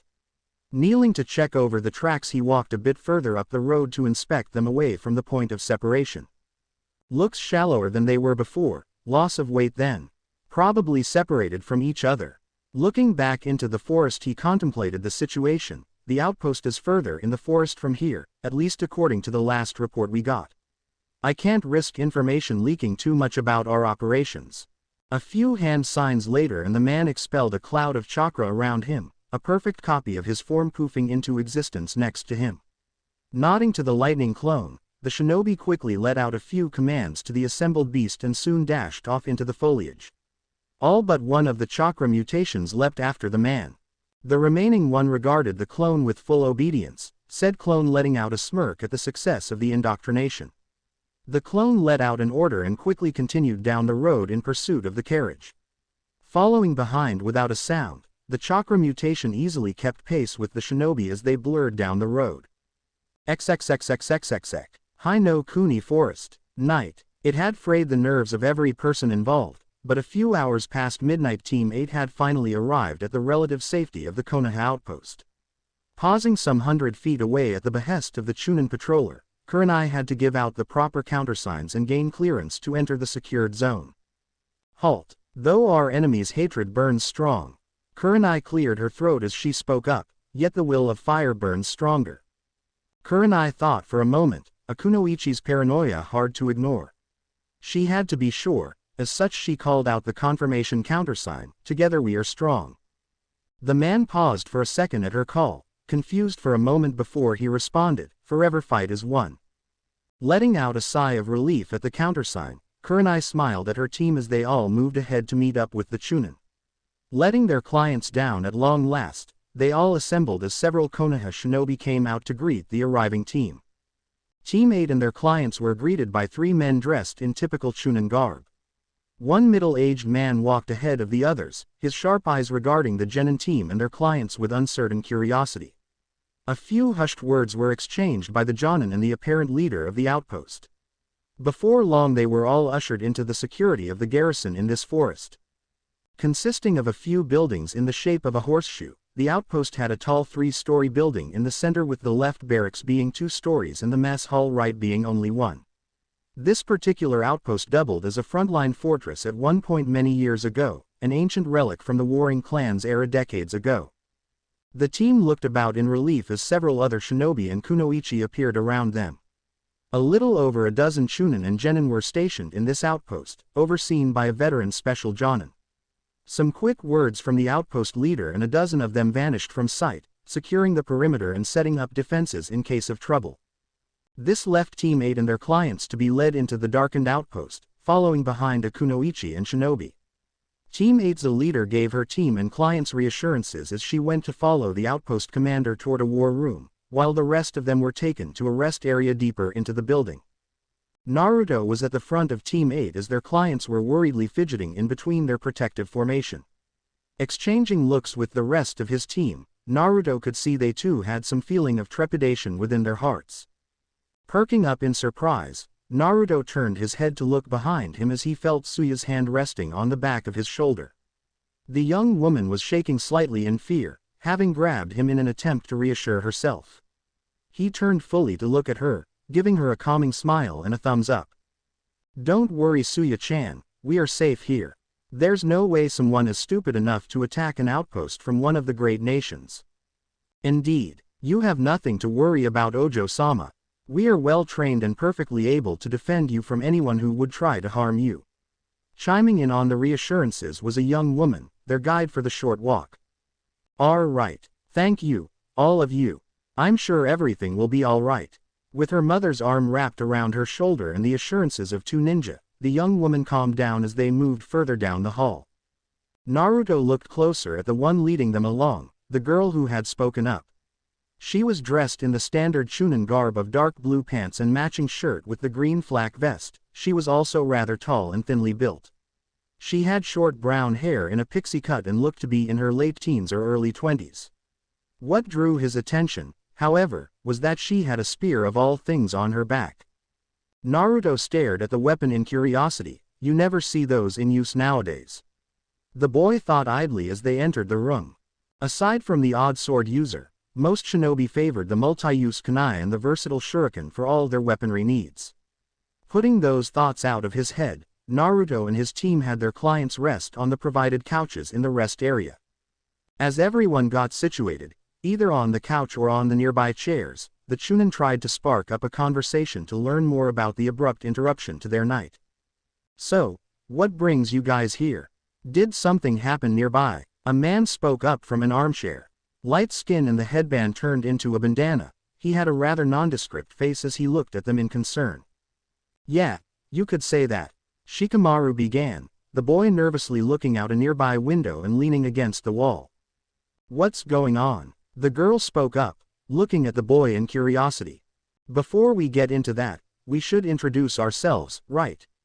Manners and all that, Naruto called out suddenly, trying to dispel the nervous atmosphere that had surrounded Team 8 for the entire walk there. Oh, right, playfully bopping herself on the head, the girl gave them a pleasant smile. My name is Mio, nice to meet you. I'm Now, it's a pleasure to meet you guys, the young man spoke up. Team 8 and their clients introduced themselves in turn. By the end of it, everyone seemed to have relaxed a bit. Smiling at the easier atmosphere, Naruto cleared his throat and started to speak once more. Now that that's out of the way, we can get back on track. All attention was on the Jinchuriki at that point. We ended up running into some trouble on our escort mission going through Kyoshi. Some organizations started gathering information on us and were trying to target me for some reason or another. The two older ninja had troubled looks on their faces at that news. Sharing a look between themselves, they turned to the preteens and their clients and gave them reassuring smiles. Sounds like you guys were getting in deep. But don't worry about a thing, Katsuo-sama is a legend around these parts. With him and your sensei, no one is gonna be able to get to you guys. Hearing the confidence in the kunoichi's voice helped relieve their stress.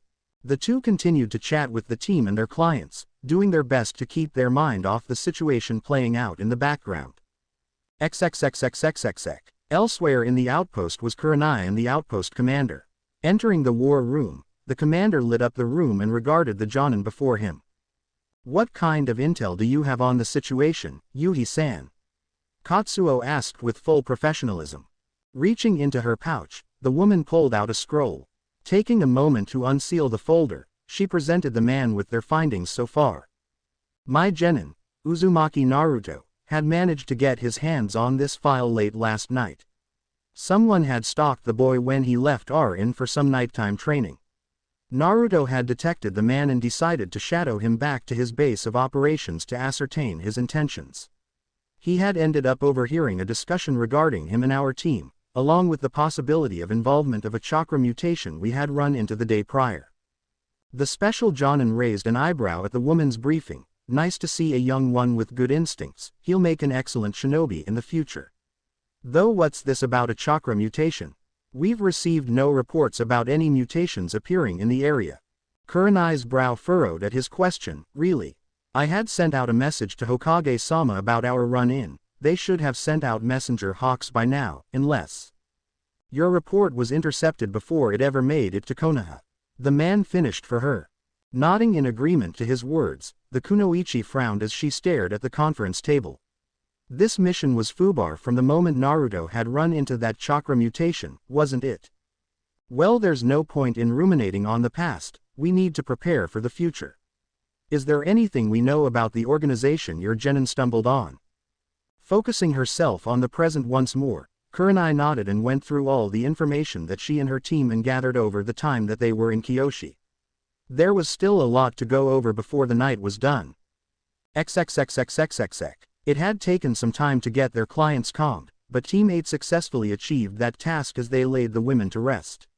Now in the well-protected bunker-like barracks of the outpost, Naruto and his team rested in an adjacent room to relax. It was a busy day full of stressful events as they did all they could to keep everyone safe for this trip. The mission was way more troublesome than they had thought it would be. Man, this sure went tits up, didn't it? Naruto started out quietly, laying on a cot set up against the wall. Spread out in the surrounding cots was the rest of his team. Shino was sitting on his, leaned up against the wall, while Hinata and Shikamaru were both lying down, facing the blonde as they quietly chattered about the situation. "I blame you," came the abrupt reply from the lazing Nara. What? Come on, it's not like I made this happen." The boy was feeling quite defensive about the situation. "You fought the chakra mutation, that got somebody's attention," Shikamaru pointed out. "Yeah, I guess. You also grabbed the file. There may have been a possibility that they would not have done anything without that." Shino had decided to chime in as well. The Uzumaki was at a loss for words at that. Anyo, it's a little unfair to say that Shino-kun," Hinata began, "it might have happened anyways." Naruto gave the girl a teary smile as he looked at her in deference. "Hinata-chan. I shoulda known I could rely on you." The girl was an angel in disguise, no doubts in his mind. "Yeah, there's no way I'm the only reason it happened, probably." He felt his confidence wane a bit at the end. Was he Murphy's doormat or something? "Sure, Hinata, whatever you say." Shikamaru sent the girl a knowing smirk, causing her face to heat up in realization. "Either way, we should try to get some rest, no telling when something might occur. It's best we don't get ambushed half dead from sleep deprivation." Ever the voice of reason, Shino brought the discussion to a close as the rest of his team agreed and did their best to get comfortable for a quick power nap. It was this scene that greeted Kurenai several hours later as she entered the room after her meeting with the commander. Gazing at her sleeping team, the woman couldn't help but feel a flare of protectiveness at their innocent faces. She didn't know what might happen, but she was going to do her best to make sure everyone made it out in one piece. Kurenai soon took up a post at the entrance of the room. Sitting in a comfortable chair, she focused on relaxing her nerves and rested for the next day. It was going to be a busy day tomorrow, and they had a lot to prepare for. Just a bit before the morning light began to show, the commander of the outpost, Katsuo, did his checks on the perimeter. He was feeling a little antsy since some of his people hadn't come back for check-in yet. He had those who had shown up pull double duty and sent them off to check the security seals on the various trees that lined the clearing the outpost was set up in. "I'm really not liking how this is playing out," he muttered out loud, walking towards the southern tree line to check on the seals placed there. His attention was brought to a curious-looking kunai planted in the side of one of the trees.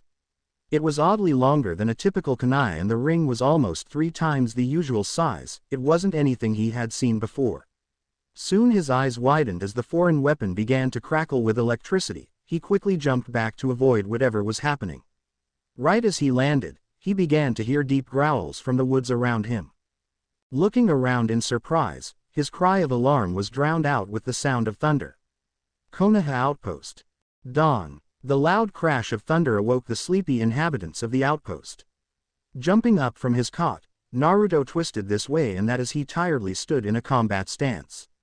Half covered in his shawl and his hood turned sideways, he made quite the unintimidating figure as he let out half inane grumblings. "Who, what, when, what happened?" he managed, at last, quickly fixing his hood. Around him the rest of Team 8 stood at groggy attention, looking towards Kurenai as the woman looked out the window with narrowed eyes. That didn't sound good.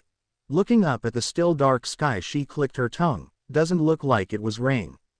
We might have a problem, guys." Turning to look at her genin, they all spun about as the door to the room burst open. In popped one of the chunin, his appearance disheveled and dirty as he stumbled through the door. Steadying himself, he quickly reported on the situation. "We got enemies incoming. Several large animals broke through the defense seals. We need all hands to battle stations." Frowning at this turn of events, Kurenai looked to her students and quickly thought over the situation. There was no way she was letting them go out to fight. They had no combat experience in meaningful shinobi conflicts. As such, She came to the easy conclusion, have them stay back while she investigated the situation at hand. You guys stay here, protect the clients for now. I'm going to head out and see what's going on. Seeing their affirmative nods, she quickly ran out the door with the Chunin in tow. Naruto and his team moved around the room to prepare, Shikamaru and Hinata entering the client's room to let them know what was going on. Meanwhile, Naruto looked to the shadows to see what they knew about the situation. Danger, Raiden wielder, mutations, lots. He frowned at the whispers, feeling a sense of foreboding appear in his gut at their words. Looking to the others, he thought for a few seconds before steeling himself. Stretching out his shadow, he sent one of his beasts out to go stealthily assist Kurenai in her task. Better to give his sensei some backup than not, at least his shadow wolf didn't need to worry about dying out there. Turning back to his team, he gave them a thumbs up for reassurance. Don't worry guys, Kurenai sensei and that commander guy got this no problem. Uneasy smiles were his answer as his team settled into their positions, right Naruto-san. Shino spoke quietly, his insect swarm slowly leaking from his jacket to fill the room around them. Shikamaru seemed to have a contemplative look on his face as he stood just inside the doorway. Looking back to the worried clients, he had a few thoughts flying through his head as he called out to the Uzumaki. Any chance you can get these two into that shadow place? Naruto tilted his head curiously and thought, was that an option? He looked to the shadows around him, shifting his shadow eye's perspective to better see their body language. Not possible, you would have to stay, must be connected to the clan. These and other various negatives sounded out from the dark figures in the corner of the room. Turning to the Nara, Naruto shrugged. Dunno, no idea for sure but I doubt it. I think it only works for me thanks to my eye. I'd probably have to hold on to them the entire time, there's no telling what would happen if I just left them alone in the shadow plane. He explained. Letting out a sigh at that plan falling through, the Nara nodded at the Jinchuriki's explanation. Oh well, it was worth a try anyway. For now, set the cots up to block the window and cover the other doors. We need to get rid of any sight lines someone could get on us.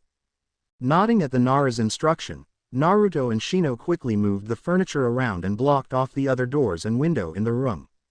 Hinata readied the client's room, placing some cots and tables in there for their clients to hide behind. Their room had no access to the outside, no windows or other doors to the room. Meanwhile, the Nara quickly set up some tripwire traps in the hull towards the room. A combination of wire snares attached to kunai launchers and paper bombs set with proximity triggers, he was doing all he could to give them the best chance at making it out of the situation in one piece. Marking the corner of the hallway intersection with a special marking Kurenai taught them for notifying allies of traps, he made his way back to the room and waited. Ready as they could be, Team 8 and their clients waited with anxious eyes as they stared at the doorway. XXXXXXX. Kurenai had arrived outside to the sight of angry black clouds of smoke from flames covering the southern perimeter forest. Far in front of her were several Chunin and genin fighting what appeared to be a well-oversized bear and mountain lion. Her eyes widened significantly as a bear let loose a torrent of flame from its mouth to push back a few shinobi. Looking away from their combating forms, she soon spotted the outpost commander, Katsuo, at the other side of the battlefield. He had a bloodied shoulder and heavily scorched vest as he caught his breath behind cover. Above the man she could see a large eagle flitting about the air, letting loose bolts of lightning across the ground as if they were nothing. Quickly making her way over to the man, she did what she could to patch him up with minor medical ninjutsu and her combat aid training. What the hell is going on, Commander? She asked hurriedly, stopping to throw a handful of kunai at the eagle when it neared their position. Letting out a grunt of pain, the man watched as the eagle reared back and flew away to shoot more bolts of lightning at a squad of his shinobi.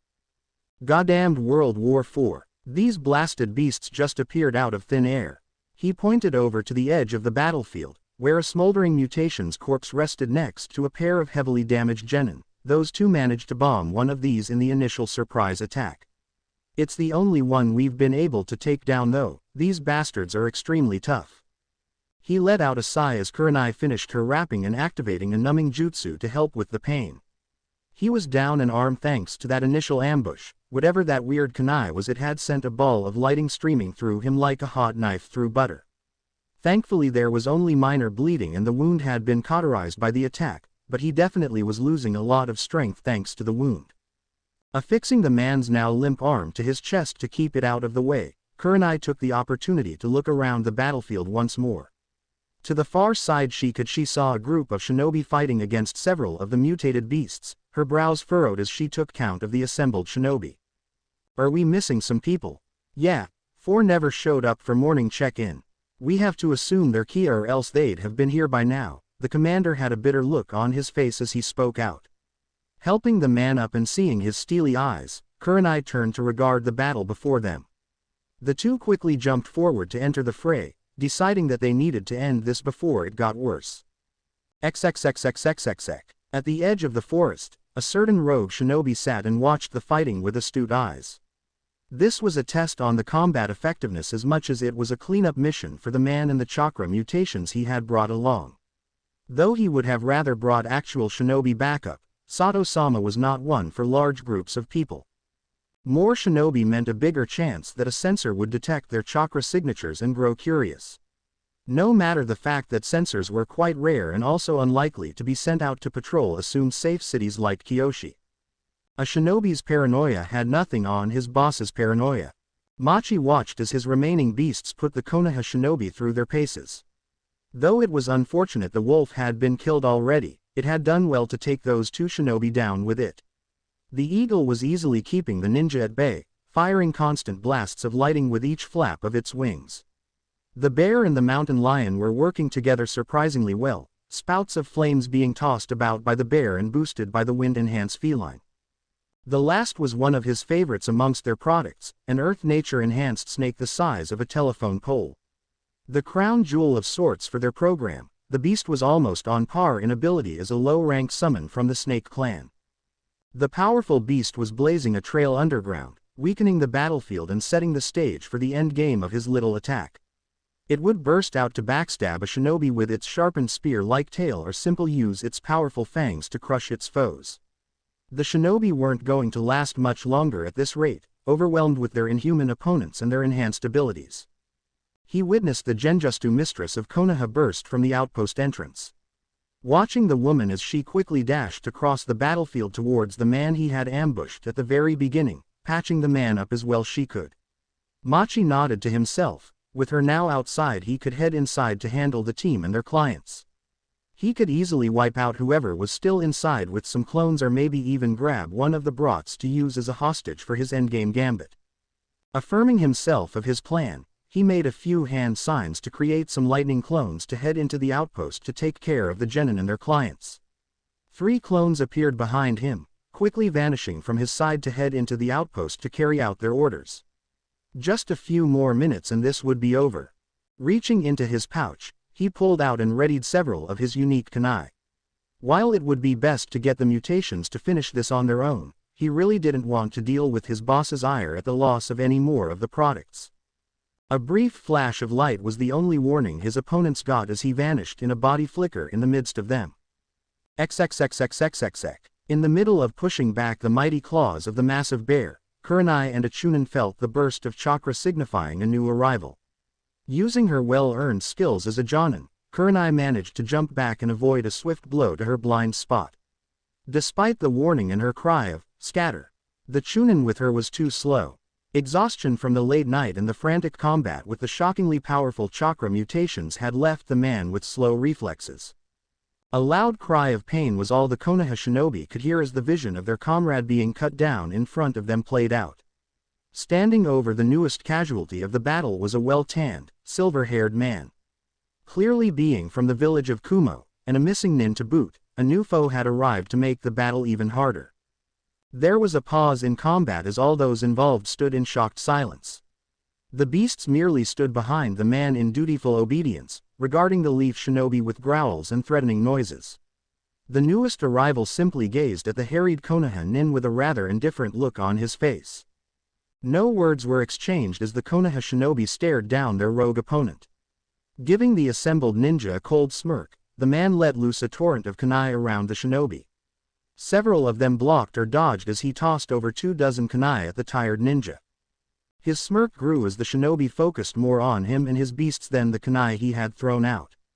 Flying through a dozen hand signs in moments, he dodged backward as Kurenai tossed a dozen shuriken at him and followed his leap back. I need to stop his jutsu. Clashing blades with the man, her eyes widened as the crackling of electricity reached her ears. I wasn't fast enough. Out of the corner of her eye, she saw multiple kunai implanted in the ground with Raiden chakra coursing through them. Looking back at her opponent, she was shocked to see his unoccupied hand still holding a seal. One-handed signs, she gasped out. Such a skill was rare to see in combat due to the difficulty of maintaining the required concentration while also defending. You better dodge. His deep voice warned suddenly, Raiden, Thunder God's dynamo. At the call of his jutsu, the stored-up lightning suddenly burst from the kunai in the direction of every Konoha shinobi. Numerous electrical orbs of various sizes burst from the oversized rings of the custom kunai. With a symphony of thunderous cracks sounding out as the orbs blazed an ungodly quick trail at the rogue ninja's opponents. Twisting herself away from the man's kunai, Kurenai attempted to dodge the half-dozen orbs flying at her. Landing away, her eyes widened as she felt another orb heading toward her back. Unable to dodge the quick attack, she did what she could to prevent damage. With a quick twist of her torso, she tried to prevent the lightning orb from piercing her back. Feeling the electricity burning a path across her back, she let out a yelp of pain as she stumbled forward. Smirking triumphantly at the Jonin's newest injury, Machi dashed forward to hit the woman while she was reeling from the shock of his attack. His kunai was soon buried deep in the woman's stomach as he appeared in front of her. Twisting the blade to the side, he tore it from her side and watched as the woman fell to the ground with a whimper. So much for the mighty Leaf's elite, it's a wonder your village ever survived a war. He taunted in victory. His eyes widened as the woman's body dissolved into pink flower petals as she hit the ground. Allow me to show why we were more than strong enough to win those wars. Appearing from her genjutsu, the woman swiped towards the man's neck with a kunai in each hand. Catching the shinobi by surprise, she felt her blades dig deep into the man's throat and saw the blood begin to spurt from the wound. Her confidence was shattered immediately as the man's body exploded in a burst of electricity, the energy coursing through her body and trapping her in place as her muscles locked up. What? She never noticed the man switch with a clone. From behind her, the mountain lion rushed forward to end the woman's life in her vulnerable state. Die. At his quiet demand, the man reappeared at the other end of the battlefield, gazing at the woman coldly as his chakra mutations resumed their attacks on the gathered shinobi. A loud yowl from the mountain lion sounded across the battlefield as it bared its sharp teeth upon the stunned woman's back. HOOOOOOWWWWLLLLL. The loud howl of a wolf called out from the woman's shadow, a massive wolf bursting from behind her to tear into the leaping feline's throat. Caught by surprise, the chakra mutation was sent flipping back with the shadow beast on top of it. Sliding across the ground, it struggled to throw off the shadowy wolf for a few moments before its throat was torn clean from its body. Barely any flesh was left attached to its bones as the creature tore everything away in a shower of blood. Vanishing in a smoky cloud, it reappeared protectively over the prone Kurenai. The woman could only look at the beast in surprise, in awe of its massive form as the shadow smoke and blue energy wafted off its form in all its splendor. That blue glow looks like Naruto's eye. Is this one of Naruto's summons? Utterly shocked by the surprise arrival of the shadow wolf, Machi had to take a few seconds to reorganize himself. Attack, now. Commanding the chakra mutations back into action, he made a dash for a few genin that were too distracted to react to his attack. That beast wasn't trying to defend anyone else, so this was a good chance to take care of the fodder before Kurenai or that commander got back into the fight. Leaping into the air, he went through a few hand signs before aiming both hands at the genin, crying out Raiden, piercing darkness. Two large bolts of lightning burst from his fingertips, straight lances of pure electricity that could pierce the thickest armor. It was then a loud crash was heard right in front of the man, dust rising from the ground to block his vision. In front of him was a massive lion, well over twice the size of a typical savanna cat. It was bloodied and clearly no longer alive and had been thrown in the way of his attack. Absorbing most of the energy, what had pierced through thick muscle and strong hide did little to the shinobi behind the corpse. Machi's eyes nearly flew from his sockets at the beast's appearance. "That's the one I sent after the carriage." A loud screeching cry was heard above the battlefield, causing everyone able to look up at the newest arrival. A massive pitch-black bird flew above them, its body exuding that same smoky darkness and blue misty energy as the wolf. Its eyes were particularly shining, however, as it gazed down at the battlefield. Looking at the rogue shinobi, the mighty avian predator narrowed its brilliant gaze at the man and dove down to enter the fray. The shinobi of Konoha had received powerful reinforcements. XXXXXXX. Inside the outpost, a certain Uzumaki was grinning triumphantly as his remote viewing of the battlefield allowed him to see the results of his minions' interference. It had been some time since he had sent Go out to keep an eye on the carriage driver. He was unsure if it was even necessary in the first place. But he was happy for his paranoia.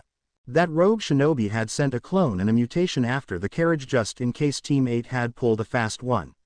Instead, only a scant 40 minutes ago, Go had surprised them both by bursting from the shadow of the carriage and easily slicing through the clone and deftly beating the lion. His incredible strength and wind-based techniques allowed him to overpower the earth-based abilities of the lion, making the fight one-sided as soon as his wind cut through the lion's attacks and defense.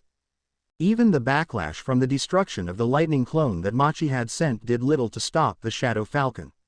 The elite Shadow Beast had taken only a few seconds to regenerate from the damage caused by the lightning to begin its attack on the lion. After receiving the feeling of combat and victory from Go, Naruto had quickly activated his remote viewing technique to find out what had gone on. Seeing the situation, he had called it back to assist the shinobi outside, having it bring the corpse of the Chakra mutation, just in case it could be of use to the boy. It had proven a useful tool, acting as a barrier against the strong attack that Machi had sent out toward the Genin's comrades outside. Now with the powerful Go at the battlefield, the Konoha shinobi stood a much better chance against their mutated foes. Spotting the missing nin, Naruto had the Shadow Falcon begin its assault in earnest. It was time to turn the tables. Incoming. Danger. Defend. The boy was brought from his revelry as the shadows actually began to scream warnings at the boy. Shocked at hearing the voices so loud, the genin had immediately deactivated his remote viewing technique to summon his shadow to the front of the group. Holding his hands up, he clenched his fist and willed the shadows to do his bidding. Inton. Dark Weave Barrier. Calling out his defensive technique with strength, the shadows weaved themselves into a sturdy shield to cover the group, just as a multitude of explosions rang out from the hallway. What the hell? Straining to keep his balance as the building rocked, Shikamaru looked past the shadow shield to see plumes of fire spread throughout the room. Something had set off his traps, but whatever it was also had added its own firepower to the bombs to turn the tables on them. In front of them, Naruto struggled to keep feeding chakra to his eye, attempting to keep his shield up despite it being burnt through rapidly by the natural weakness it had to flames. The sheer strength of the fire and explosions hadn't helped either. From behind the boy, two wolves immediately burst from the shadows of their clients. The overwhelming need to protect their lord from any harm had overridden their previous commands, the two standing protectively in front of the shadow wielder as their forms seemed to darken in rage prepared for combat. The genin was surprised by the appearance of the shadow beasts, only to turn their attention to the smoldering entrance to the room. Stepping from the blacked hallway, two similar-looking men appeared to greet them. "It seems we underestimated the strength of those traps, to think one of us actually got destroyed by something a genin had set up." One spoke up suddenly, eyeing the group of people behind the barrier. You're that missing nin working for the people watching us," Naruto called out accusingly. One of the clones simply looked at the irate boy, dismissing his anger as if he were a buzzing fly. The other, however, without a single word uttered, suddenly vanished from their sight. The genin immediately tried to ready themselves for an attack, only to find their defenses useless. A blast of lightning pierced the shield easily, striking Shino in the torso just as he began his signs for a replacement jutsu with a log he had prepared. The boy's body convulsed as hundreds, if not thousands of his hive simple exploded within his form from the huge number of volts running through him. Shino! The cries of his teammates rang out from the rest of his squad as the Aburame fell to the ground in pain.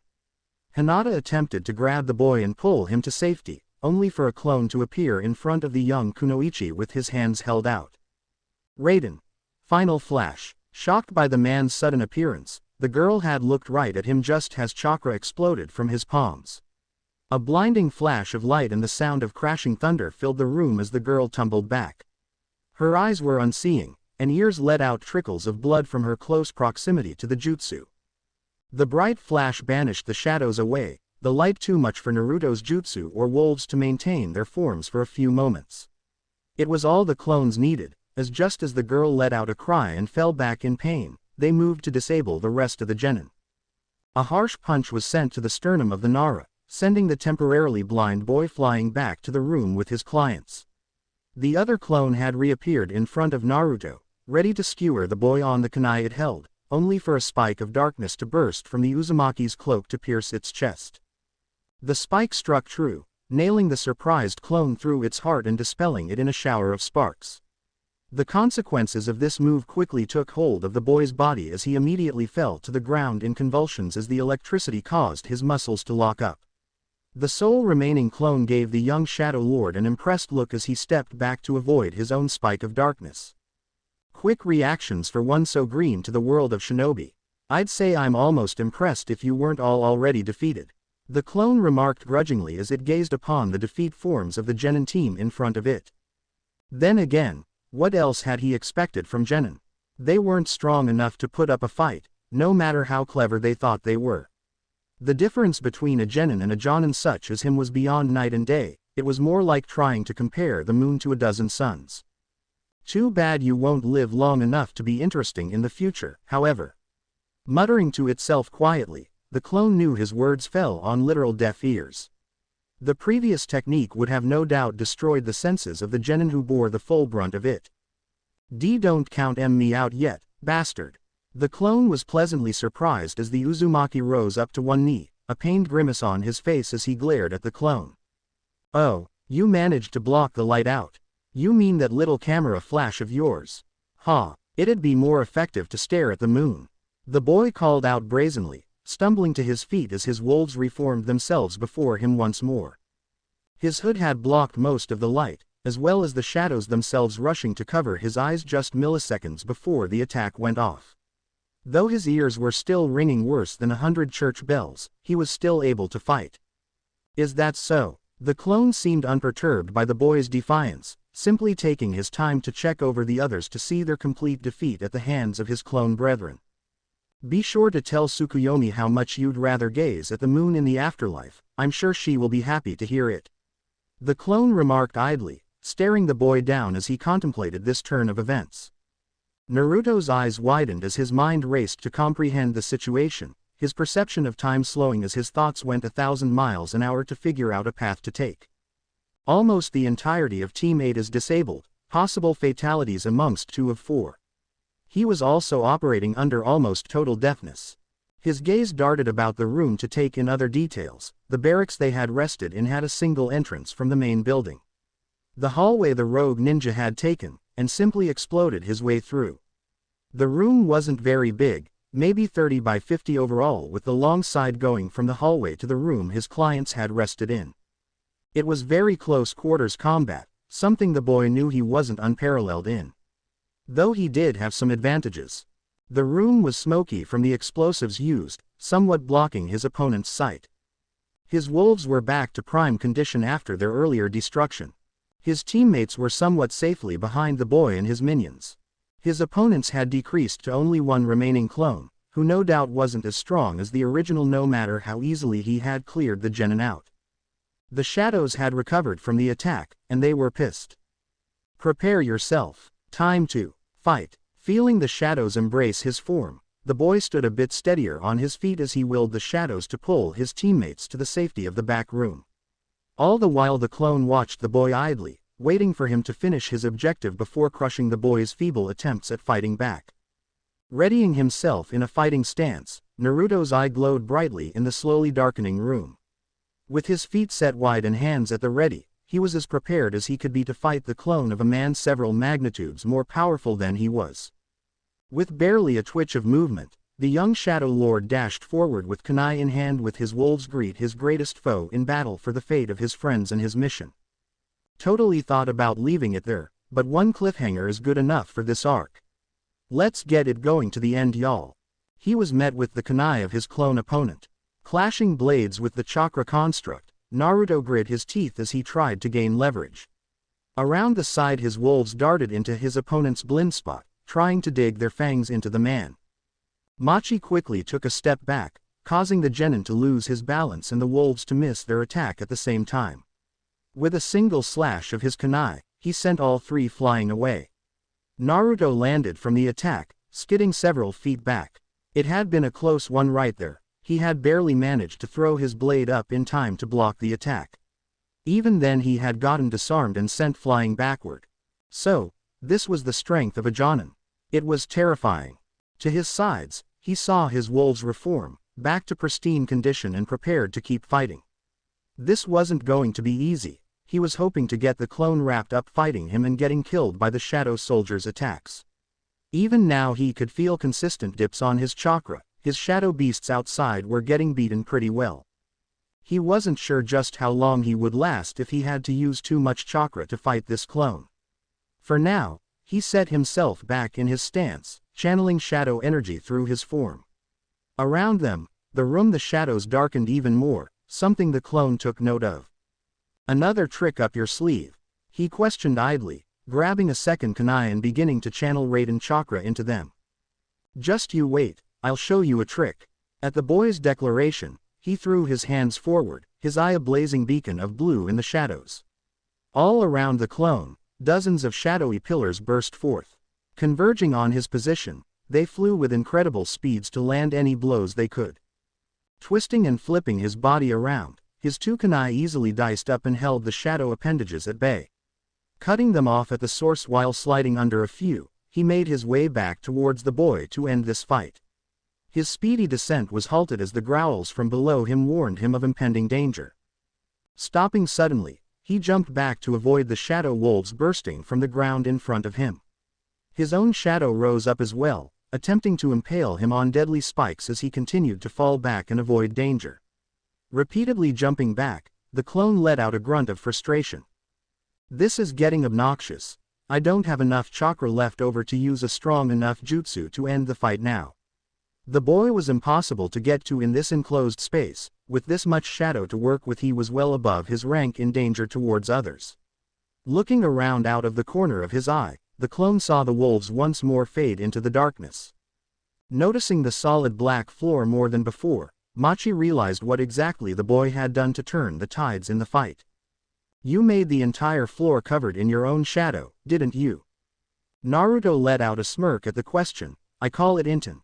Lord's domain, everything I do is twice as strong like this.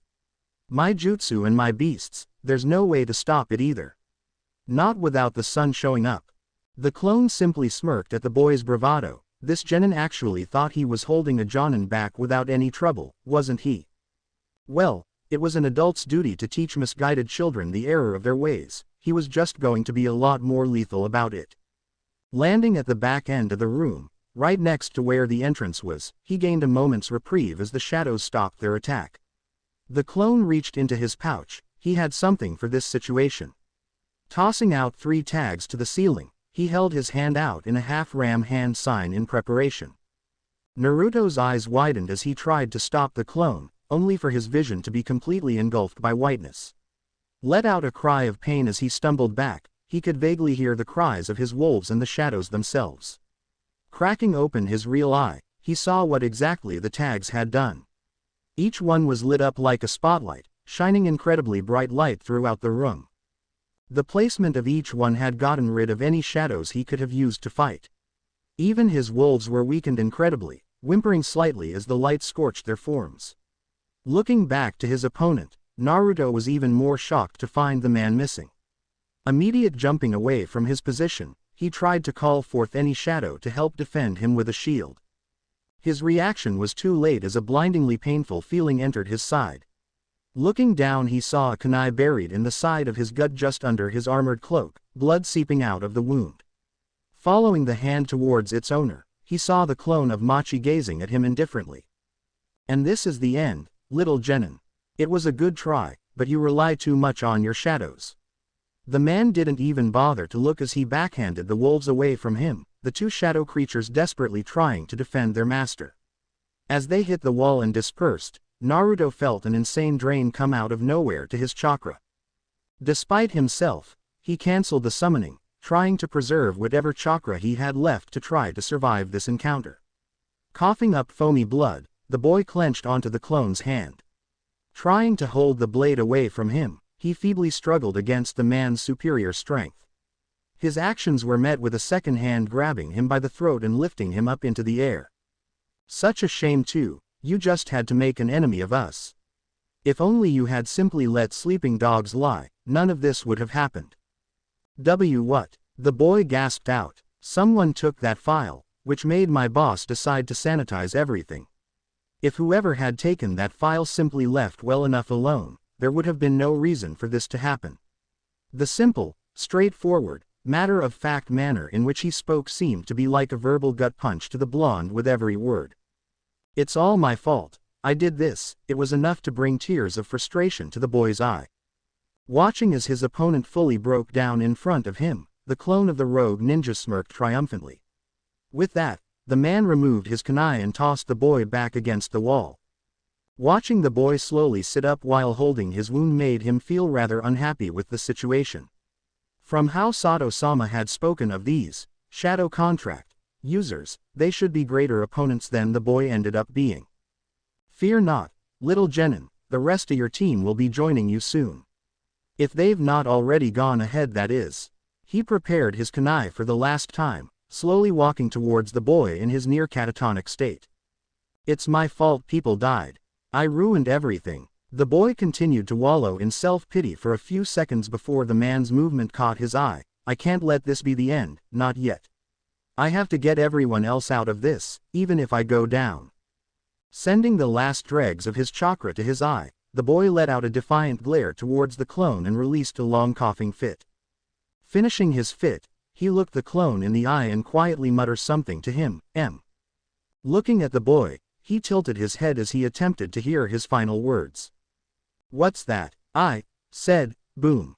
Eyes widening suddenly at the child's words, he looked down to look for an explosive tag. None were present, not a kunai or even the sound or smell of a burning tag. Angered by the mockery of the boy, he set himself and began to move forward to end the impudent child. He missed the grin on Naruto's face as his eye began to once more glow brightly. Lifting his foot as he ran forward, Machi missed the nearly burnt-out remains of a tag rising from his shadow. With only a second to spare, his eyes widened as the world burst into flame around him. Ha! Take that, stupid clone, the boy mumbled in victory, the light tags around the room dispersing at the clone's defeat. Naruto grinned triumphantly as he sat in the darkness, a bittersweet victory if he had ever had one. Thinking about his teammates, he tried to gauge their conditions. Hinata was probably the least damaged in relevance towards the others, though that jutsu Machi had used was no joke. Even now the boy could hear the loud ringing in his ears. There was no telling how bad the girl had it from being point blank to the technique. Shikamaru had received one hell of a blow that had sent him flying into the back room. Naruto knew for a fact he had heard a crack in the blow. Hopefully, the Nara landed better than he flew off. There was no telling how he was doing. Shino was the most worrisome one. The lightning attack had pierced straight through his barrier, only barely being weakened by the shadow jutsu before it hit the Aburame flush. The Uzumaki wasn't sure if the twitching was a good thing or not, no real medical experience to even see if the other boy was alive in the first place. As for the civilians, he had no earthly clue if they were okay, though safe-ish in the back room they were. He hadn't heard a peep from anyone for a few minutes now. Cough, anyone alive, back there? He called out unsurely as he put pressure on his wound. It was feeling slightly better, but he couldn't breathe that well. Unconscious, but alive, need help, soon. The whispers of the shadows spoke up once more, giving the boy some peace of mind on the situation. Nodding to their voices, he slowly got up with the help of some shadowy constructs lifting his arms. Entering the back room, he looked at the individual forms of his team and clients laid out around the end of the room by the shadows earlier. He let out a sigh as he saw their forms, their chest rising and falling and altogether showing signs of life. Shino was still twitching, his form burnt from the attack, but he was breathing somewhat steadily. Hinata was quivering in the back, some form of semi-consciousness taking hold while she laid there in pain. Shikamaru was on the overturned bed, haphazardly laid on his back from the blow from earlier. He looked to be breathing with some difficulty, but hopefully, he would make it until he could get care. Looking behind them was the unconscious forms of his clients, huddled together behind the impromptu barricades they had set up. No doubt the incredible pressure from the Jonin's clones had caused them to faint. The killing intent alone from that final attack had made him lock up in fear if he hadn't already set up that tag to go off. He didn't think he had the wherewithal to have done it then. Sliding down the wall, the boy let out a raspy sigh as he tried his best to patch himself up. He could only hope Kurenai and the others had beaten the rest of the invaders at this point. The boy had only just finished when loud noises began to emanate from the shadows. Danger! Escape! Run! The shadows screamed warnings at the boy, only for him to look about in surprise as the building around him shook before ultimately collapsing in on itself. As the room became entombed in dust and stone, the Uzumaki was thrown against the wall. Through his concussed vision, he saw the room begin to collapse. "Someone, help," he whispered out pleadingly as his eyes fell shut. XXXXXXX. The addition of the shadowy wolf and falcon had provided a great boon to the nearly overrun Konoha shinobi. Thanks to their unique ability to charge headlong into battle and completely shrug off fatal damage, they had not had any more fatalities since Machi's beginning gambit. The rogue ninja himself was beyond annoyed at the new additions, already seeing his chakra mutations being pushed back and slowly defeated one by one as he continued to fight against the other shinobi. That blonde-haired brat had to be the one behind this, wasn't he? It wouldn't matter soon. There was no doubt that his clones were closing in on the genin team to dispose of them. Make sure they couldn't escape, if not outright kill them, then he could swap out with a clone to distract the Jonin with a hostage situation. Then the final part of his assault will begin, and he would finish this battle. Konoha was notoriously weak-willed when it came to the well-being of the next generation. It was well known that several of their promising shinobi had sacrificed themselves for the novelty of the next generation. Very foolish of them. The next generation could be replaced, trained to fill in that role. The experienced generation, the ones who fought and won wars, couldn't be lost, all that knowledge and power going to waste for the possible potential of some snot-nosed brat was downright laughable to numerous shinobi. He merely had to hold out to the end, something he was fully capable of doing despite his losses so far. Though him or his beasts hadn't killed anyone since his initial intrusion on the battlefield, it hadn't meant that they were easily being pushed back. Indeed, now there only laid a few battle-ready shinobi on Konoha's side. The commander, Kurenai, a young chunin with a spear, and a clearly exhausted genin who had only made it this far off of pure luck. The addition of the shadow beasts may well have been a full shinobi squad in return though. The falcon was easily keeping the lightning-spewing eagle at bay, deftly avoiding its thunderous blasts across the sky while wheedling its health down impact by impact with its powerfully reinforced wings. The wolf was doing the same, working side by side with the Jonin Kunoichi to fight back the rogue shinobi who had dared to attack his lord. Kurenai had managed to recover well enough from the shock to her system to restart her battle. She was pleasantly surprised that the wolf worked well together with her fighting style, unknowing of the fact that the creature had been observing her and the rest of Team 8 from the inside of the Uzumaki's shadow this whole time. Adapting to any situation required of it by its lord was only to be expected of the first of Naruto's mighty shadow soldier army. Their pride in their status as a soldier of a shadow lord provided all the motivation they had needed to learn the ins and outs to fighting with others. Whenever the situation would demand it, they would do their best and die trying to please their master. Exchanging another flurry of blows, Machi and Kurenai separated once more in the middle of the battlefield. Chancing a glance to the side, Machi bore witness to his eagle taking a powerful blow to the wing and nose, diving directly to the ground. It clearly wasn't going to be getting back up from that impact. It wasn't equipped with a reinforcement technique like the Falcon experiments had been. Pure range destruction and rapid movement marked their use in battle. The eagles were glass cannons in the simplest of terms. Looking over, he saw that he ground unit fare much better, only the commander of the outpost and a single chunin still standing against the bear. He couldn't help but flinch upon the sight of the other beasts, each thoroughly finished by his opponents and no longer capable of battle if they were even alive anymore in the first place. Returning his glare to his opponent, he made sure to keep note of the shadowy falcon flying above. No doubt the beast was going to gun for him next, seeing him as the bigger threat to those inside the outpost. "It's over, Nuke Nin. There's no way you're getting out of here alive if you keep this up. Better give up or else you will die today, just like those monsters you brought with you." At Kurenai's cold statement, Machi let out a light chuckle. "You really believe you and some mud are really able to handle me? You have no more backup, and I am fully aware of the weakness of these little shadow beasts. What? Watch." With a smirk on his face, the man moved to attack the woman. The shadow wolf immediately dived forward in an attempt to bite down on the man, only to be tricked by a feint. Stopping suddenly from his jump with the liberal use of chakra, Machi watched as the wolf fell short of hitting him.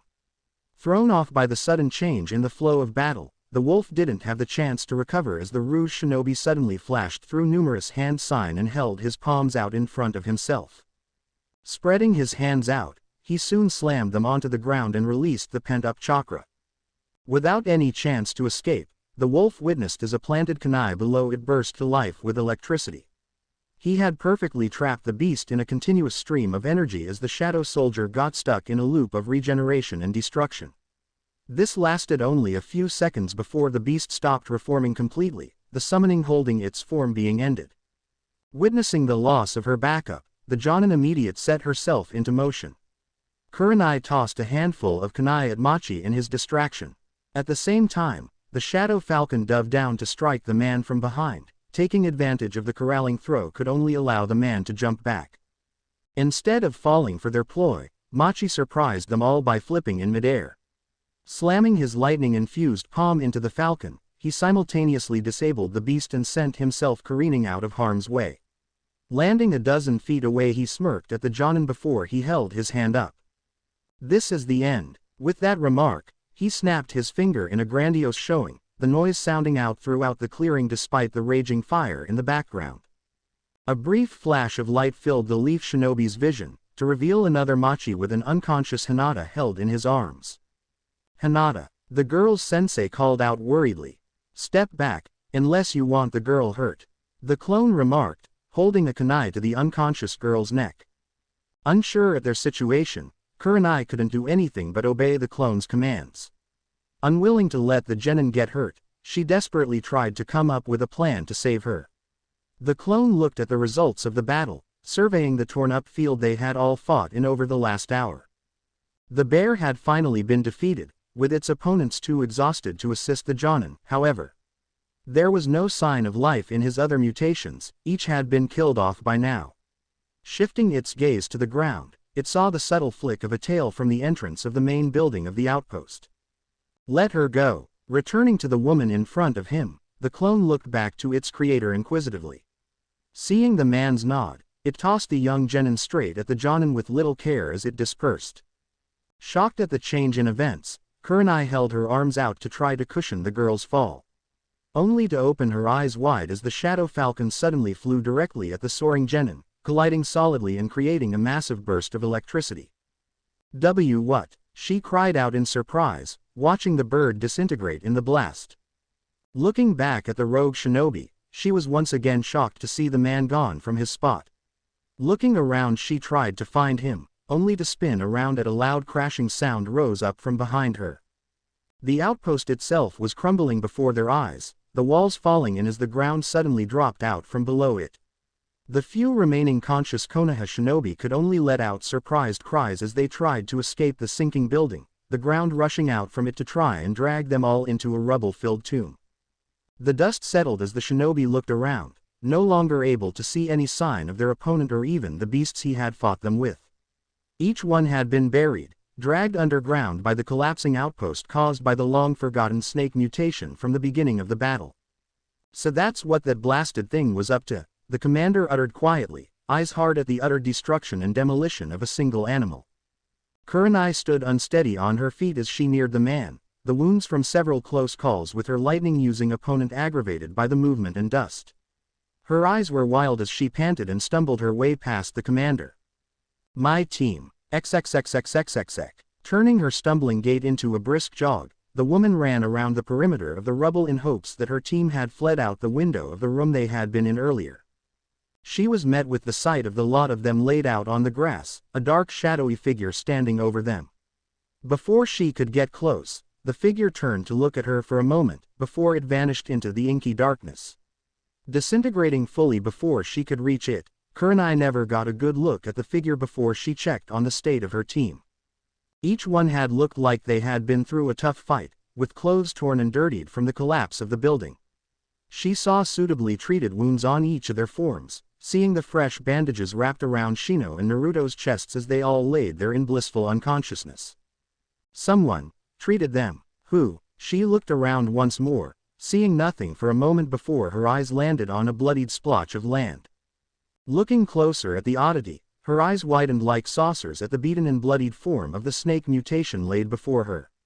Looking for all the world like someone had plucked the creature right out of the ground like a vegetable, she could still see the heat rising from the corpse.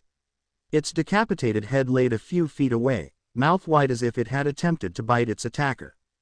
What the hell? The Jonin turned around to see the outpost commander behind her, walking with the assistance of the soul-awake Chunin. Who did that? The young woman asked, looking at the corpse in shock.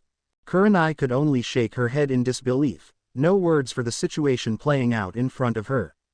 I have no idea, but whoever it was is gone now. With that she went back to her genin. She let out a sigh of relief after a few minutes of inspection. Whoever was here had stabilized the children. They weren't out of danger, but they would last at least until someone could get to them or they could get back home. Please tell me you have a medic nin on hand, the Jonin remarked after a moment, turning to look at Katsuo as he and the rest of the outpost shinobi were set up around them. We did. No idea where he's at though. He was one of the ones who never checked in last night. He grunted out, wincing as the female Chunin dressed one of the burns he had gotten from fighting that bear at the end. Kurenai sighed at the new information. It was lucky no one was in danger right now. They had all made it out with only moderate wounds, barely any were truly serious. They were lucky to have survived against the Nukenin and his chakra mutations.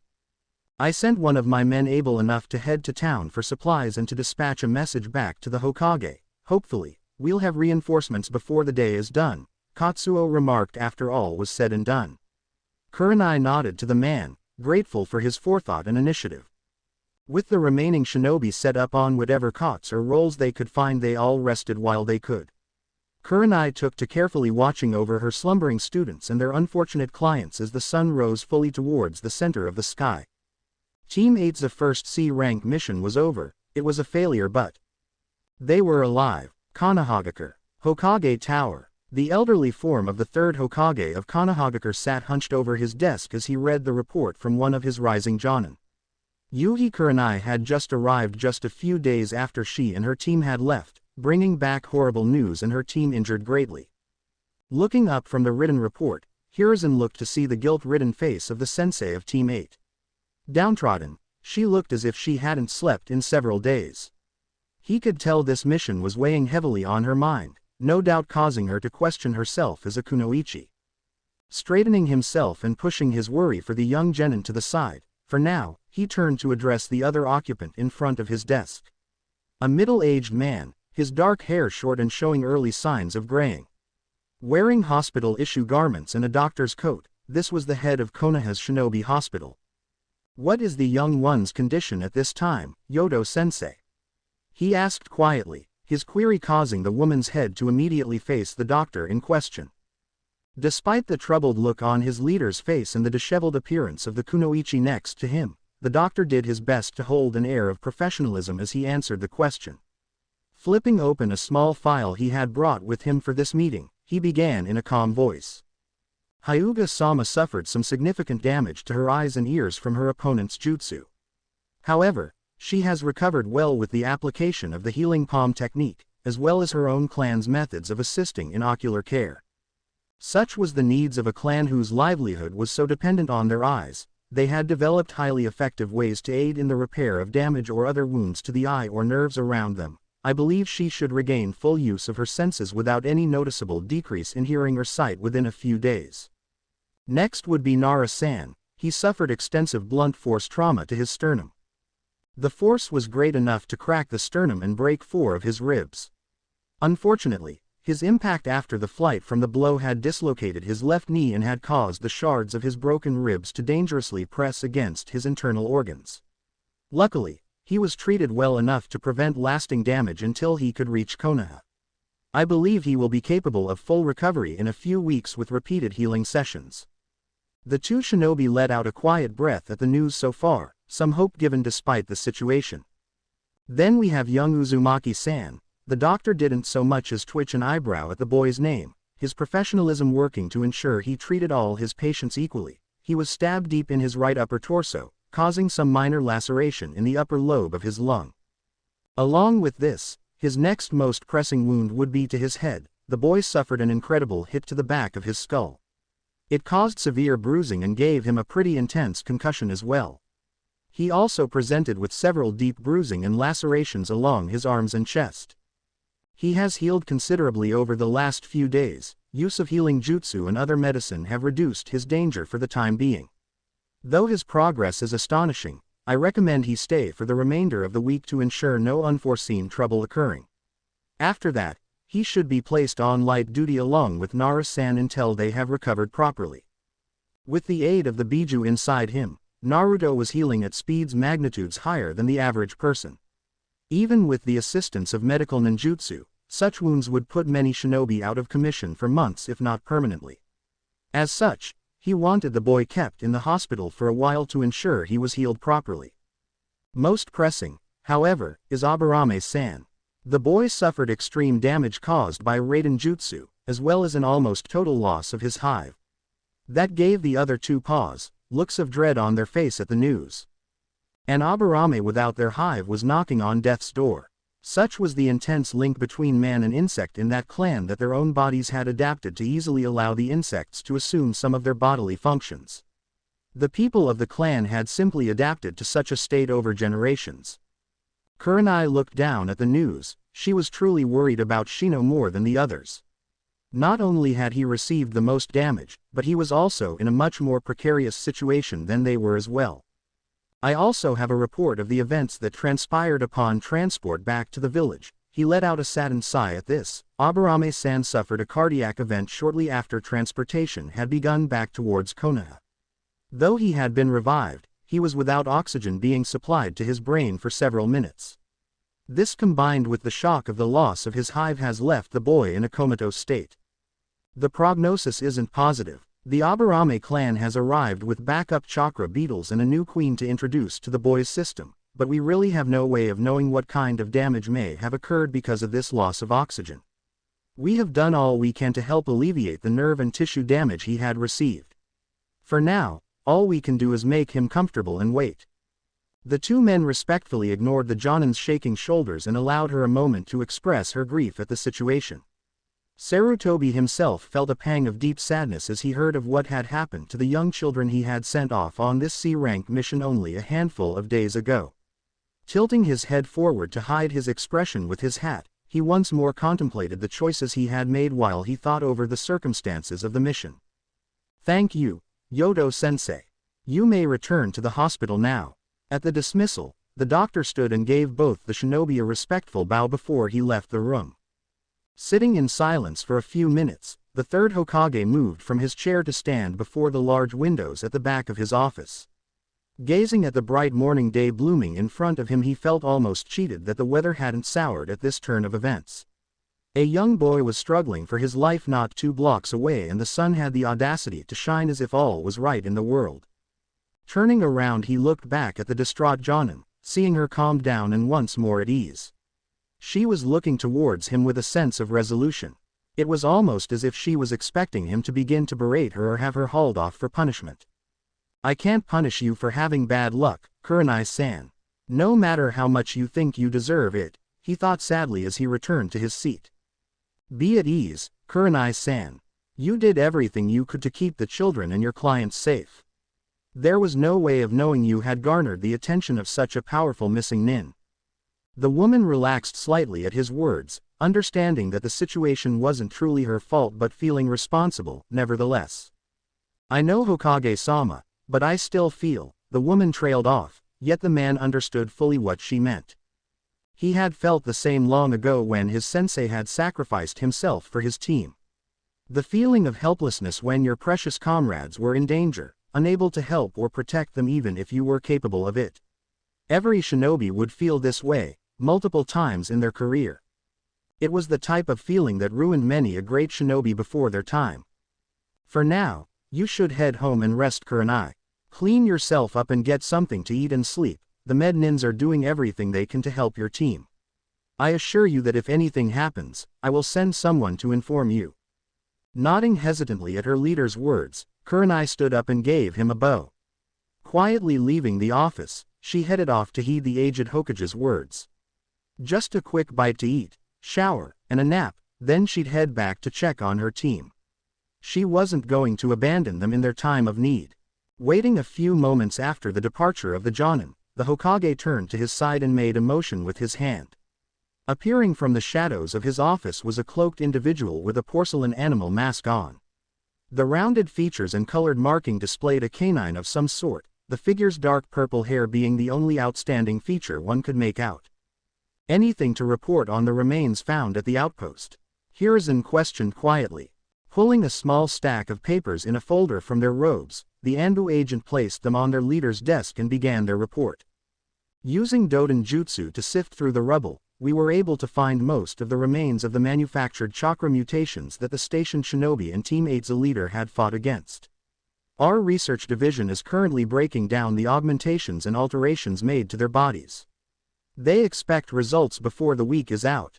The Hokage let out a quiet hum at the news, before asking another question: the investigation on the identity of the rogue shinobi and his whereabouts. Searching through the battlefield, we have found numerous custom-designed kunai. We were able to match these unique weapons to one, Machi no Raijin. A-rank missing ninja from Kumogakure. He was one of their rising stars a few years ago before he ended up offending the daimyo of lightning.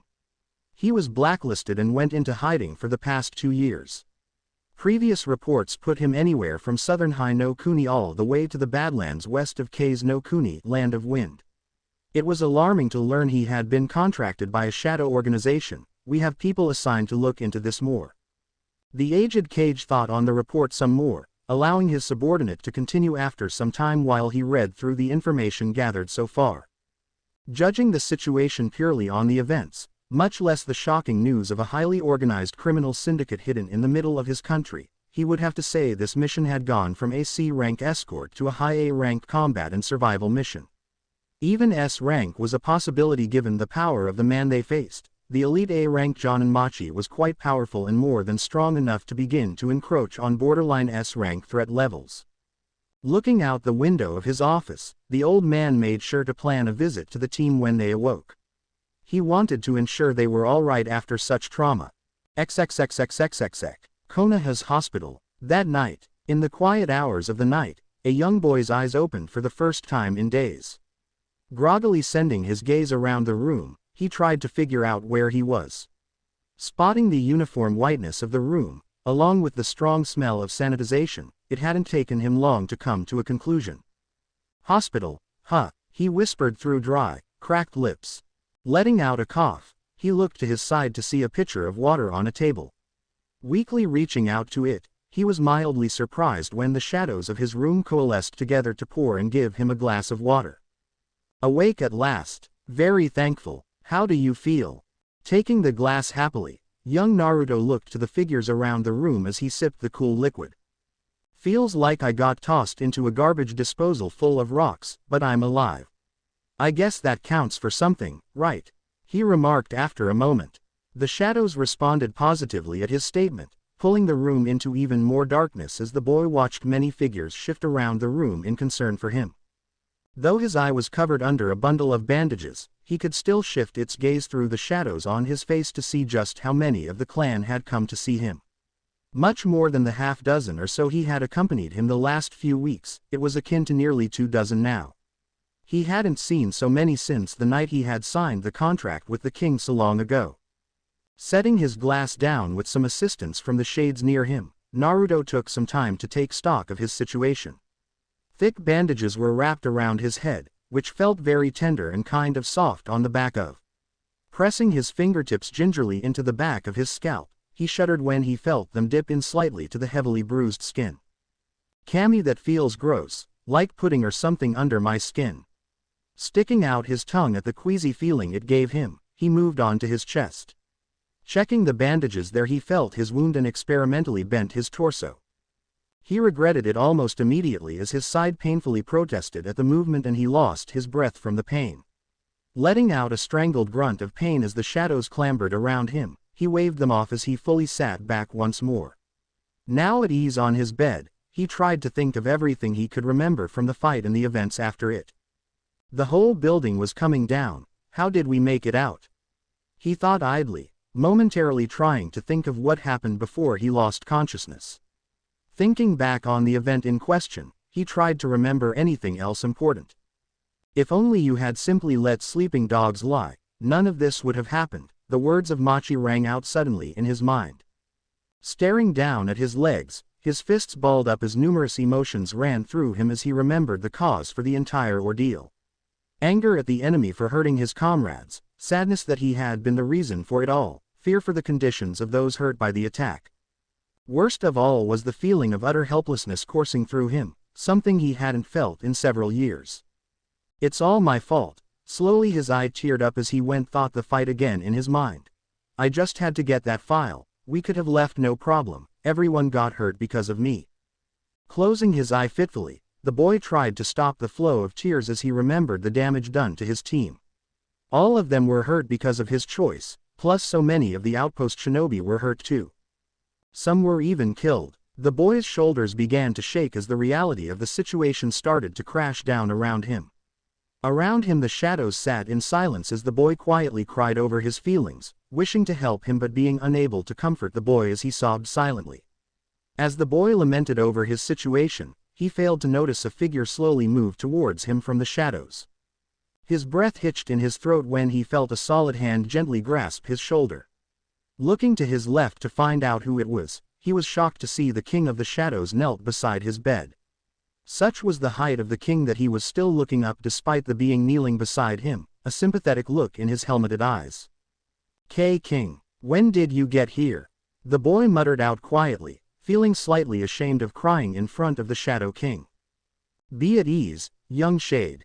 You and yours have survived this battle. Take solace in that fact." Slowly removing his hand, the king once more stood at his full height. Moving to the foot of the boy's bed, he regarded him with an inspecting eye. Looking over the wounds the child had, he made a judgment on what he had been told by the shades who were with the boy that battle. "You fought well, despite the strength of your opponent. You make the clan proud, young shade." This simple statement caused the boy to blush in embarrassment of the praise and nervously scratch at the side of his head as he looked away. Thanks, but I don't think I did that well. My friends got destroyed before I could do anything." Sobering himself a little at the news, he suddenly widened his eyes as he looked back at the king. "My friends, how are they? Is everyone okay?" His frantic questioning was met with the raised hand of the king. "Calm thyself, young shade. Allow me to explain what has happened to your team." The king quietly explained everything to the young boy. His friends were currently alive and recovering from the battle. Naruto's uplifted face was soon destroyed at the news of Shino's condition, however. Looking down at his bed sheets once more, the boy gained a saddened look on his face as he worried about the state of his quiet friend. A thought suddenly came up to the boy. Looking back towards the patiently waiting king, he asked something that had been bugging him. "How did we get out? The outpost was collapsing, and I couldn't escape on my own." At this the king's eyes glowed slightly, his eyes taking a rather entertained look as he began to speak once more. "You were never alone, young shade. XXXXXXX. Hi no Kuni." That day, the Shadow Clan's king had been moving through the land of Hi no Kuni, inspecting the territory he had while making his way towards the latest of the clan's contract holders. He was looking forward to checking the youth's progress. Reports from the shades that kept the boy company having filled him with confidence at the boy's capabilities. He was nearing the village of Konoha when he received extreme news from one of the shades nearby. Naruto and his team were in danger, and they needed support. Feeling his power flow through him, the king vanished from the outskirts of Konoha and reappeared from the shadows of the outpost minutes later. Momentarily watching the battle blazing out in front, he was satisfied with the strength of the boy's shadow beasts. The wolf was fighting valiantly alongside the sensei of Naruto's team. Being supported by the newest addition to the boy's army, the Shadow Falcon, and its incredible speed and durability, he had no reason to step in here. Distracted by the sudden appearance of a large tail from some creature, the king saw what appeared to be a massive snake slither back underground. Frowning as he saw the situation change to a standoff, he realized what was happening beneath the outpost nearby. The additional shadows being created by the burrowing of the snake was about to destroy the integrity of the buildings and bring them all down. Reaching this conclusion quickly, the king vanished once more to enter the outpost. Stumbling slightly as the ground shifted suddenly beneath him, he moved to the room that Naruto and his team were in. Arriving to hear the near-silent pleas of his contract holder, the king's eyes glowed a fierce blue.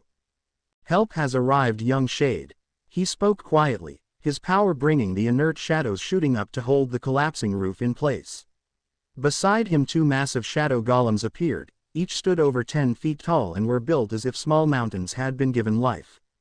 Using their tree trunk-like arms, they held the collapsing ceiling up momentarily as other smaller shades manifested to pull Team 8 and their clients out of the room. Arriving outside with the unconscious forms of the group, the king watched as each of the shades set them down. Quickly looking over the group, the king realized the dire straits they young genin were in.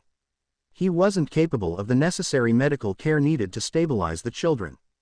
Kneeling beside the prone Naruto, he lightly set his palm on the boy's chest. A purple light appeared in his hand after a few moments. Only one shadow user could have the ability of shadow extraction at a time.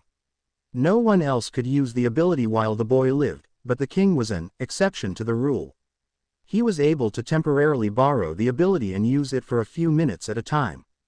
Looking back at the outpost, he could see the shadow golems slowly begin to struggle with the building, realizing he had to work quickly to help the children. His momentary viewing of the battlefield told him there was no medic present, though there was a reason to believe one would be stationed in an outpost such as this. Thus, there was no doubt one had been killed or otherwise neutralized before the battle had even begun. Closing his eyes, he expanded his senses to find anyone capable of helping with the situation. It hadn't taken long for the king to sense the fallen energy of the outpost shinobi. Vanishing through the darkness once more, he arrived at the location he felt to spot nearly half a dozen corpses of various Konoha shinobi tossed about a small clearing. It seemed that they had been ambushed by surprise and left to rot here, given the lack of self-defense wounds present on their bodies. Checking over their forms, he spotted one with the telltale symbol of the medic corps of Konohagakure. Holding his glowing palm towards the body, he spoke the command that activated the technique. "Arise." The shadows concealed the body for a few moments as eerie cries and screams could be heard around the darkened woods. From the congealed shadows burst the hands of the shinobi's shadow. Pulling himself up, the shadow soldier stood at attention before the Shadow King, awaiting his command. Unlike the shadow beasts, the former shinobi had not gained immense size or bulk upon his revival. Instead, his form had turned pitch black, his skin obtaining a darker blue glow to it as his clothes took on a more armored appearance. Bright blue lights signified his eyes, with the same light shining from his open mouth. The king quickly led the newly arisen soldier back to the prone forms of Team 8 and their clients. Ordering the medic to begin working on the group, the king looked about the trees around them in interest as the green glow of the medic's hands lit up the clearing. He could still sense something nearby, its killing intent easily being felt and almost palpable in the air of the woods behind the outpost. Walking some feet away from the group, the king stood at ease as he felt out the location of the threat to the kids. A few moments later he spotted the subtle shifting of dirt in front of him. Moving quick he blurred to the spot and easily buried his arm into the earth. Feeling the squirming creature in his grip, he pulled with mighty strength and ripped the massive snake from the ground. Shocked at its sudden change in surroundings, the snake sat in place with a dazed look on its reptilian face. Spotting the source of the reason it was removed from the safety of the earth, the massive beast bared its fangs threateningly and moved with near lightning quickness. The king regarded the beast for only a moment before his form vanished entirely from view. Seconds later the mighty snake fell to the ground, its mouth still wide open with a fierce look on its face as the head continued to roll away from its body. Appearing beside the downed mutation, the king stood rather regally, an impressive longsword now in his hands as he looked at the deceased beast. Much too slow, he remarked to himself, rather disappointed with the anticlimactic fight. Walking back to the group, he checked on the progress the medic shadow soldier had made so far. Seeing the fresh bandages around the Uzumaki and Aburame, the king nodded in satisfaction at the shadow soldier's work. Building collapsing, enemy escaping. Looking up at the building, he saw the golems vanish into the darkness, no longer able to give the king time to stay hidden from the shinobi out front. Focusing his senses once more on the combatants a distance away, he could feel one in particular rapidly running off to the east. Taking a moment to think about the situation, the king nodded to himself. Stay and heal them, leave if anyone shows up. I'm going after the man who caused this. Heeding the king's order, the medic shadow nodded dutifully, resuming his work as the king vanished from sight. It had taken the king only a few minutes to catch up to the running Nuke Nin, appearing from the shadows in front of his fleeing form. Shocked by the sudden arrival of a new opponent, Machi had to kick off the side of a tree to avoid running directly into the form of the armored shadow. What the hell? Where did you come from? He questioned, now standing on a tree branch some feet opposite of the king. No words were spoken from the shadowy being, only the faint sound of a sword being drawn from its scabbard as the king took a combat stance. Understanding this wasn't a friendly meeting, Machi quickly pulled out two kunai to ready himself in a dual-wielding stance. He quietly analyzed his opponent as he tried to gauge his chances of winning the fight. The sheer aura of power he could feel from the shadow was more than enough to give the man pause, having never felt such incredible pressure from anyone short of the Raikage himself. Though his unusual armor leads him to believe that his opponent wouldn't be as fast as him, he was loath to underestimate someone undeniably strong. Pushing Raiden Chakra through his kunai, he decided this must be another summons from the blonde genin from before.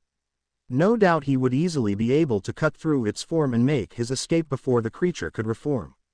Appearing in front of the shadow, he swung both kunai at the being's body. One towards its face, while the other went into its stomach. He ensured that his opponent would take some kind of damage after this attack. He was surprised when his shadowy opponent skillfully twisted his sword and blocked both attacks in a single smooth motion. Machi was sent back with a slight stumble from the surprise move. The king took advantage of his loss of balance and rapidly swung his sword at the rogue shinobi. The two exchanged blows, Machi swinging his kunai in powerful quick arcs, leaving trails of electricity that flared out around him. Each attack seemed to bounce off the weapon of the Shadow King, his blade cutting through the shinobi's techniques as if they were nothing. Crossing his kunai at an overhead slash from the shadow, Machi was once more held in place as he locked blades with the king. The Shadow King calmly adjusted his grip on his blade, giving the shinobi no chance to reassert his control on the fight and prepared to land a critical blow against him. By suddenly twisting his blade once more, the locked weapons slid past each other. The sharp edge of the king's sword bit into the rogue shinobi's shoulder as he deftly rolled away from the near beheading. Machi frowned as he thought through a plan to defeat B as they continued the fight. The king was taking advantage of the short reach of his kunai, landing glancing blows when Machi failed to move fast enough to dodge. Thinking quick as he dodged back from a wide sweep of the deadly longsword, Machi prepared his chakra for a surprise attack. Locking blades with the king once more, the shinobi took a step back and disrupted the shadow warrior's balance. Surprised by the turn of events, the king stumbled forward as his opponent spun around him to strike from behind. Pushing his chakra through his blades, electricity pulsed through his weapons to form extended sabers of Raiden Chakra. He let loose a victorious smirk as he sank his weapons in the king's back. His smirk fell from his face as the shadows themselves seemed to billow off the man's armor, his blades passing through the inky darkness without leaving a mark on the king.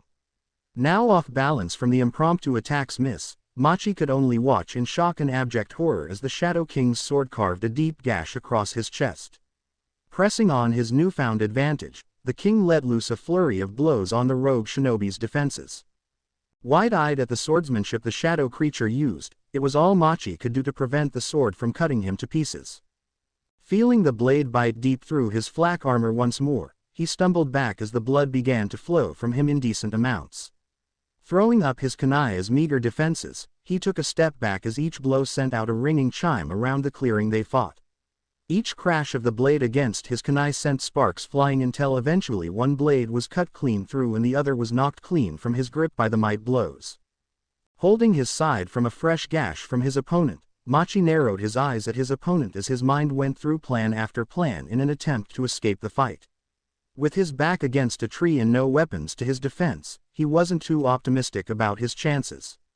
How is he so damn strong? It like every move has the force of a dozen men behind it. He couldn't fathom someone so easily handling him in a fight as was happening now. Pointing his sword at the ninja's throat, the king offered him a parting statement. Any last words, human? The quiet, eerie whispers of the Shadow King echoed out around the man, sending shivers down his spine as his eyes met his opponent's glowing blue gaze. Unconsciously gulping down some nervous saliva, Machi subtly began to manipulate his chakra as he spoke out quietly. What are you? Does it matter to a dead man? I suppose not. But why are you doing this? There's no way that brat is alive. How are you? Here, he was grasping at straws at this point, trying to buy some time while he worked on his last-ditch effort for the fight. The king seemed to tilt his head slightly, looking somewhat quizzical as he stared the shinobi down.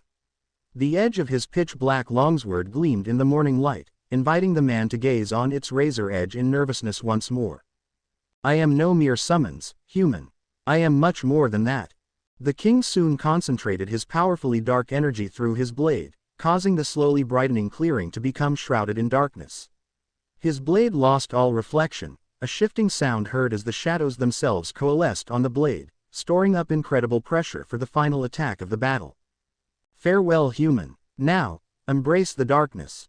With his parting words, he unleashed his attack, a wide sweep that sent the black energy of the shadows careening towards the shinobi at nigh untraceable speeds. A brief flash of fear flooded through the rogue shinobi as he activated his final move, his chakra exploding from his body in every direction. The massive burst of chakra sent out dozens if not hundreds of arcs of electricity. The light was blinding, blocking the king's view as he sent forth his attack. When the light faded, all that could be seen in front of the king was a destroyed landscape. The remains of his technique, along with the aftermath of whatever Machi had done in his final moments. Glancing about the destroyed clearing, the king's gaze landed on the smoking crater that remained some feet away. While he wasn't entirely sure what Machi had done, it seemed to have proven fruitless in the onslaught of his power. The ground was blackened and the smell of ozone permeated the area. It certainly remained a testament to the power of the techniques used in the final clash. Satisfied with his inspection of the desolate battlefield, the king calmly walked away.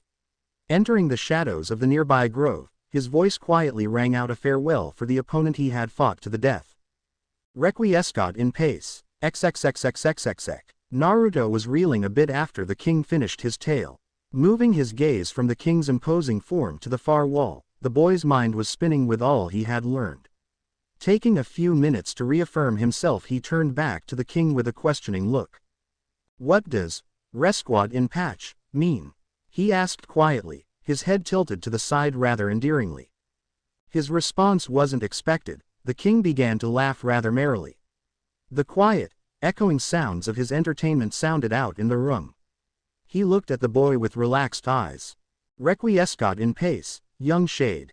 A language long dead to this world. It roughly translates to, rest in peace. We utter it as a sign of respect for our fallen opponents. I see, the boy muttered to himself quietly, before looking up at the king once more. Thank you for saving us. I'm not sure if we would have survived without you showing up. Bowing his head as best he could in his damaged, bedridden shape. The king nodded his head in turn. Think nothing of it, young shade. You are of my clan now. You need only ask, and we shall come to your aid. Around the room the other numerous shadows gave out their quiet assurances, letting the young genin know he had help whenever he needed it. Naruto took in their support gratefully, wholly unused to being able to rely on others. The realization seemed to give him a measure of peace, his shoulders sagging as he relaxed deeper in his bed. His eye fluttered for a moment as he stifled a yawn. Seeing this, the king signaled to the rest of his kin. Many soon left as the boy began to fall asleep, leaving only a few shades and the king left behind as they watched over his resting form. Reaching into the shadows beside him, the king pulled out a small cylinder. Looking much like the handle of a sword without the guard, it was quite the unassuming item that he left on the boy's bed. "A gift from me to you, young shade. Use it well." The gift slowly sank into the boy's shadow, the telltale glow of his shadow beast's eyes signifying who had pulled it in. Bidding the beasts and his kin farewell, the king left the room. When Naruto was released, he would come back to teach him about what he had gifted him. For now, he'd let him puzzle it out on his own. Who knows, maybe the boy will surprise him once again. XXXXXXX. Kurenai had visited him the next morning after his talk with the king. Cheerful crying was not what he expected alongside breakfast that morning, but he was more than happy to spend the morning with the relieved Jonin. He learned more details on the rest of their team, their wounds and recovery times. Though he shared Kurenai's apprehension about Shino's condition, he remained positive.